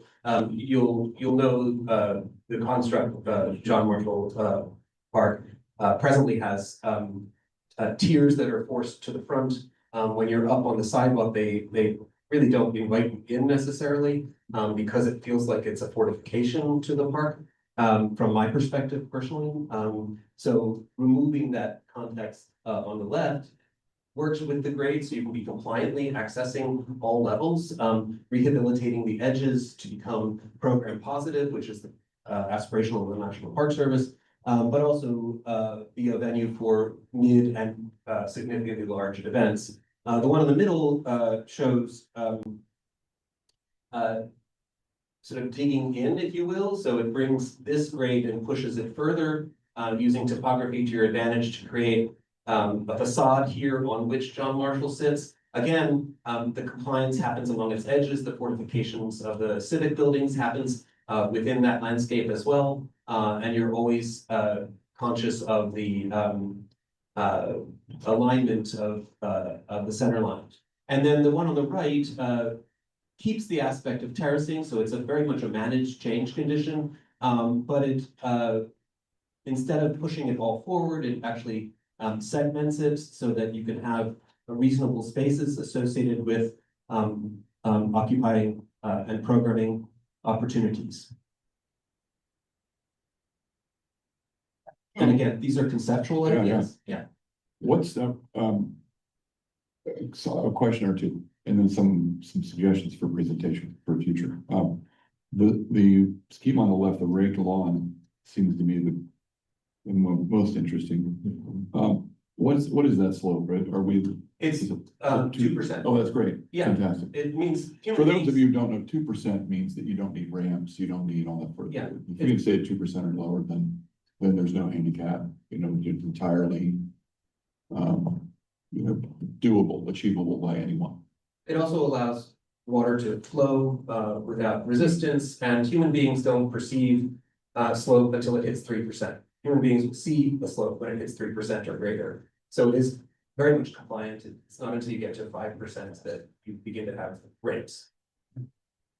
And you're carrying, I mean, I was gonna say that, but that one seems the most, and I also like sort of fortifying that alley farther up with the blooming trees. I think it's very, very good. And then I think maybe there could be some versions of the pavement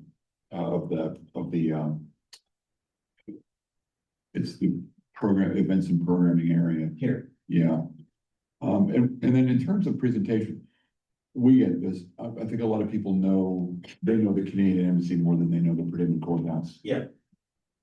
So you might swing this, you might show, left and right, east and west views, east and west looking views. Yeah, and so terraced, I guess I'd rank them 1, 2, 3, left to right personally.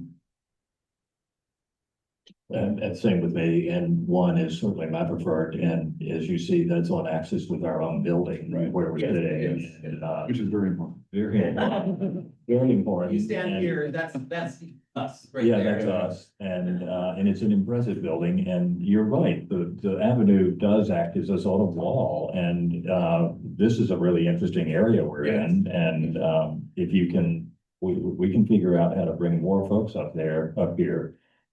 Fantastic. Yeah, you'll see, actually, I should acknowledge that this is Fourth Street, so that's where that other dashed line was, where National Gallery of Art has a building underneath that street.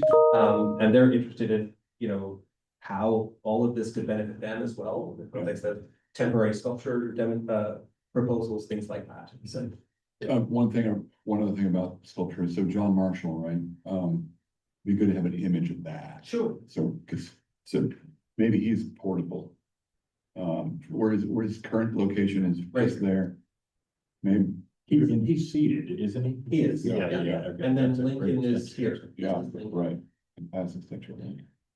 Mr. Chairman, this is maybe the time, there isn't. You can tell we're having fun. I know. You need to bring us along. We No, this thank you. many. You can tell it's much for me too, so.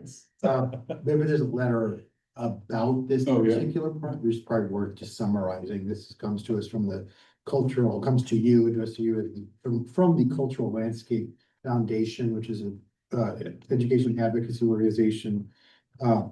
Their concern is John Marshall Park on the eastern end and its landscape architect, Carol Johnson. The park is likely eligible for listing on the National Register as a work of a master landscape architect, a rare and influential woman practitioner operating in the urban civic realm. And any changes should be undertaken following a determination of eligibility. And if that happened, they say that the review should avoid, minimize, or mitigate any adverse effects. Johnson herself was the founder of what will become one of the country's largest landscape architecture firms, owned by a woman, projects all over the world. For John Marshall Park in Washington, she turned in what was a neglected area and planned for a parking lot into a terraced landscape in honor of the Chief Justice. The terracing of the park was not only a key character defining design, but is also central to the predominant visual and spatial relationships intrinsic to the site. There's a 12-foot grade change between C Street and Pennsylvania Avenue to create three distinct areas. On this, they cite that this initiative report that there are three different options. Given the significance of the work of this landscape architecture by an important woman practitioner, the Cultural Landscape Foundation believes the park is due great respect and the utmost and careful consideration for its future. What year was that work? It was published in 1983. 83. Yeah, Okay. designed, shortly before that. So you might present what is the existing conditions and how well you're taking care of. Happy to do so. And we, as we did at Pershing Park and the National World War I Memorial, we worked closely with the TCLF in appreciating what was there and trying to create both an urban park and a thoughtful memorial. Street section?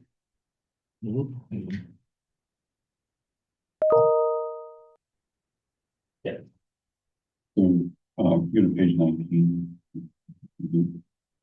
So, can you walk us through, it seems that, and I can be wrong, depends on the angle of the images. Is the middle, that middle lane of 5, first of all, why 5 and not 6? And then is this center line of the paved motorway the center line of the Pennsylvania Avenue's access to the dome? It's actually never been focused on the dome. It's actually been focused on the apex of the pediment of the forecourt. Okay, so the Capitol. The Capitol, yeah. So is it that center line? No, not quite. But human beings don't experience. I understand that, but can it be? Not and meet our goals, which is to establish an environment that on the north side offers opportunity for flexible programming, for commerce, for great experience. How far off? Not very far. I don't have a number, 4 feet, 40 feet. not 40 feet. Yeah, Right. closer to or closer to. Closer to, yeah. That would be good to know. Okay, Yeah. can I step away from the mic for 1 second, just to point for this, so. Yeah, yes, just take it. all right, Just take it with you. Thank you. Yeah, so. That is the center line, Right. and so we're in the middle turn lane there. Close. Yeah.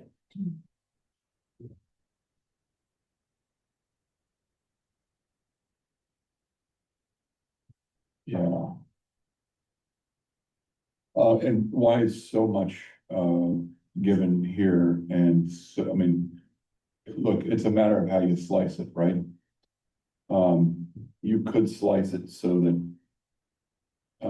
there's a little bit less here and a little bit more here, right? That purple swath for this planting basin could be made wider and this one made shallower in order to achieve the center. You can say that some human beings, I would say some human beings can't appreciate alignments.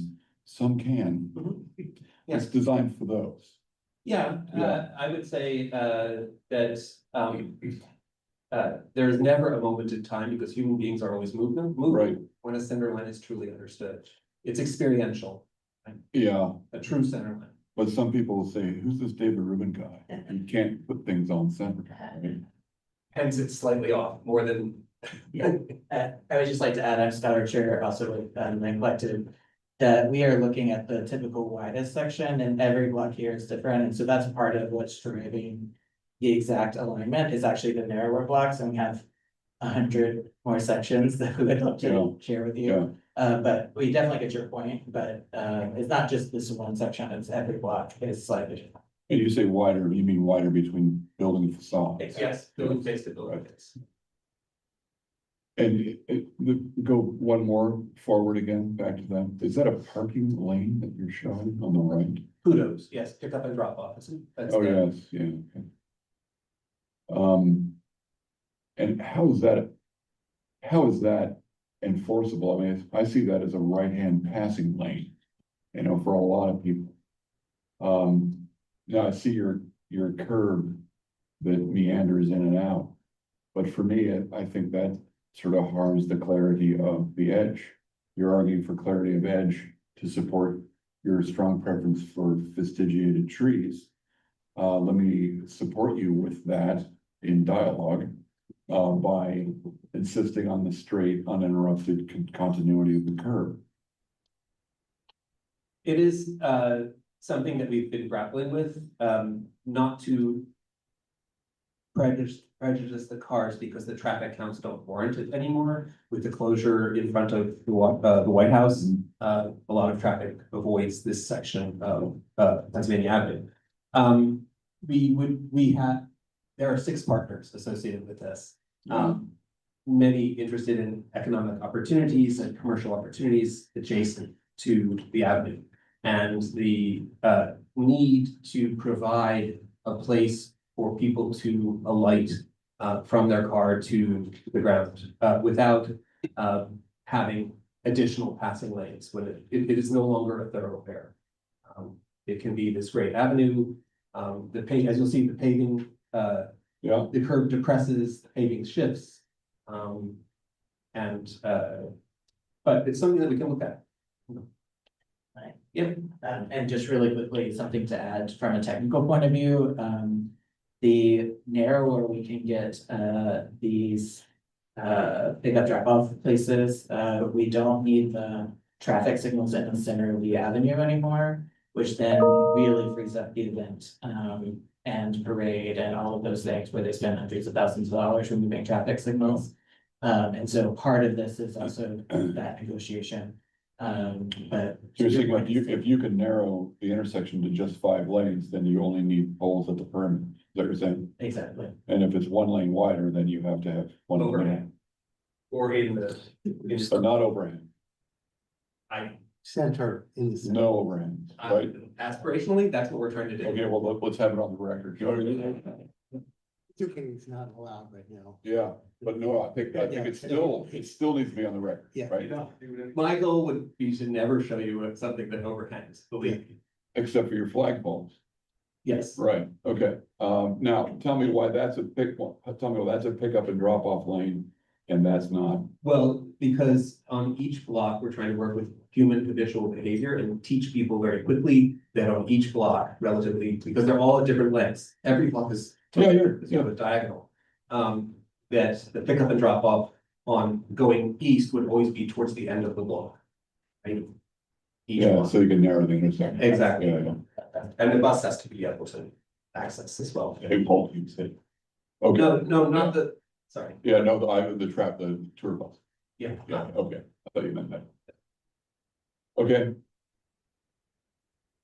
I think it's still worthy to, look, this is a city of axes. Yeah. Okay? You can talk to your blue in the face about how alignments don't really function with human beings. Now, you tell that to the guys who laid out and designed Washington DC, okay? I think you should participate in the spirit and in the letter of the mapping of Washington. And the thing should be on center. If that SUV is driving on the center line, then good. That's the center line right there of that axis, and great. If it's not, I would strongly suggest you move it. Otherwise, Pennsylvania Avenue will become precedent for all sorts of shenanigans throughout the entire city. And they're already underway. I'm sure you've seen clothing of avenues and parks and this sort of thing. And natural street crossings, that sort of thing. So I would say very, very firm recognition from this member of the commission that you do hold quite explicitly, intentionally, center line of the pavement is the L'Enfant axis. And then we heard what I talked about trees. Can you tell me about your flagpoles? I think it's on page 31.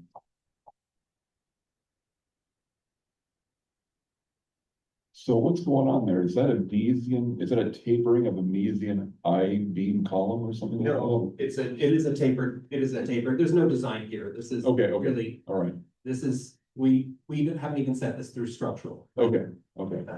And also what's kind of cool about the flagpoles in DC.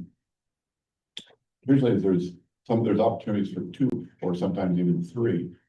And that can be really helpful, say, to Macron when he comes and the tricolor is flying next to the Stars and Stripes, that sort of thing. So that sort of diplomatic programming is also something you should have in mind. I love the idea of the draped flags, and the precedent that you have for the mall is a very good one. In the mall in London. Yes. Can you show it with the other option? 30. Yeah.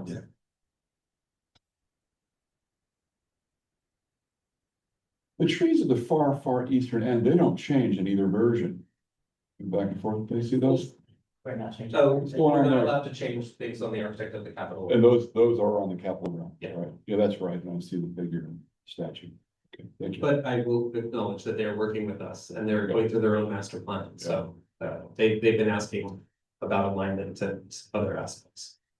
And also kudos, because we've been saying, what we would like different, but removing the bike lane to the margin is both it's so many things. It's intelligent, it's wise, it's well designed, and it's entirely appropriate. What we have now is absurd. All of it, infrastructure for one way each, right? And also not just the infrastructure, but the vertical infrastructure, but also the commitment of more than the lanes with the traffic to it seems very odd. It's unattractive, I think unbecoming of America's main street. So, and then also to keep the cyclist up on the sidewalk level, I think is also wise, but also differently paved. It's very successful, and I think a lot of Americans might think, oh, no bikes should be at the street level. But if you travel in Europe they're especially in Germany, where things are really well organized there. They're all at the sidewalk level, and it's the right thing, but that's the right thing. Good decision. Sincere compliments.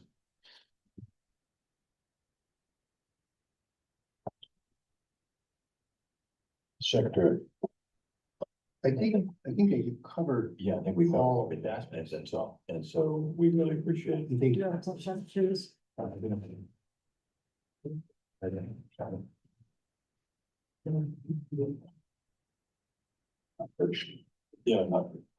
yeah. Yeah, we did discuss some trees a bit. Do you want to speak? I walked that way. Would you like to that? Oh, yeah. Maybe you could just recap. Yeah, if you could, well, that was your suggestion, so. On the columnar On the trees. trees. Oh, right, yeah. I've been coerced into quote dialogue unquote about the question. But your position was. That I understand and appreciate the gentleman's interest in and commitment to the fastigiate columnar arrangement. Can you show the Indiana Avenue image? And I'm thinking, why not, right? In the theme of using everyone's best ideas today. Here's a view. Pennsylvania Avenue is where the red car is, it's traveling left and right. But heading off in the direction of the train station is Indiana Avenue. And why not do it there? Sure, try it out, right? Just there. But just there. And I'm a big fan of now, if you can go back to the other comparison images. 30 and 31. There you go. So here is what I was advocating for, this sort of, more natural canopy of very large diameter trees, and then Thomas Jefferson. He had a bunch of great ideas, but just because Thomas Jefferson thought it, and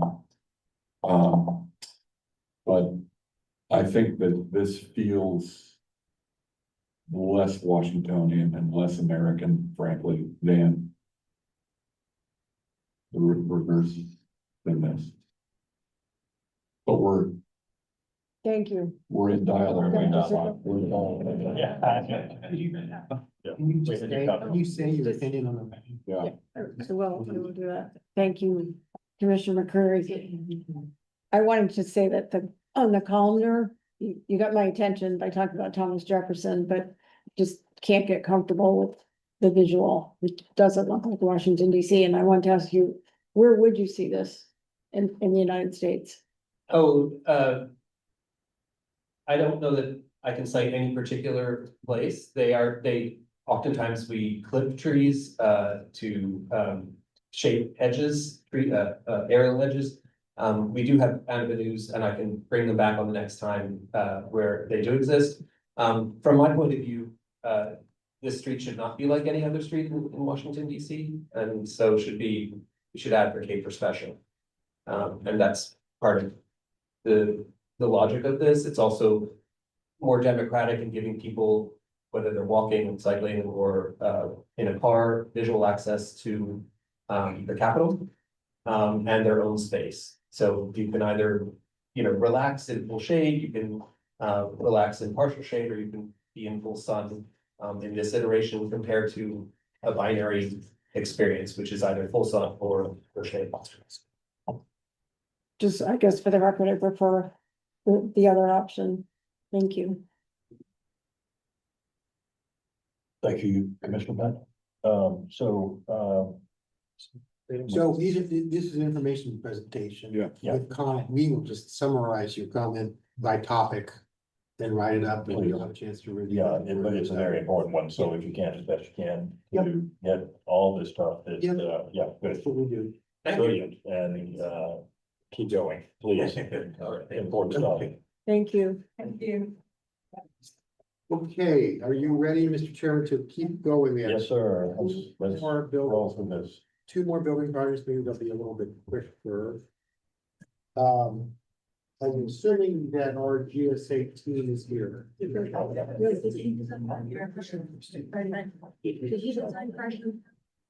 You did.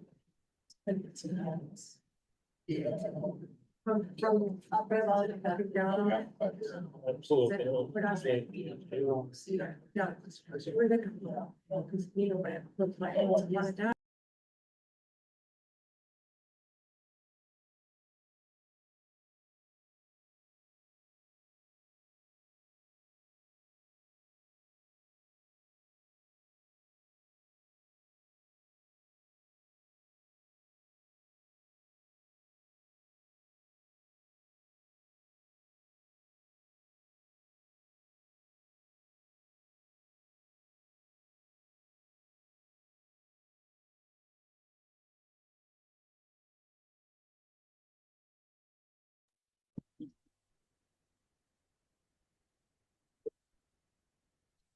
There's so few people. I know, it's a different world.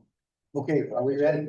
Okay, great. Mr. Chairman, this next project is submitted to us by the General Services Administration. On behalf of the U.S. Department of Homeland Security, this is a revised concept design for a parking garage at Gate 7 on the St. Elizabeth West Campus in Southwest Washington, D.C. The West Campus serves as the headquarters of DHS and several of its component agencies. In July 2025, the commission had approved a concept design for a new 1,200 space garage located in the northwest corner, Gate 1, I believe, in the hill. Sorry, That's the first. that's the first one. I'm sorry, I'm skipping ahead here. Down here at the northwest corner, at the base of the hill leading up to the Senate building. Noting that the proposal would successfully knit this large utilitarian structure into the landscape, the commission members recommended using planted and architectural elements to shape views from the historic campus plateau toward the city's monumental core and to screen the boundary between the campus and the residential development planned immediately to the north, adjacent the Berry Farm development. Since then, the design team has made a number of changes in order to align with the current administration's executive order on making federal architecture beautiful. Again, providing various, well, they're going to go through their presentation, but to introduce the project is Christy Tunstall Williams, Director of Architectural Design Services at the National Capital Region of GSA. Welcome, Christy. Thank you, Secretary Lukey. Thank you, Commissioners. I know you've had a long day. Hopefully this is probably the least contentious project you'll look at today. I couldn't believe everyone didn't want to stay. It's there about a garage, but as the Secretary said, we brought this project forth last summer. It came in at the same time that the executive order making federal buildings beautiful again, as well as the emphasis on classical architecture in the National Capital Region came out. At that time, the commission had approved the concept. It was much more modern. We went back to the White House and said, well, this is an infrastructure piece of the campus. Does the executive order still apply? They said yes. So we went back to the drawing board and we are here with a classicized version of the parking garage. The siting, location, massing, none of that has changed. The big moves are in the architectural expression of the campus. I think one thing that wasn't pointed out is St. Elizabeth is a National Historic Landmark. There is an extensive amount of existing architecture on the campus, so we're trying to bridge the gap between historical precedent, Section 106, which is our historic preservation review, as well as the new classical order, and we believe that we're getting there. So again, this is concept. I'm going to turn it over to my partners here. I have Devin Carlson from CGF Architects and Hallie Boyce from Olin Landscape Architects to walk through the concept, and we'll be available to ask questions. Chairman, Commission, and Secretary for that. You can, yeah, just, you're gonna have to swallow the mic a bit. Thank you. Yeah, Secretary Lukey, you did a great job kind of introducing, so a lot of these first two slides that we'll get into are providing visuals to how we introduce the project. As part of the overall context of this show, we'll look at the campus as a whole, we'll look at the site design drivers and the design, and then end with the garage facade. Speaking of that campus context and what brings us here today, is the addition of new parking spaces on the campus. As part of the 2020 amendment to the master plan, there was a goal of just under 2,500 stalls to be added to the campus with the goal of really. Is that better? Much better, yeah.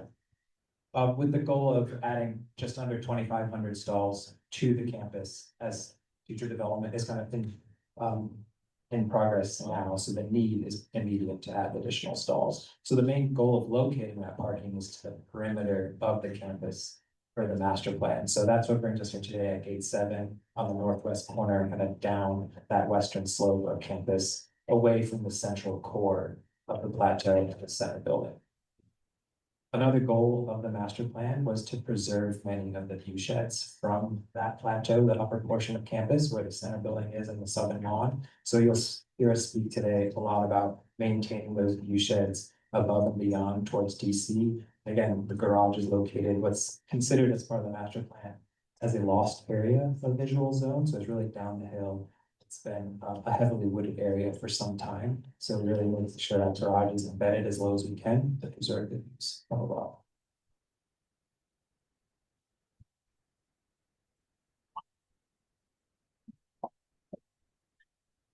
Good afternoon, Commissioner Cook and Chairman Cook and Commissioners. It's a pleasure to be here to share with you the site design for Gate 7. In this map, looking at the larger landscape, you can see the St. Elizabeth campus outlined in pink in the lower right. It sits as part of the Anacostia Hills, so it's part of this larger topographic bowl that surrounds the city of Washington. And as a result, being at a higher elevation, it has magnificent views back to the city, back to the monumental core, as well as the confluence of both the Potomac and Anacostia rivers. Moving forward in my presentation, all of these slides are showing north to the left. We have turned the site just for clarification. And so the city is to the left. This is a plateau landscape. It has a very flat top to it. This area in white has been managed as a wonderful arboretum through the decades. These steep slopes of the plateau, outlined in green, have been managed as meadows and woodlands traditionally. The garage site sits about a quarter mile from the center building. However, there are very steep slopes, as I said, and so this is a factor in considering access moving forward.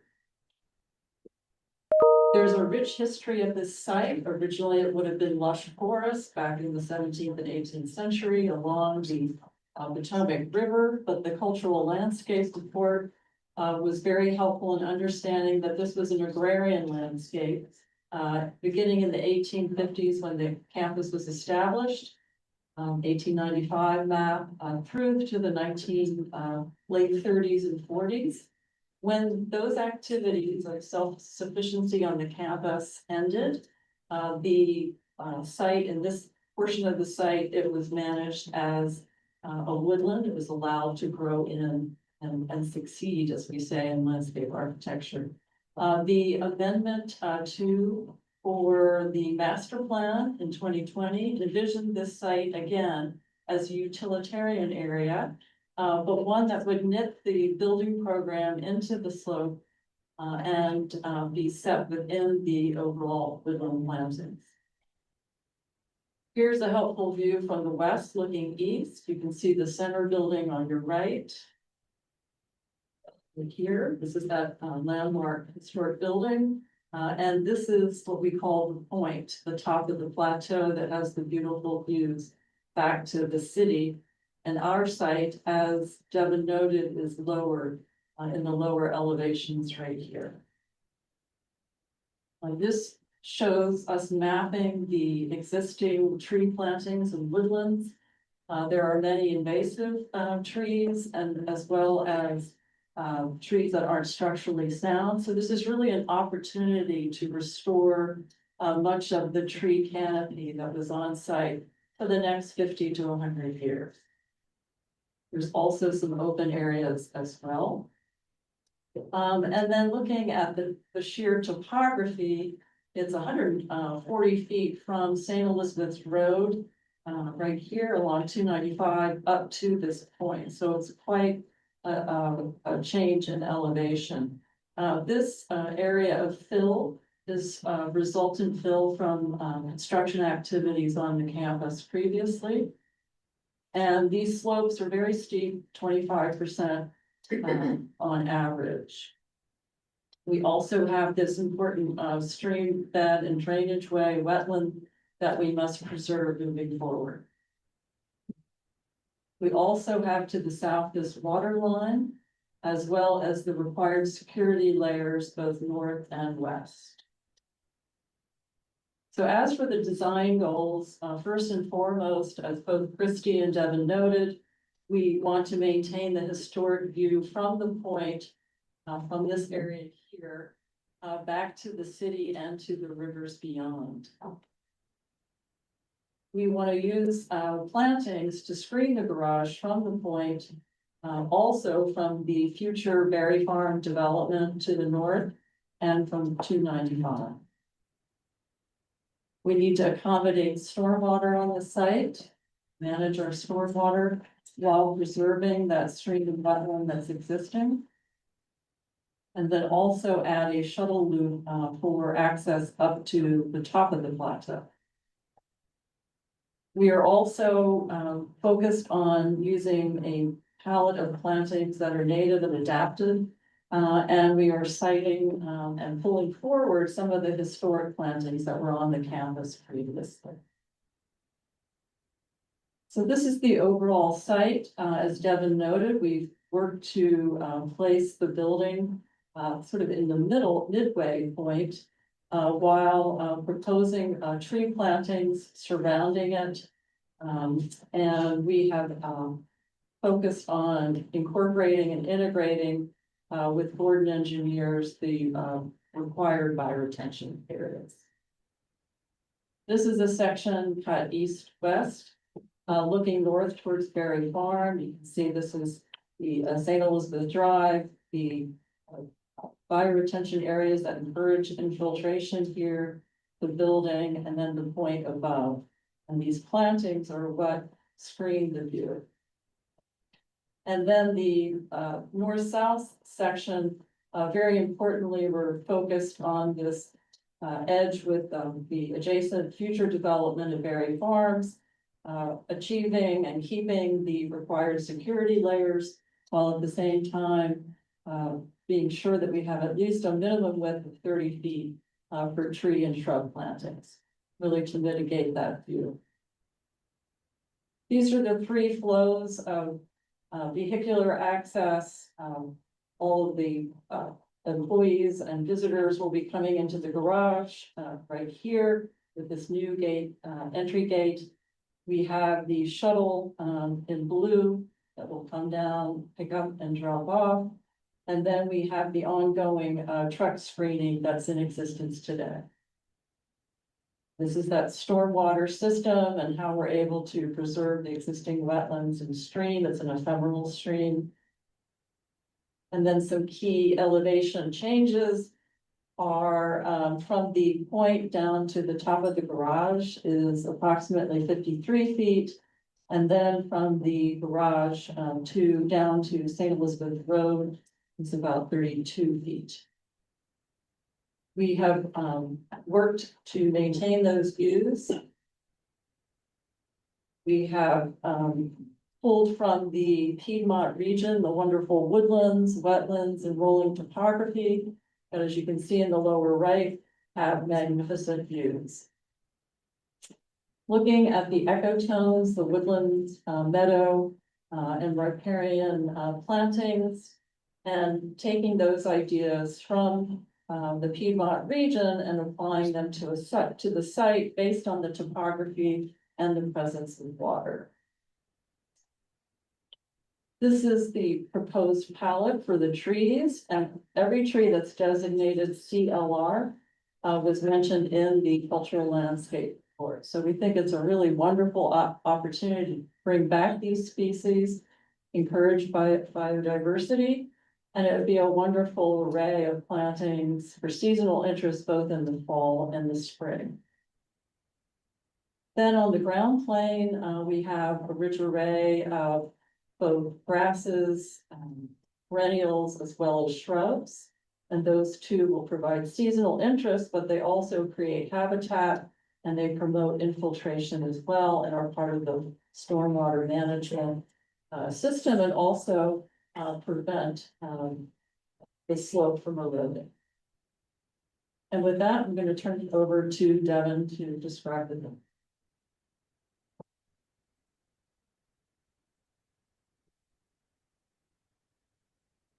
So moving on from there, really what brings us back here today, as Christy mentioned, is the release of the executive order on making federal architecture beautiful again.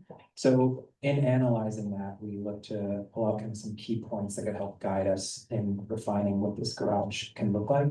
So starting with the regional heritage and analyzing the context of not only DC itself, but this site and its historic nature, making sure that architecture is representative of federal architecture and the dignity, vigor, and kind of stability that presents itself from a building stature. Looking at the traditional principles and vocabulary as well as the classical architecture, making sure that's carried through across the elevation. Then understanding that there is a wider range than maybe the typical DC buildings, and exploring that a little bit into what's categorized as more humanistic architecture. So looking at that in two different buckets of buildings within DC, the top row is what many think of the more traditional buildings and the representation of DC architecture. So a lot of neoclassical, revival, or Beaux Arts, classified by this strong stature, this hierarchy and scale and presence that those buildings give off. But then there's also the other side of that, in the building we're in today speaks of it, a little bit more in lines of those humanistic architecture that has a little bit different sense of scale. The detailing is manufactured in a little bit different way, and the overall representation of the material palette is a little warmer, a little bit more earthy tone. So how that applies to the site itself. So when looking at St. Elizabeth's campus, we see the historic kind of period of significance at the start of the campus at 1850s all the way up until the 1950s. So tremendous growth through that 100 years, starting with center building here at the very top of the plateau, as Sally mentioned, and then working our way to the south lawn and the administrative buildings that accompany that. So that plateau houses the kind of primary functions of this campus historically and even today. But also, as Sally mentioned, this campus was self-sufficient, so it had the necessary services to support campus. So there's a lot of infrastructure, buildings, and support structures that work their way down the western slope here, close to the Gate 7 garage here. So looking at those from two veins of what's the primary identity of this campus, but then also what's the supportive nature of architecture that gives a sense of place. So starting with those plateau buildings and more of the kind of primary vocabulary of the campus, center building, as mentioned, was the first building on campus in the 1850s, representing the Gothic Revival architectural style. Many of the buildings around the South Lawn are of a similar style. They were built in a very short time span in the early 1900s, a period of building on the site. But through the center building or the admin row, there's a strong presence of brick on campus, detailed differently a little bit in each building, but you see a care of articulation in the brick. Secondary materials are seldom used, but they are present there. But the use of terracotta and brick gives this kind of warm, earthy tone nature to the material palette. The openings, there's kind of differences across the building, but one thing that carries through is a more semicircle or traditional Roman arch. So that is kind of a staple to this plateau architecture as well. When we look at those supportive structures that are down the western part and near the edges of campus, you're still seeing that carried through material palette, a lot of red brick blends, earthy tone materials, but they're a little bit more reserved in their architectural expression. You're still seeing the use of different arch shapes. So the true Roman arch is expressed in Hagen Hall or the pumping station, for instance. But also you see in the powerhouse and the shops building, there is a more subtle arch and the detailing is a little bit more reserved. So not competing with the plateau buildings, but in support of and really complementing it, I think. So how could that translate to a similar support building that we're looking at here at a garage in a little bit more industrial infrastructure sense? So we start with just looking at the scales to put this garage into context of those buildings that we just looked at. So the Gate 7 garage is about the width of 2 admin row buildings and no taller than the main admin row building, building 74. So when we look to apply kind of architecture to that general shape and scale of the garage, we wanted to create some guiding principles that could tie it back to those traditional vocabulary, but then reference context as well. So making sure that we're looking at a tripartite facade, establishing the base metal top, and then making sure there's rigor, order, and symmetry across the facade, which we see in a lot of the buildings on campus. And then once we get into the kind of meat of the elevation of making sure the proportion is really dialed in and a nice representation there, and using different materials and scale and detail of that to create harmony and scale across the facade. So what we're looking at the proposal here today is a series of 22-foot arches represented on the western elevation, which is of the garage, as well as the north and south elevation. The east elevation is not shown here because it's fully embedded in the hillside, so you will not see that from the viewpoint. But establishing a language that has the rigor, order, scale, proportion, and wrapping that around up 3 sides, so we get that kind of economy of scale and a little bit more reserved representation of architecture, given this is the garage. The arches are referenced to as more of those shallow representations, so not competing again with the semicircular true Roman arch, but something that's a little bit more reserved and scaled back, given this grand use. Zooming in a little bit, we're looking at using brick, as was mentioned at many of the campus buildings, but articulating it differently on each portion of the facade. So establishing the base with a different coursing, a different articulation, using shade and shadow to our advantage as much as possible. At the top of the building, the same different orientations, and treating how the building meets the sky in a different way. In the main bulk of the building, in the center portion of where the arch is, we're looking at representing that with a corbelled arch, both at the champs and the head. So it adds a little character and depth to those facades, but not trying to overcomplicate it at the same time. Within the infill of those arches, we're looking at using a metal framing system with an infill of security mesh. So this garage sits at the boundary point of what's considered the unsecure part of campus and secure. So we need to fully enclose the garage for those security concerns. So that mesh both does that, but it also breaks down the scale of these lumber openings as well. So it gets it more down to kind of the user experience in that place. The garage is 5 levels, so it's about 57 feet high in elevation. When we zoom into the brick and how we see the articulation and the material quality kind of come together, we're proposing the use of thin brick embedded in a precast structure. So with the thin brick, we're looking to use full kind of returns at the jam. So we're not planning on mitering, so you get the full representation of a brick, but the economy of scale and repetition that a precast backing would offer really speaks to kind of the overall use of it on the project and how we're able to analyze it. So we're making use of that as a benefit. As was referenced, the garage itself has around 1,200 stalls, about 1,000 of those in the 5 levels of the garage, and then about 200 of those in the service slot. As we work our way around the site and put that garage into perspective of the immediate context, we'll start at the point, so that high elevation, and then work clockwise around the site. So as Hadley mentioned, the grade change is over 50 feet between where we're standing here at the point and the top of the garage. So we're using the mixture of existing and new trees and the meadow plantings along the hillside to screen that garage, but still preserving the existing view beyond back to DC. As we work our way down the hill on Sweet Gum Lane, you're starting to see the garage kind of peek through and filter through.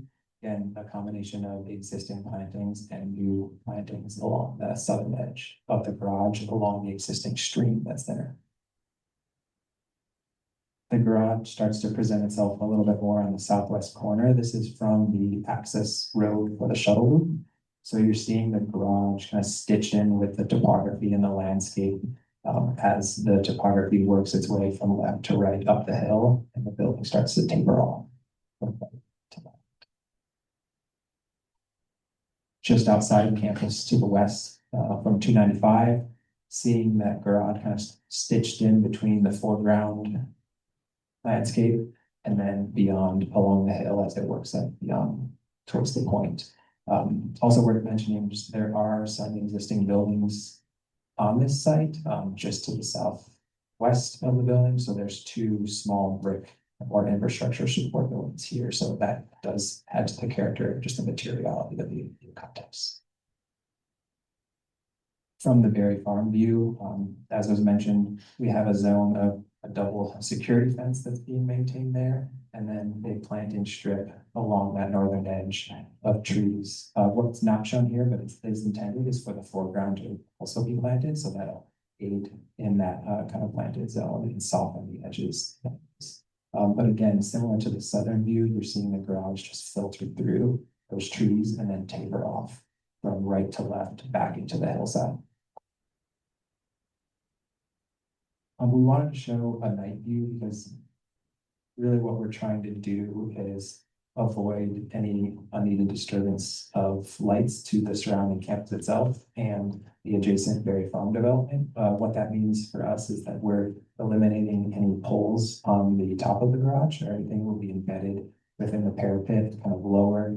And then as well to the north, we're making use of a solid vehicular barrier, so there's no cable rails. So that just structure itself on the opposite side of that security mesh will just provide more shielding of any lights that could be poking through to the north or the west. Zooming back on the other side of the river at the base of the Frederick Bridge, just seeing the garage in a diagram form. We see it here peek through just above 295 in yellow. This view, I think for me, really shows that elevation change between the center building and the garage. It is pretty steep. There is quite a bit of distance between the two. As we go down the river a little bit more from Haynes Point, this one looks at it in a different lens, in that the horizontal separation can be seen here between the center building and Coast Guard to what the garage would be here. It's really dashed in. We don't anticipate seeing that based on the existing buildings along the river there at the JBAG facility. So beyond existing, but it really highlights that horizontal separation in campus garage.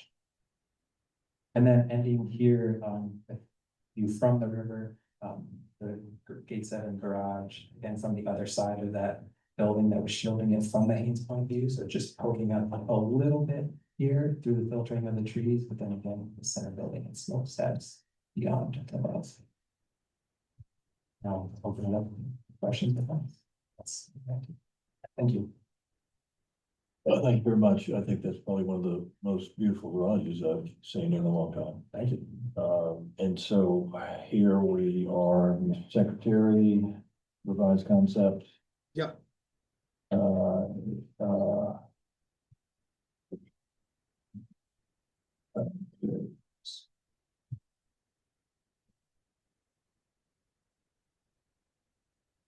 Welcome back to Commissioner. So I compliment you on this. Tell me about the seam. Is that just a joint that goes up in between each of the arches?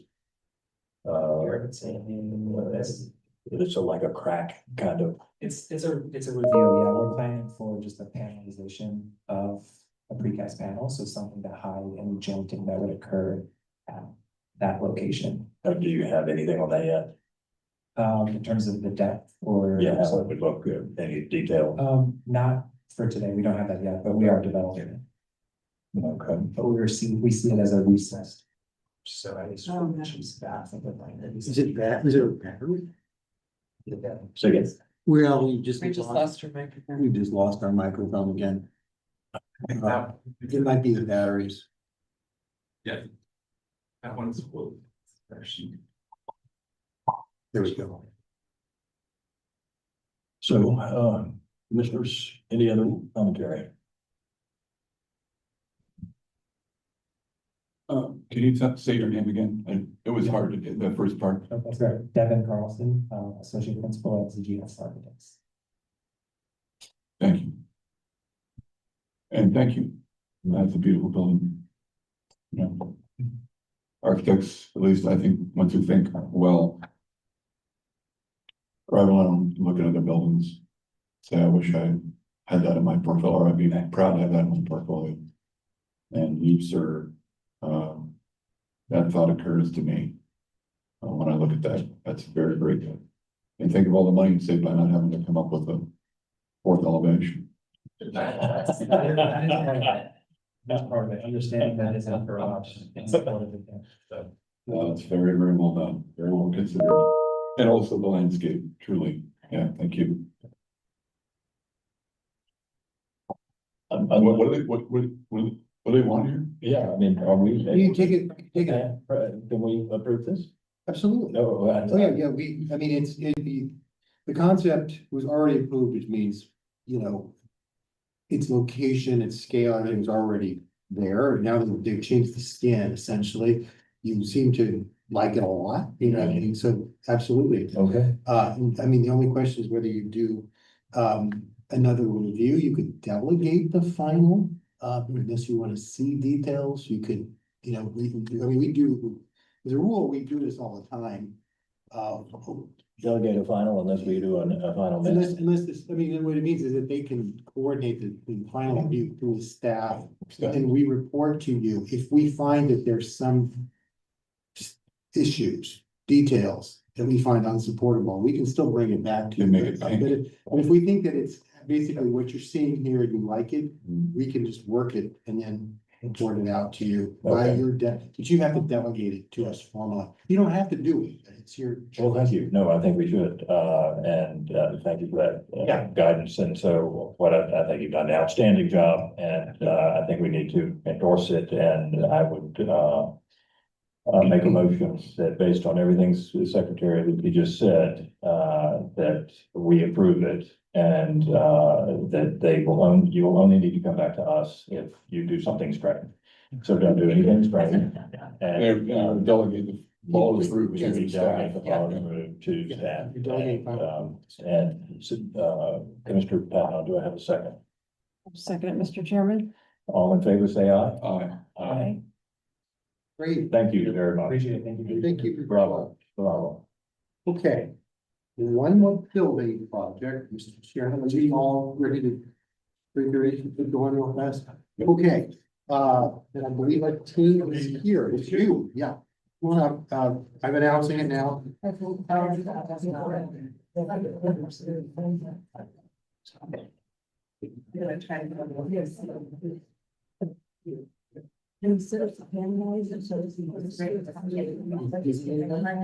You know what? It's okay.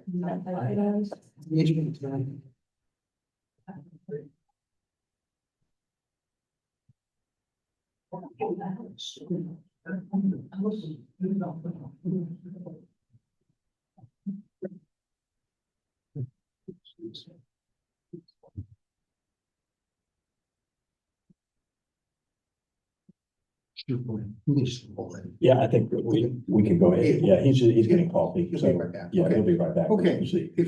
I'll just go ahead and announce it then. Mr. Chairman, this next project is submitted by the DC Department of General Services, known as DGS, on behalf of DC Public Schools. This is a second concept design for the construction of a new building and associated landscape for Burville Elementary School located in the Deanwood neighborhood of Washington, DC. At this commission's meeting of last February, you did not take an action providing comments on the development of the design. While you expressed support for the proposed layout, mass and general use of windows, we urge the DC government to align the design more closely with the federal directive, making federal architecture beautiful again by incorporating classical, traditional, or regional elements. You further advised revising design to include traditional materials and detailing informed by a closer study of DC public schools and civic buildings to achieve a more appropriate and context-sensitive expression. So the project team has actually taken, has reworked the project significantly, modifying the facades, key volumes, material palette, and to impart a more traditional character that appears to staff to be highly responsive to the commission's advice. I'm going to rather than do any more description, I'm just going to introduce the project manager. This is Tom Henderson, who is a project manager with the DC Department of General Services. Thank you, and let us know, introduce yourself, and then we can. Sure. Thanks, everyone. My name is Tom Henderson, the DGS project manager for Burville Elementary School, and I'd like to introduce Omar Balderon Santiago, with the Portland Eastman. He's going to be doing the presentation for today. Try to stay hydrated throughout the afternoon. I see that you have done so as well. So great. Thank you again, Secretary and Chairman, and Commissioners at large. Here. We want to maybe perhaps let's see, just this agenda for the time that we have together. Talk a little bit about the site context and maybe reorient ourselves with the context of the school. Talk about some precedent studies where we not only looked at the physical context, but also the larger idea of public schools in the district, with a particular focus on the early 20th century schools, which have some similarities to some of the things that we're trying to do. Some of the things of what we heard, which Secretary just listed, a look at a design process that takes advantage of looking at the models of the early 20th century, late 19th century school architecture in the district.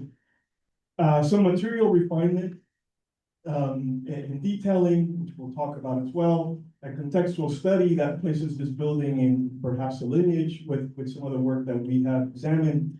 And then lastly, we thank the Commission for the express support in the layout, the general disposition of the program. So just I'm going to go rather quickly through the context to get to the meat of the presentation. But the school sits here, Deanwood neighborhood in Northeast, on Division Avenue, and it's you can see the red dot in the upper right-hand corner where that sits in the district, very close to the edge of the district proper. Just looking at the site a little more closely, there's a significant change in topography from the upper left to the lower right, somewhere in the realm of 35 to 40 feet. So the building existing today is a two-story building that is nestled into the hill. And in a way, it's sitting in a manner that defers to the parking. So when you're coming on Division Avenue, which is the major thoroughfare, and it's a rather busy street, the parking in many respects is the first thing that you see. So much so that it's very difficult to even find the front door to this building. Something that we've also confirmed anecdotally with some of the residents and the families of the school. James Place Northeast is a quieter neighborhood street, and it facilitates and will continue to facilitate a lot of the pickup and drop off for the school. As so is Hayes Street, which is actually a one-way street going towards Division Avenue.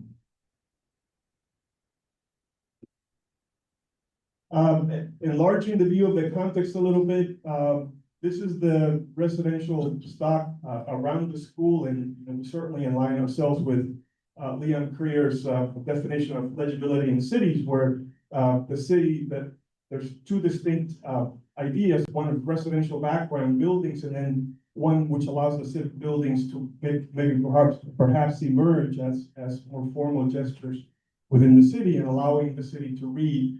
Mostly 2 stories, duplex buildings with perhaps a sprinkling of single-family homes along both James Place and Hay Street.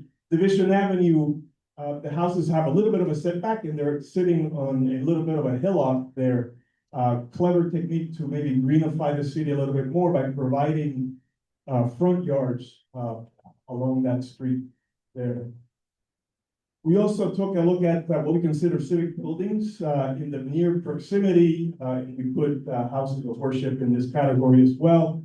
Tabernacle Baptist Church across the street and County Zion Church just down the street.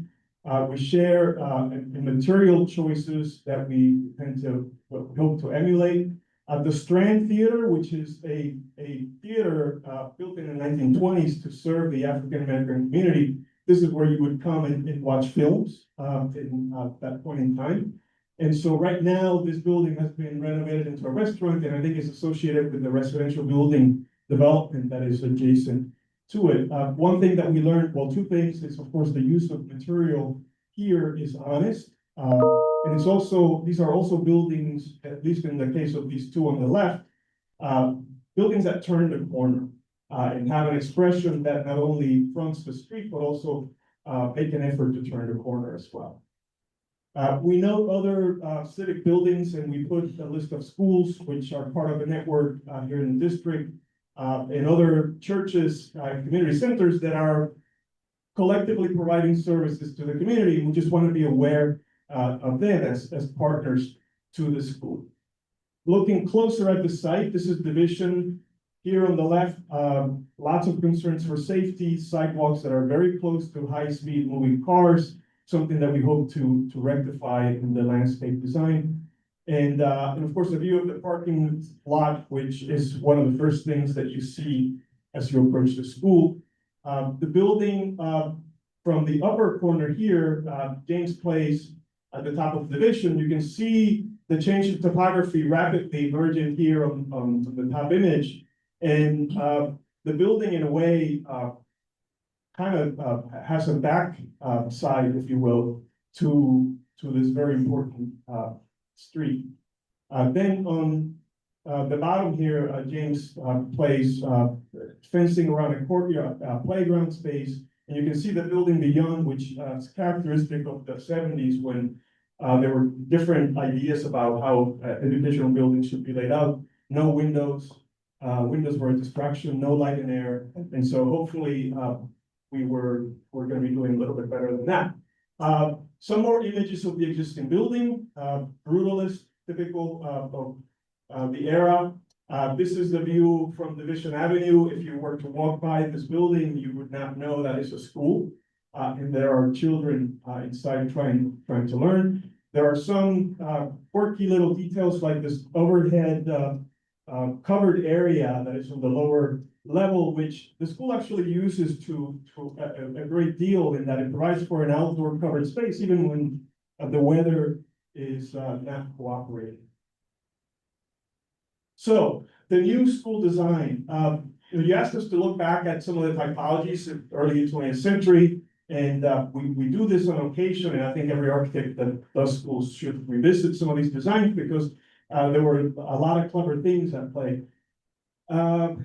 In the 19th century, as a response to the one-room schoolhouse and the emergence of grade levels as a way to instruct our children, you start to see the 4-room school emerge, which provides for differentiated learning spaces. You can now have a first grade, second grade, third grade. You didn't have to have all of those grades in one room, as it was the case prior to that.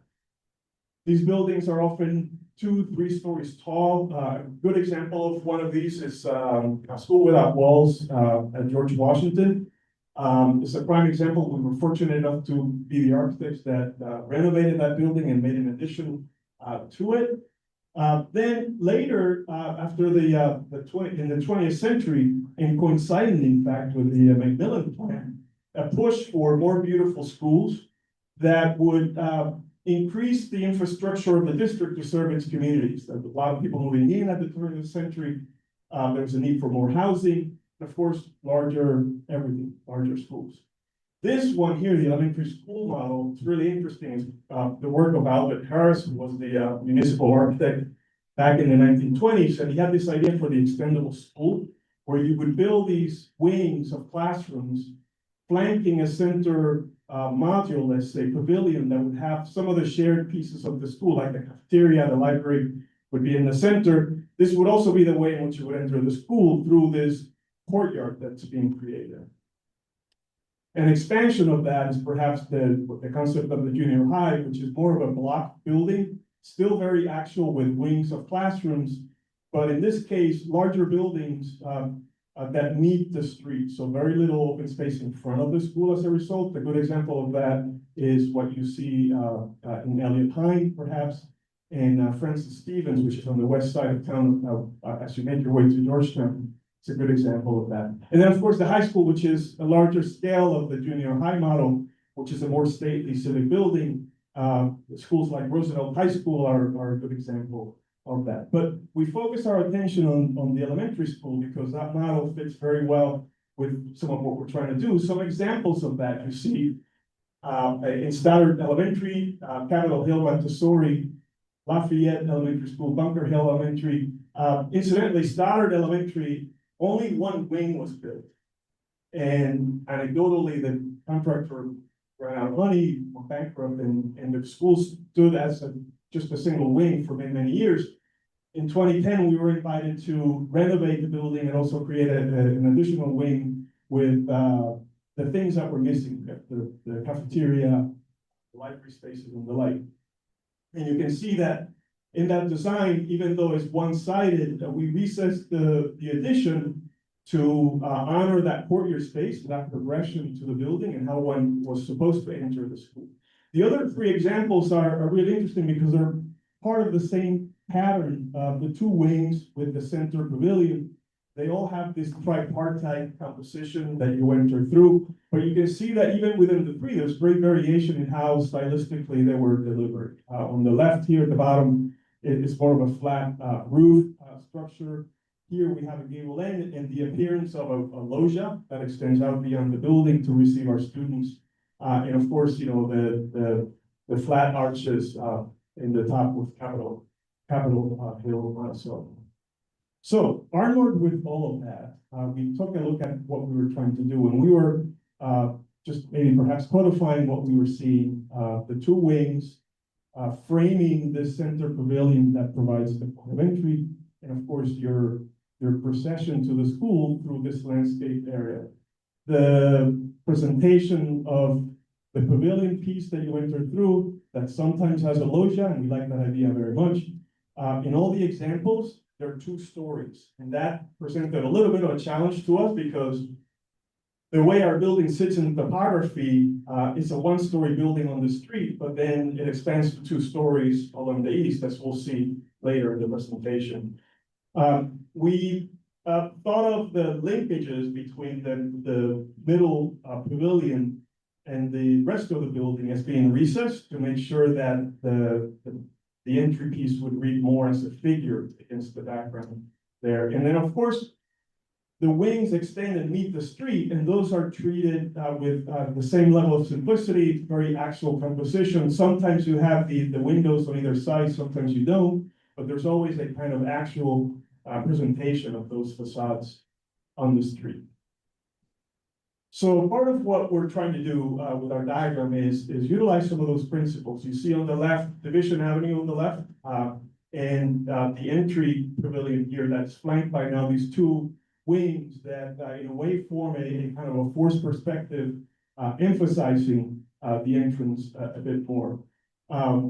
We have the wings that are actually now meeting the street.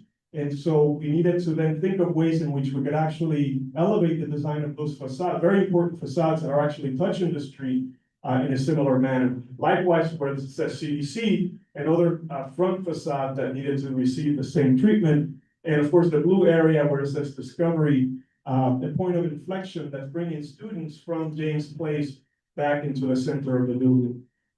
It's important to point out one fundamental difference between the models that we were looking at and schools today is that students arrive via many forms of transportation. They sometimes arrive by bus, If they're lucky enough, they would walk to school.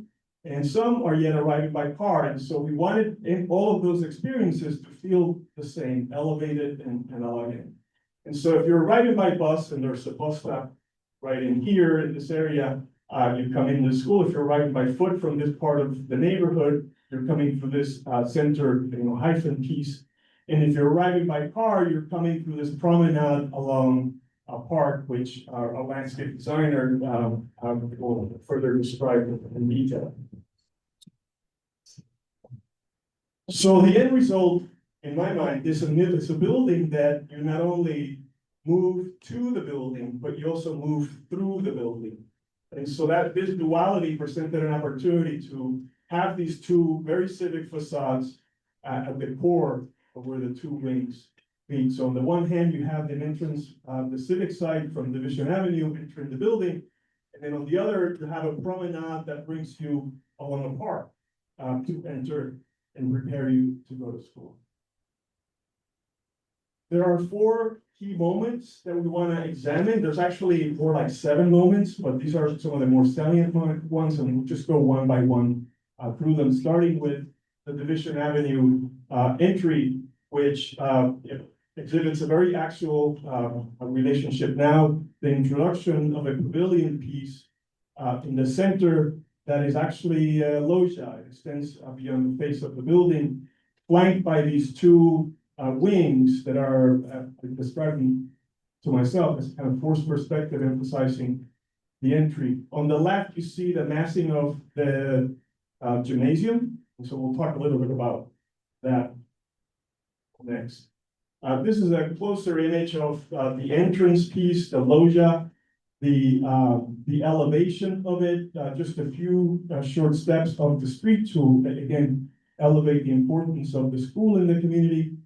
There is an accessible way on the left-hand side that you can see that is so gradual below the definition of a ramp, so as to not to require railings and therefore keep the image of experience of arrival less cluttered, if you will.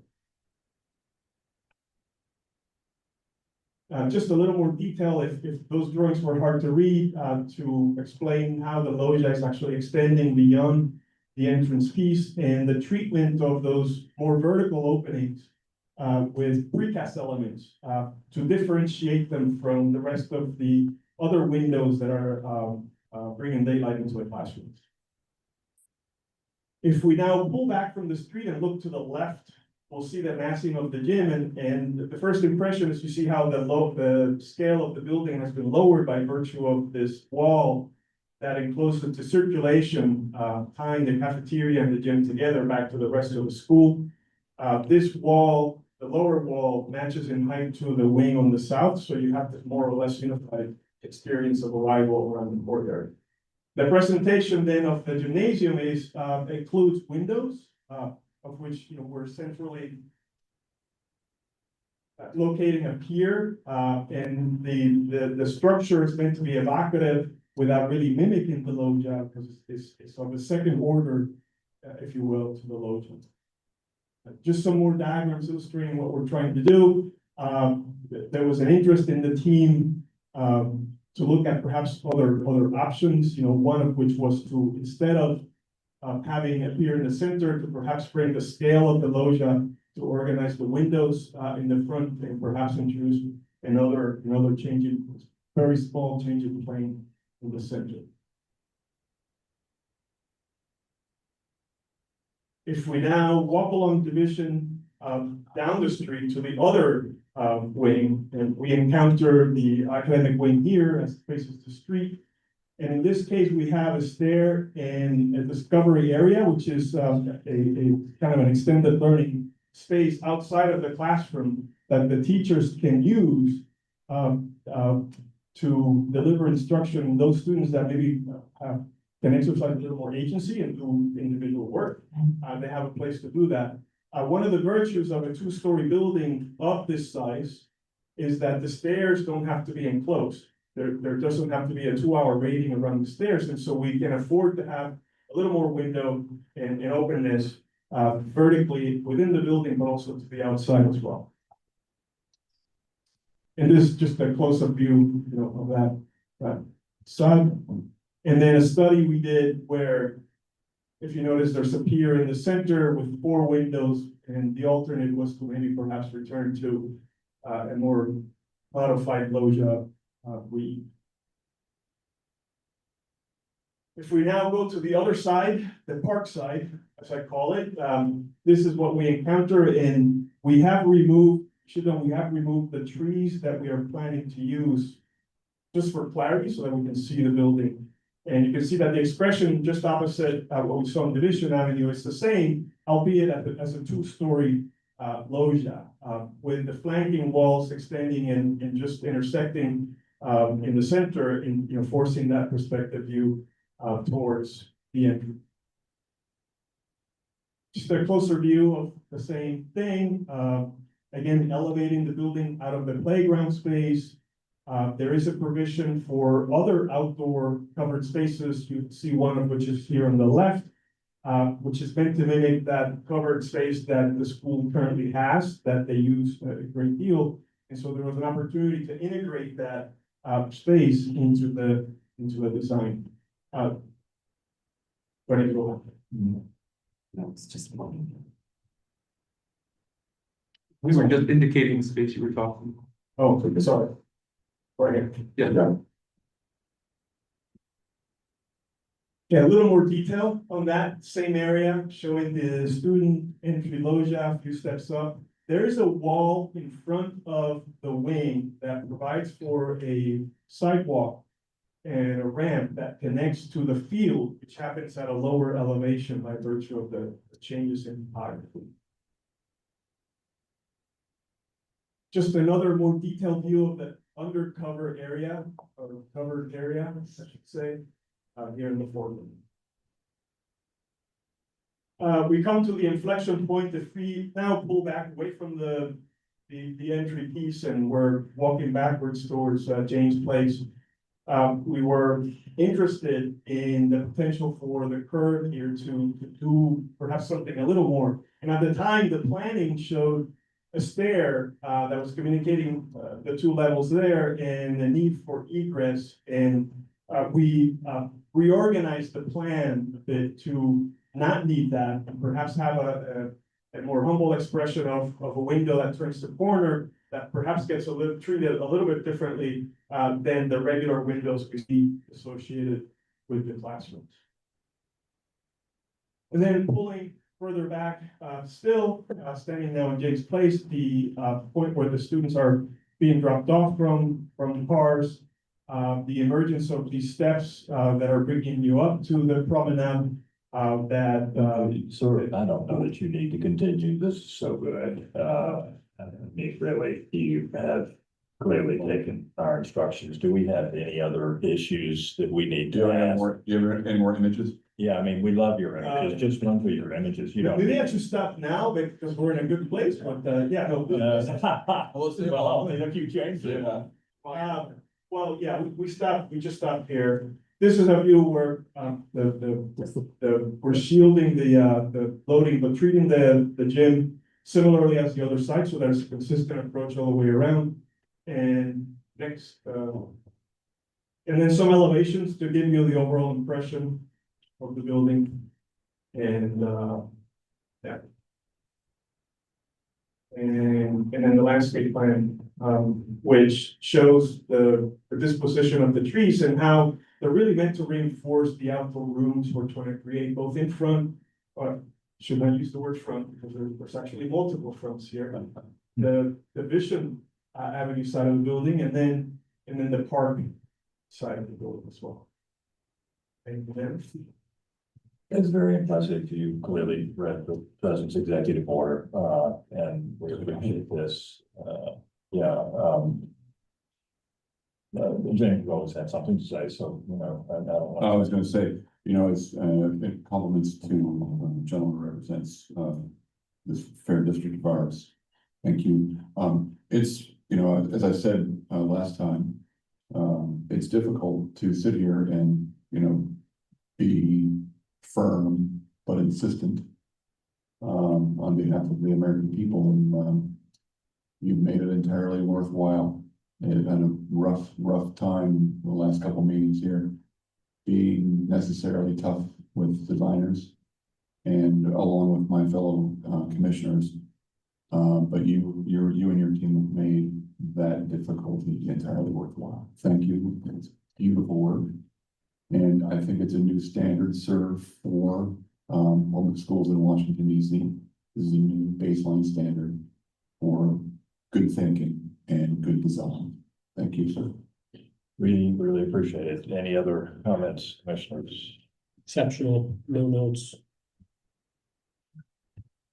So, Ms. Secretary, revised concept, so. So this is in for a concept, we had gotten one, this is a second one, with my mic, sorry.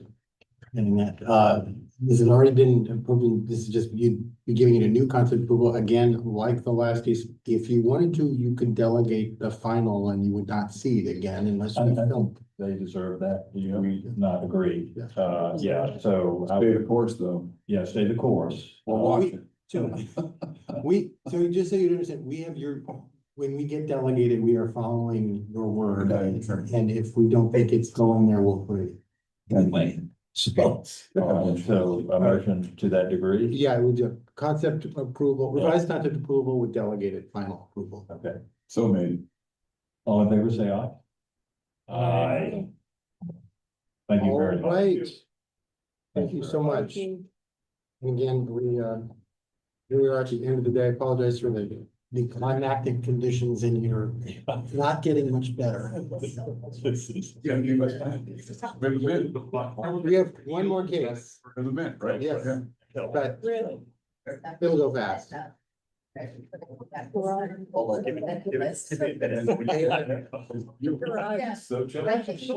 never had this.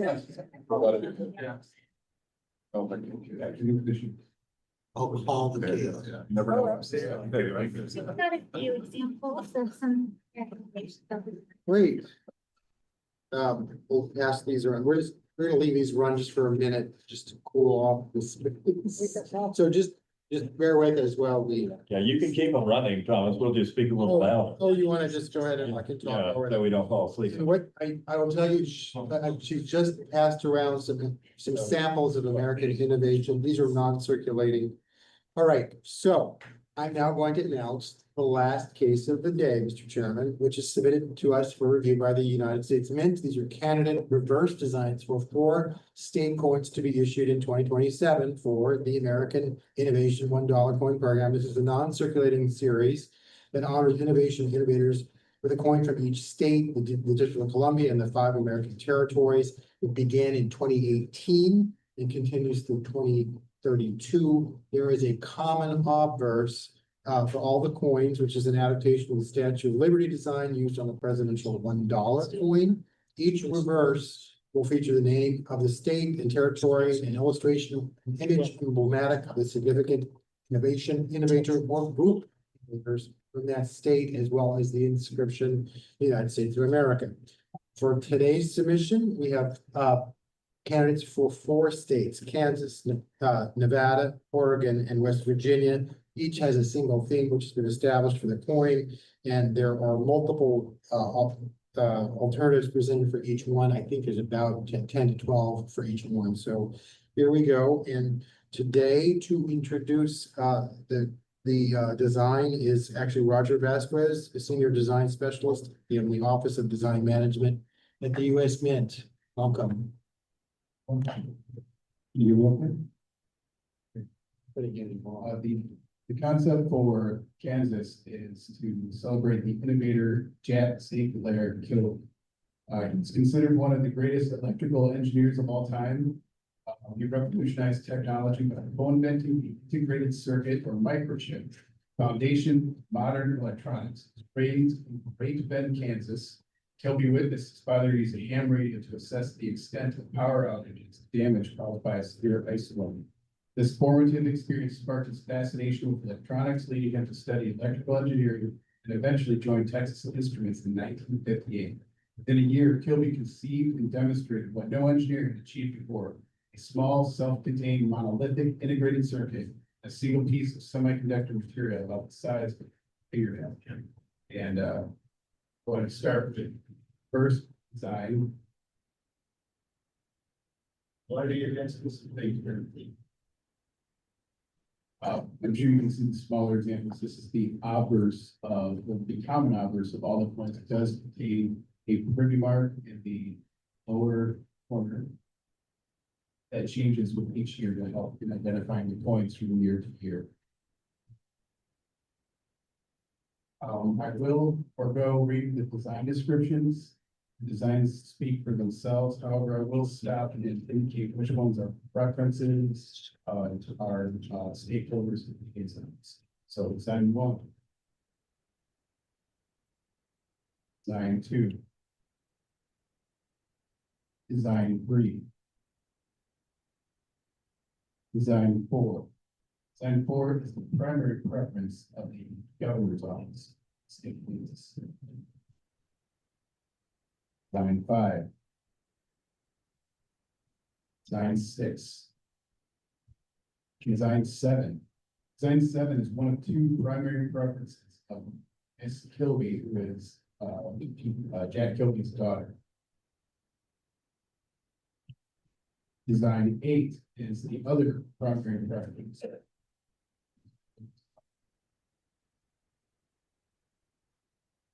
Design 9, design 9A are versions of each other. 9A is the secondary preference of this building.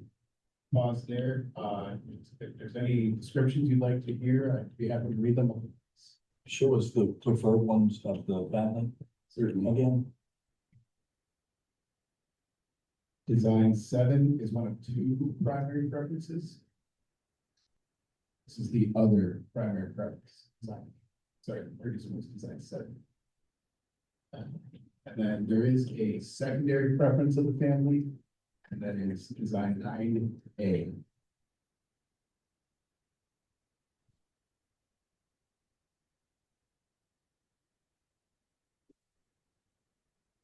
This is a final. So, commissioners, any preferences based on the ones that the family? It might be. Does anyone here at Kilby? Yeah.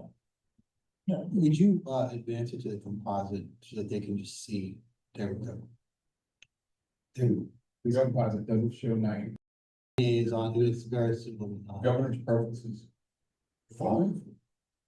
The governor's preference is design 4. 4. Oh, well, let's stick with the family. I think we stick with the family. Yeah. Agreed. Mr. Yeah, I think 9 is really good. The tradition of a coin with a profile, nice negative positive space interaction is clean. Did you like, they like 9A? Think of that compared to 9. It's basically the same. Can you advance it one? Yeah, show us 9A, please. Yeah. We see it large, please. Go back to slide 14. We switch between them real quick, 9A and 9. Up 1, 9. And again. And 9A. So he's So holding. your circuit's smaller. It's in his hand, it's in his finger. Yeah, Yeah. where's the other one? Oh, yeah. Yeah, the circuit is smaller. Yeah, 9A. Yeah, I think 9A is better because it doesn't, you can see the circuit better and it doesn't overlap into America as much. And you can see integrated circuit a little better. All right, do we, Thomas, do we need to choose both sides before we? No, the obverse is common. It was established years ago. It does not change. It's not under consideration. Okay, so. So you're only dealing with the reverses today. We need, So you can either vote each one as they come past, or you can do it all at once at the end. well, let's just do it all at once then. So Okay, this so is one what here. you know, what you say is you're Let's go recommending. one at a time. It's easier, we think. Okay. Okay, all right, that's fine. Thank you, Commissioner. I'm with her. Got it. So we'll vote on this one. You have a motion. Mr. Commissioner, the motion for KS 09A as the reverse of this dollar coin. Can I get a second? Secretary Patino. Second that. All in favor, say aye. Aye. Thank you. All right, what do we got next? We have to. Oh, yeah, there we go.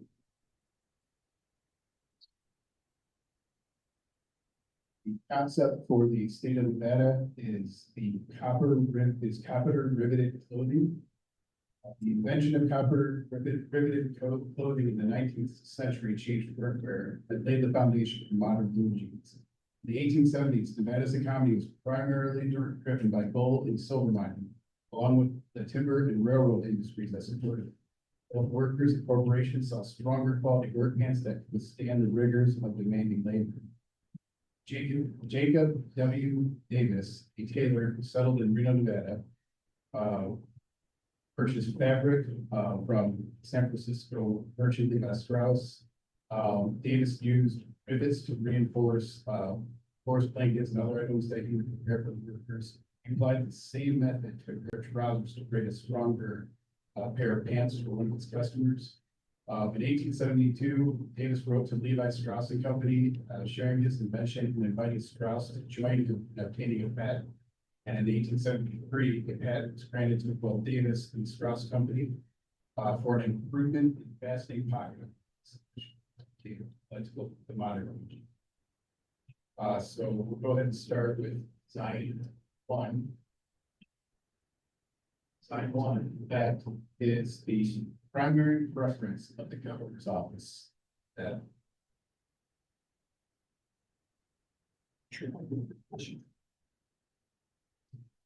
Next design is 2A. This is a design that the state also appreciated, but didn't necessarily rise to the level of preference.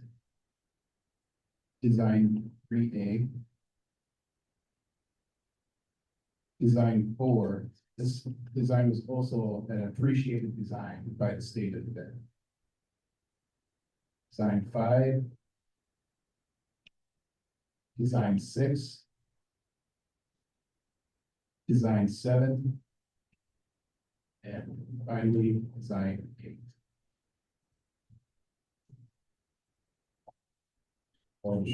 I'll say, just as a staff comment, if you can't endorse any of them, that's okay. I'm just saying. No, yeah, and the governor's the office was number 1. That's correct. Can you blow that one up again? And if you might put it next to 4, can you check? That's 4 is very amusing, chopping off the bottom of the state, it's interesting.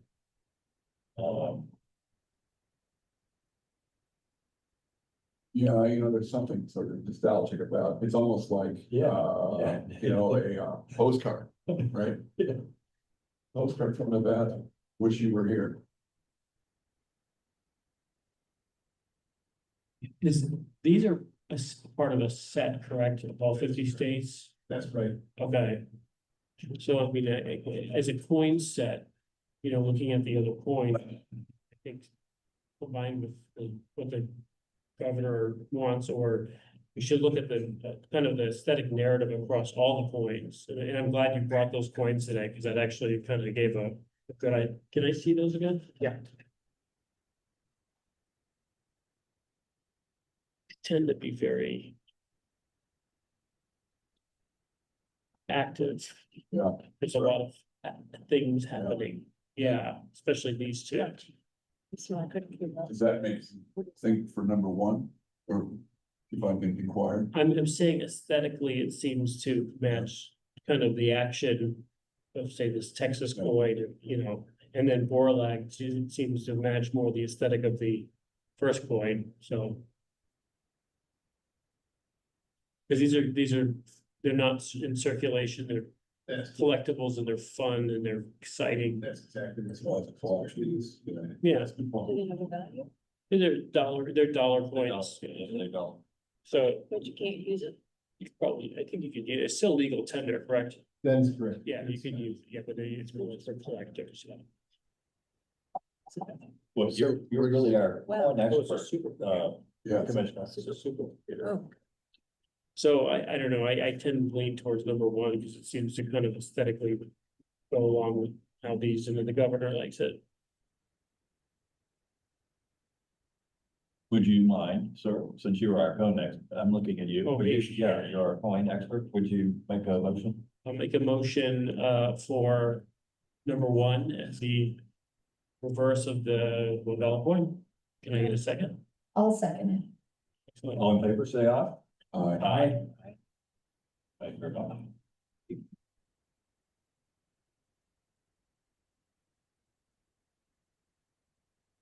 Again, it's third, fourth day. It's a short portfolio.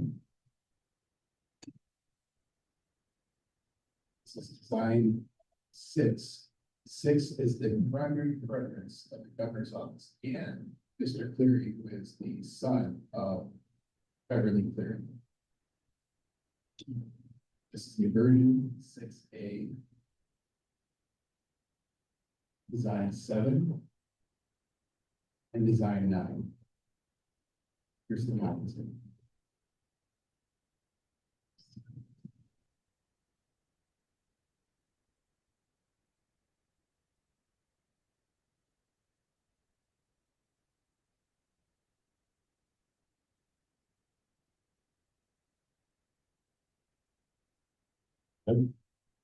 Why is this? I mean, I kind of lean towards number 7.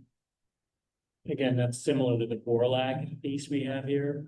What a great expression on her face. It's like she has an idea. She's just about to write it down. And the governor would not disapprove of that. But was the family's preference number 6? Was it? Oh, Say that again. I would think the I family's can go, preference I can go with either one. 6 is good, so. Is that correct? The family's preference was 6 That's correct. in addition to the government? Yeah, I didn't hear that. Thank you. Commissioner Harris, would you like to point that out for us? Thank you very much. Would you like to make a motion? I would make the motion to approve number 6 as the family's preference. Oh, and Joe, would you second that, I please? would love to second that. All in favor, say aye. Aye. Very good. How many more we got? One. One more, okay.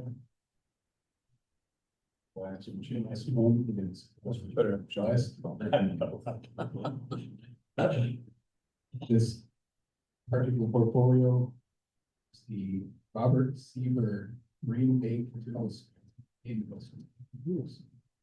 The Green Bay Telescope is the largest fully steerable radio telescope. It uses radio signals to create large, high-resolution images and maps of the cosmos.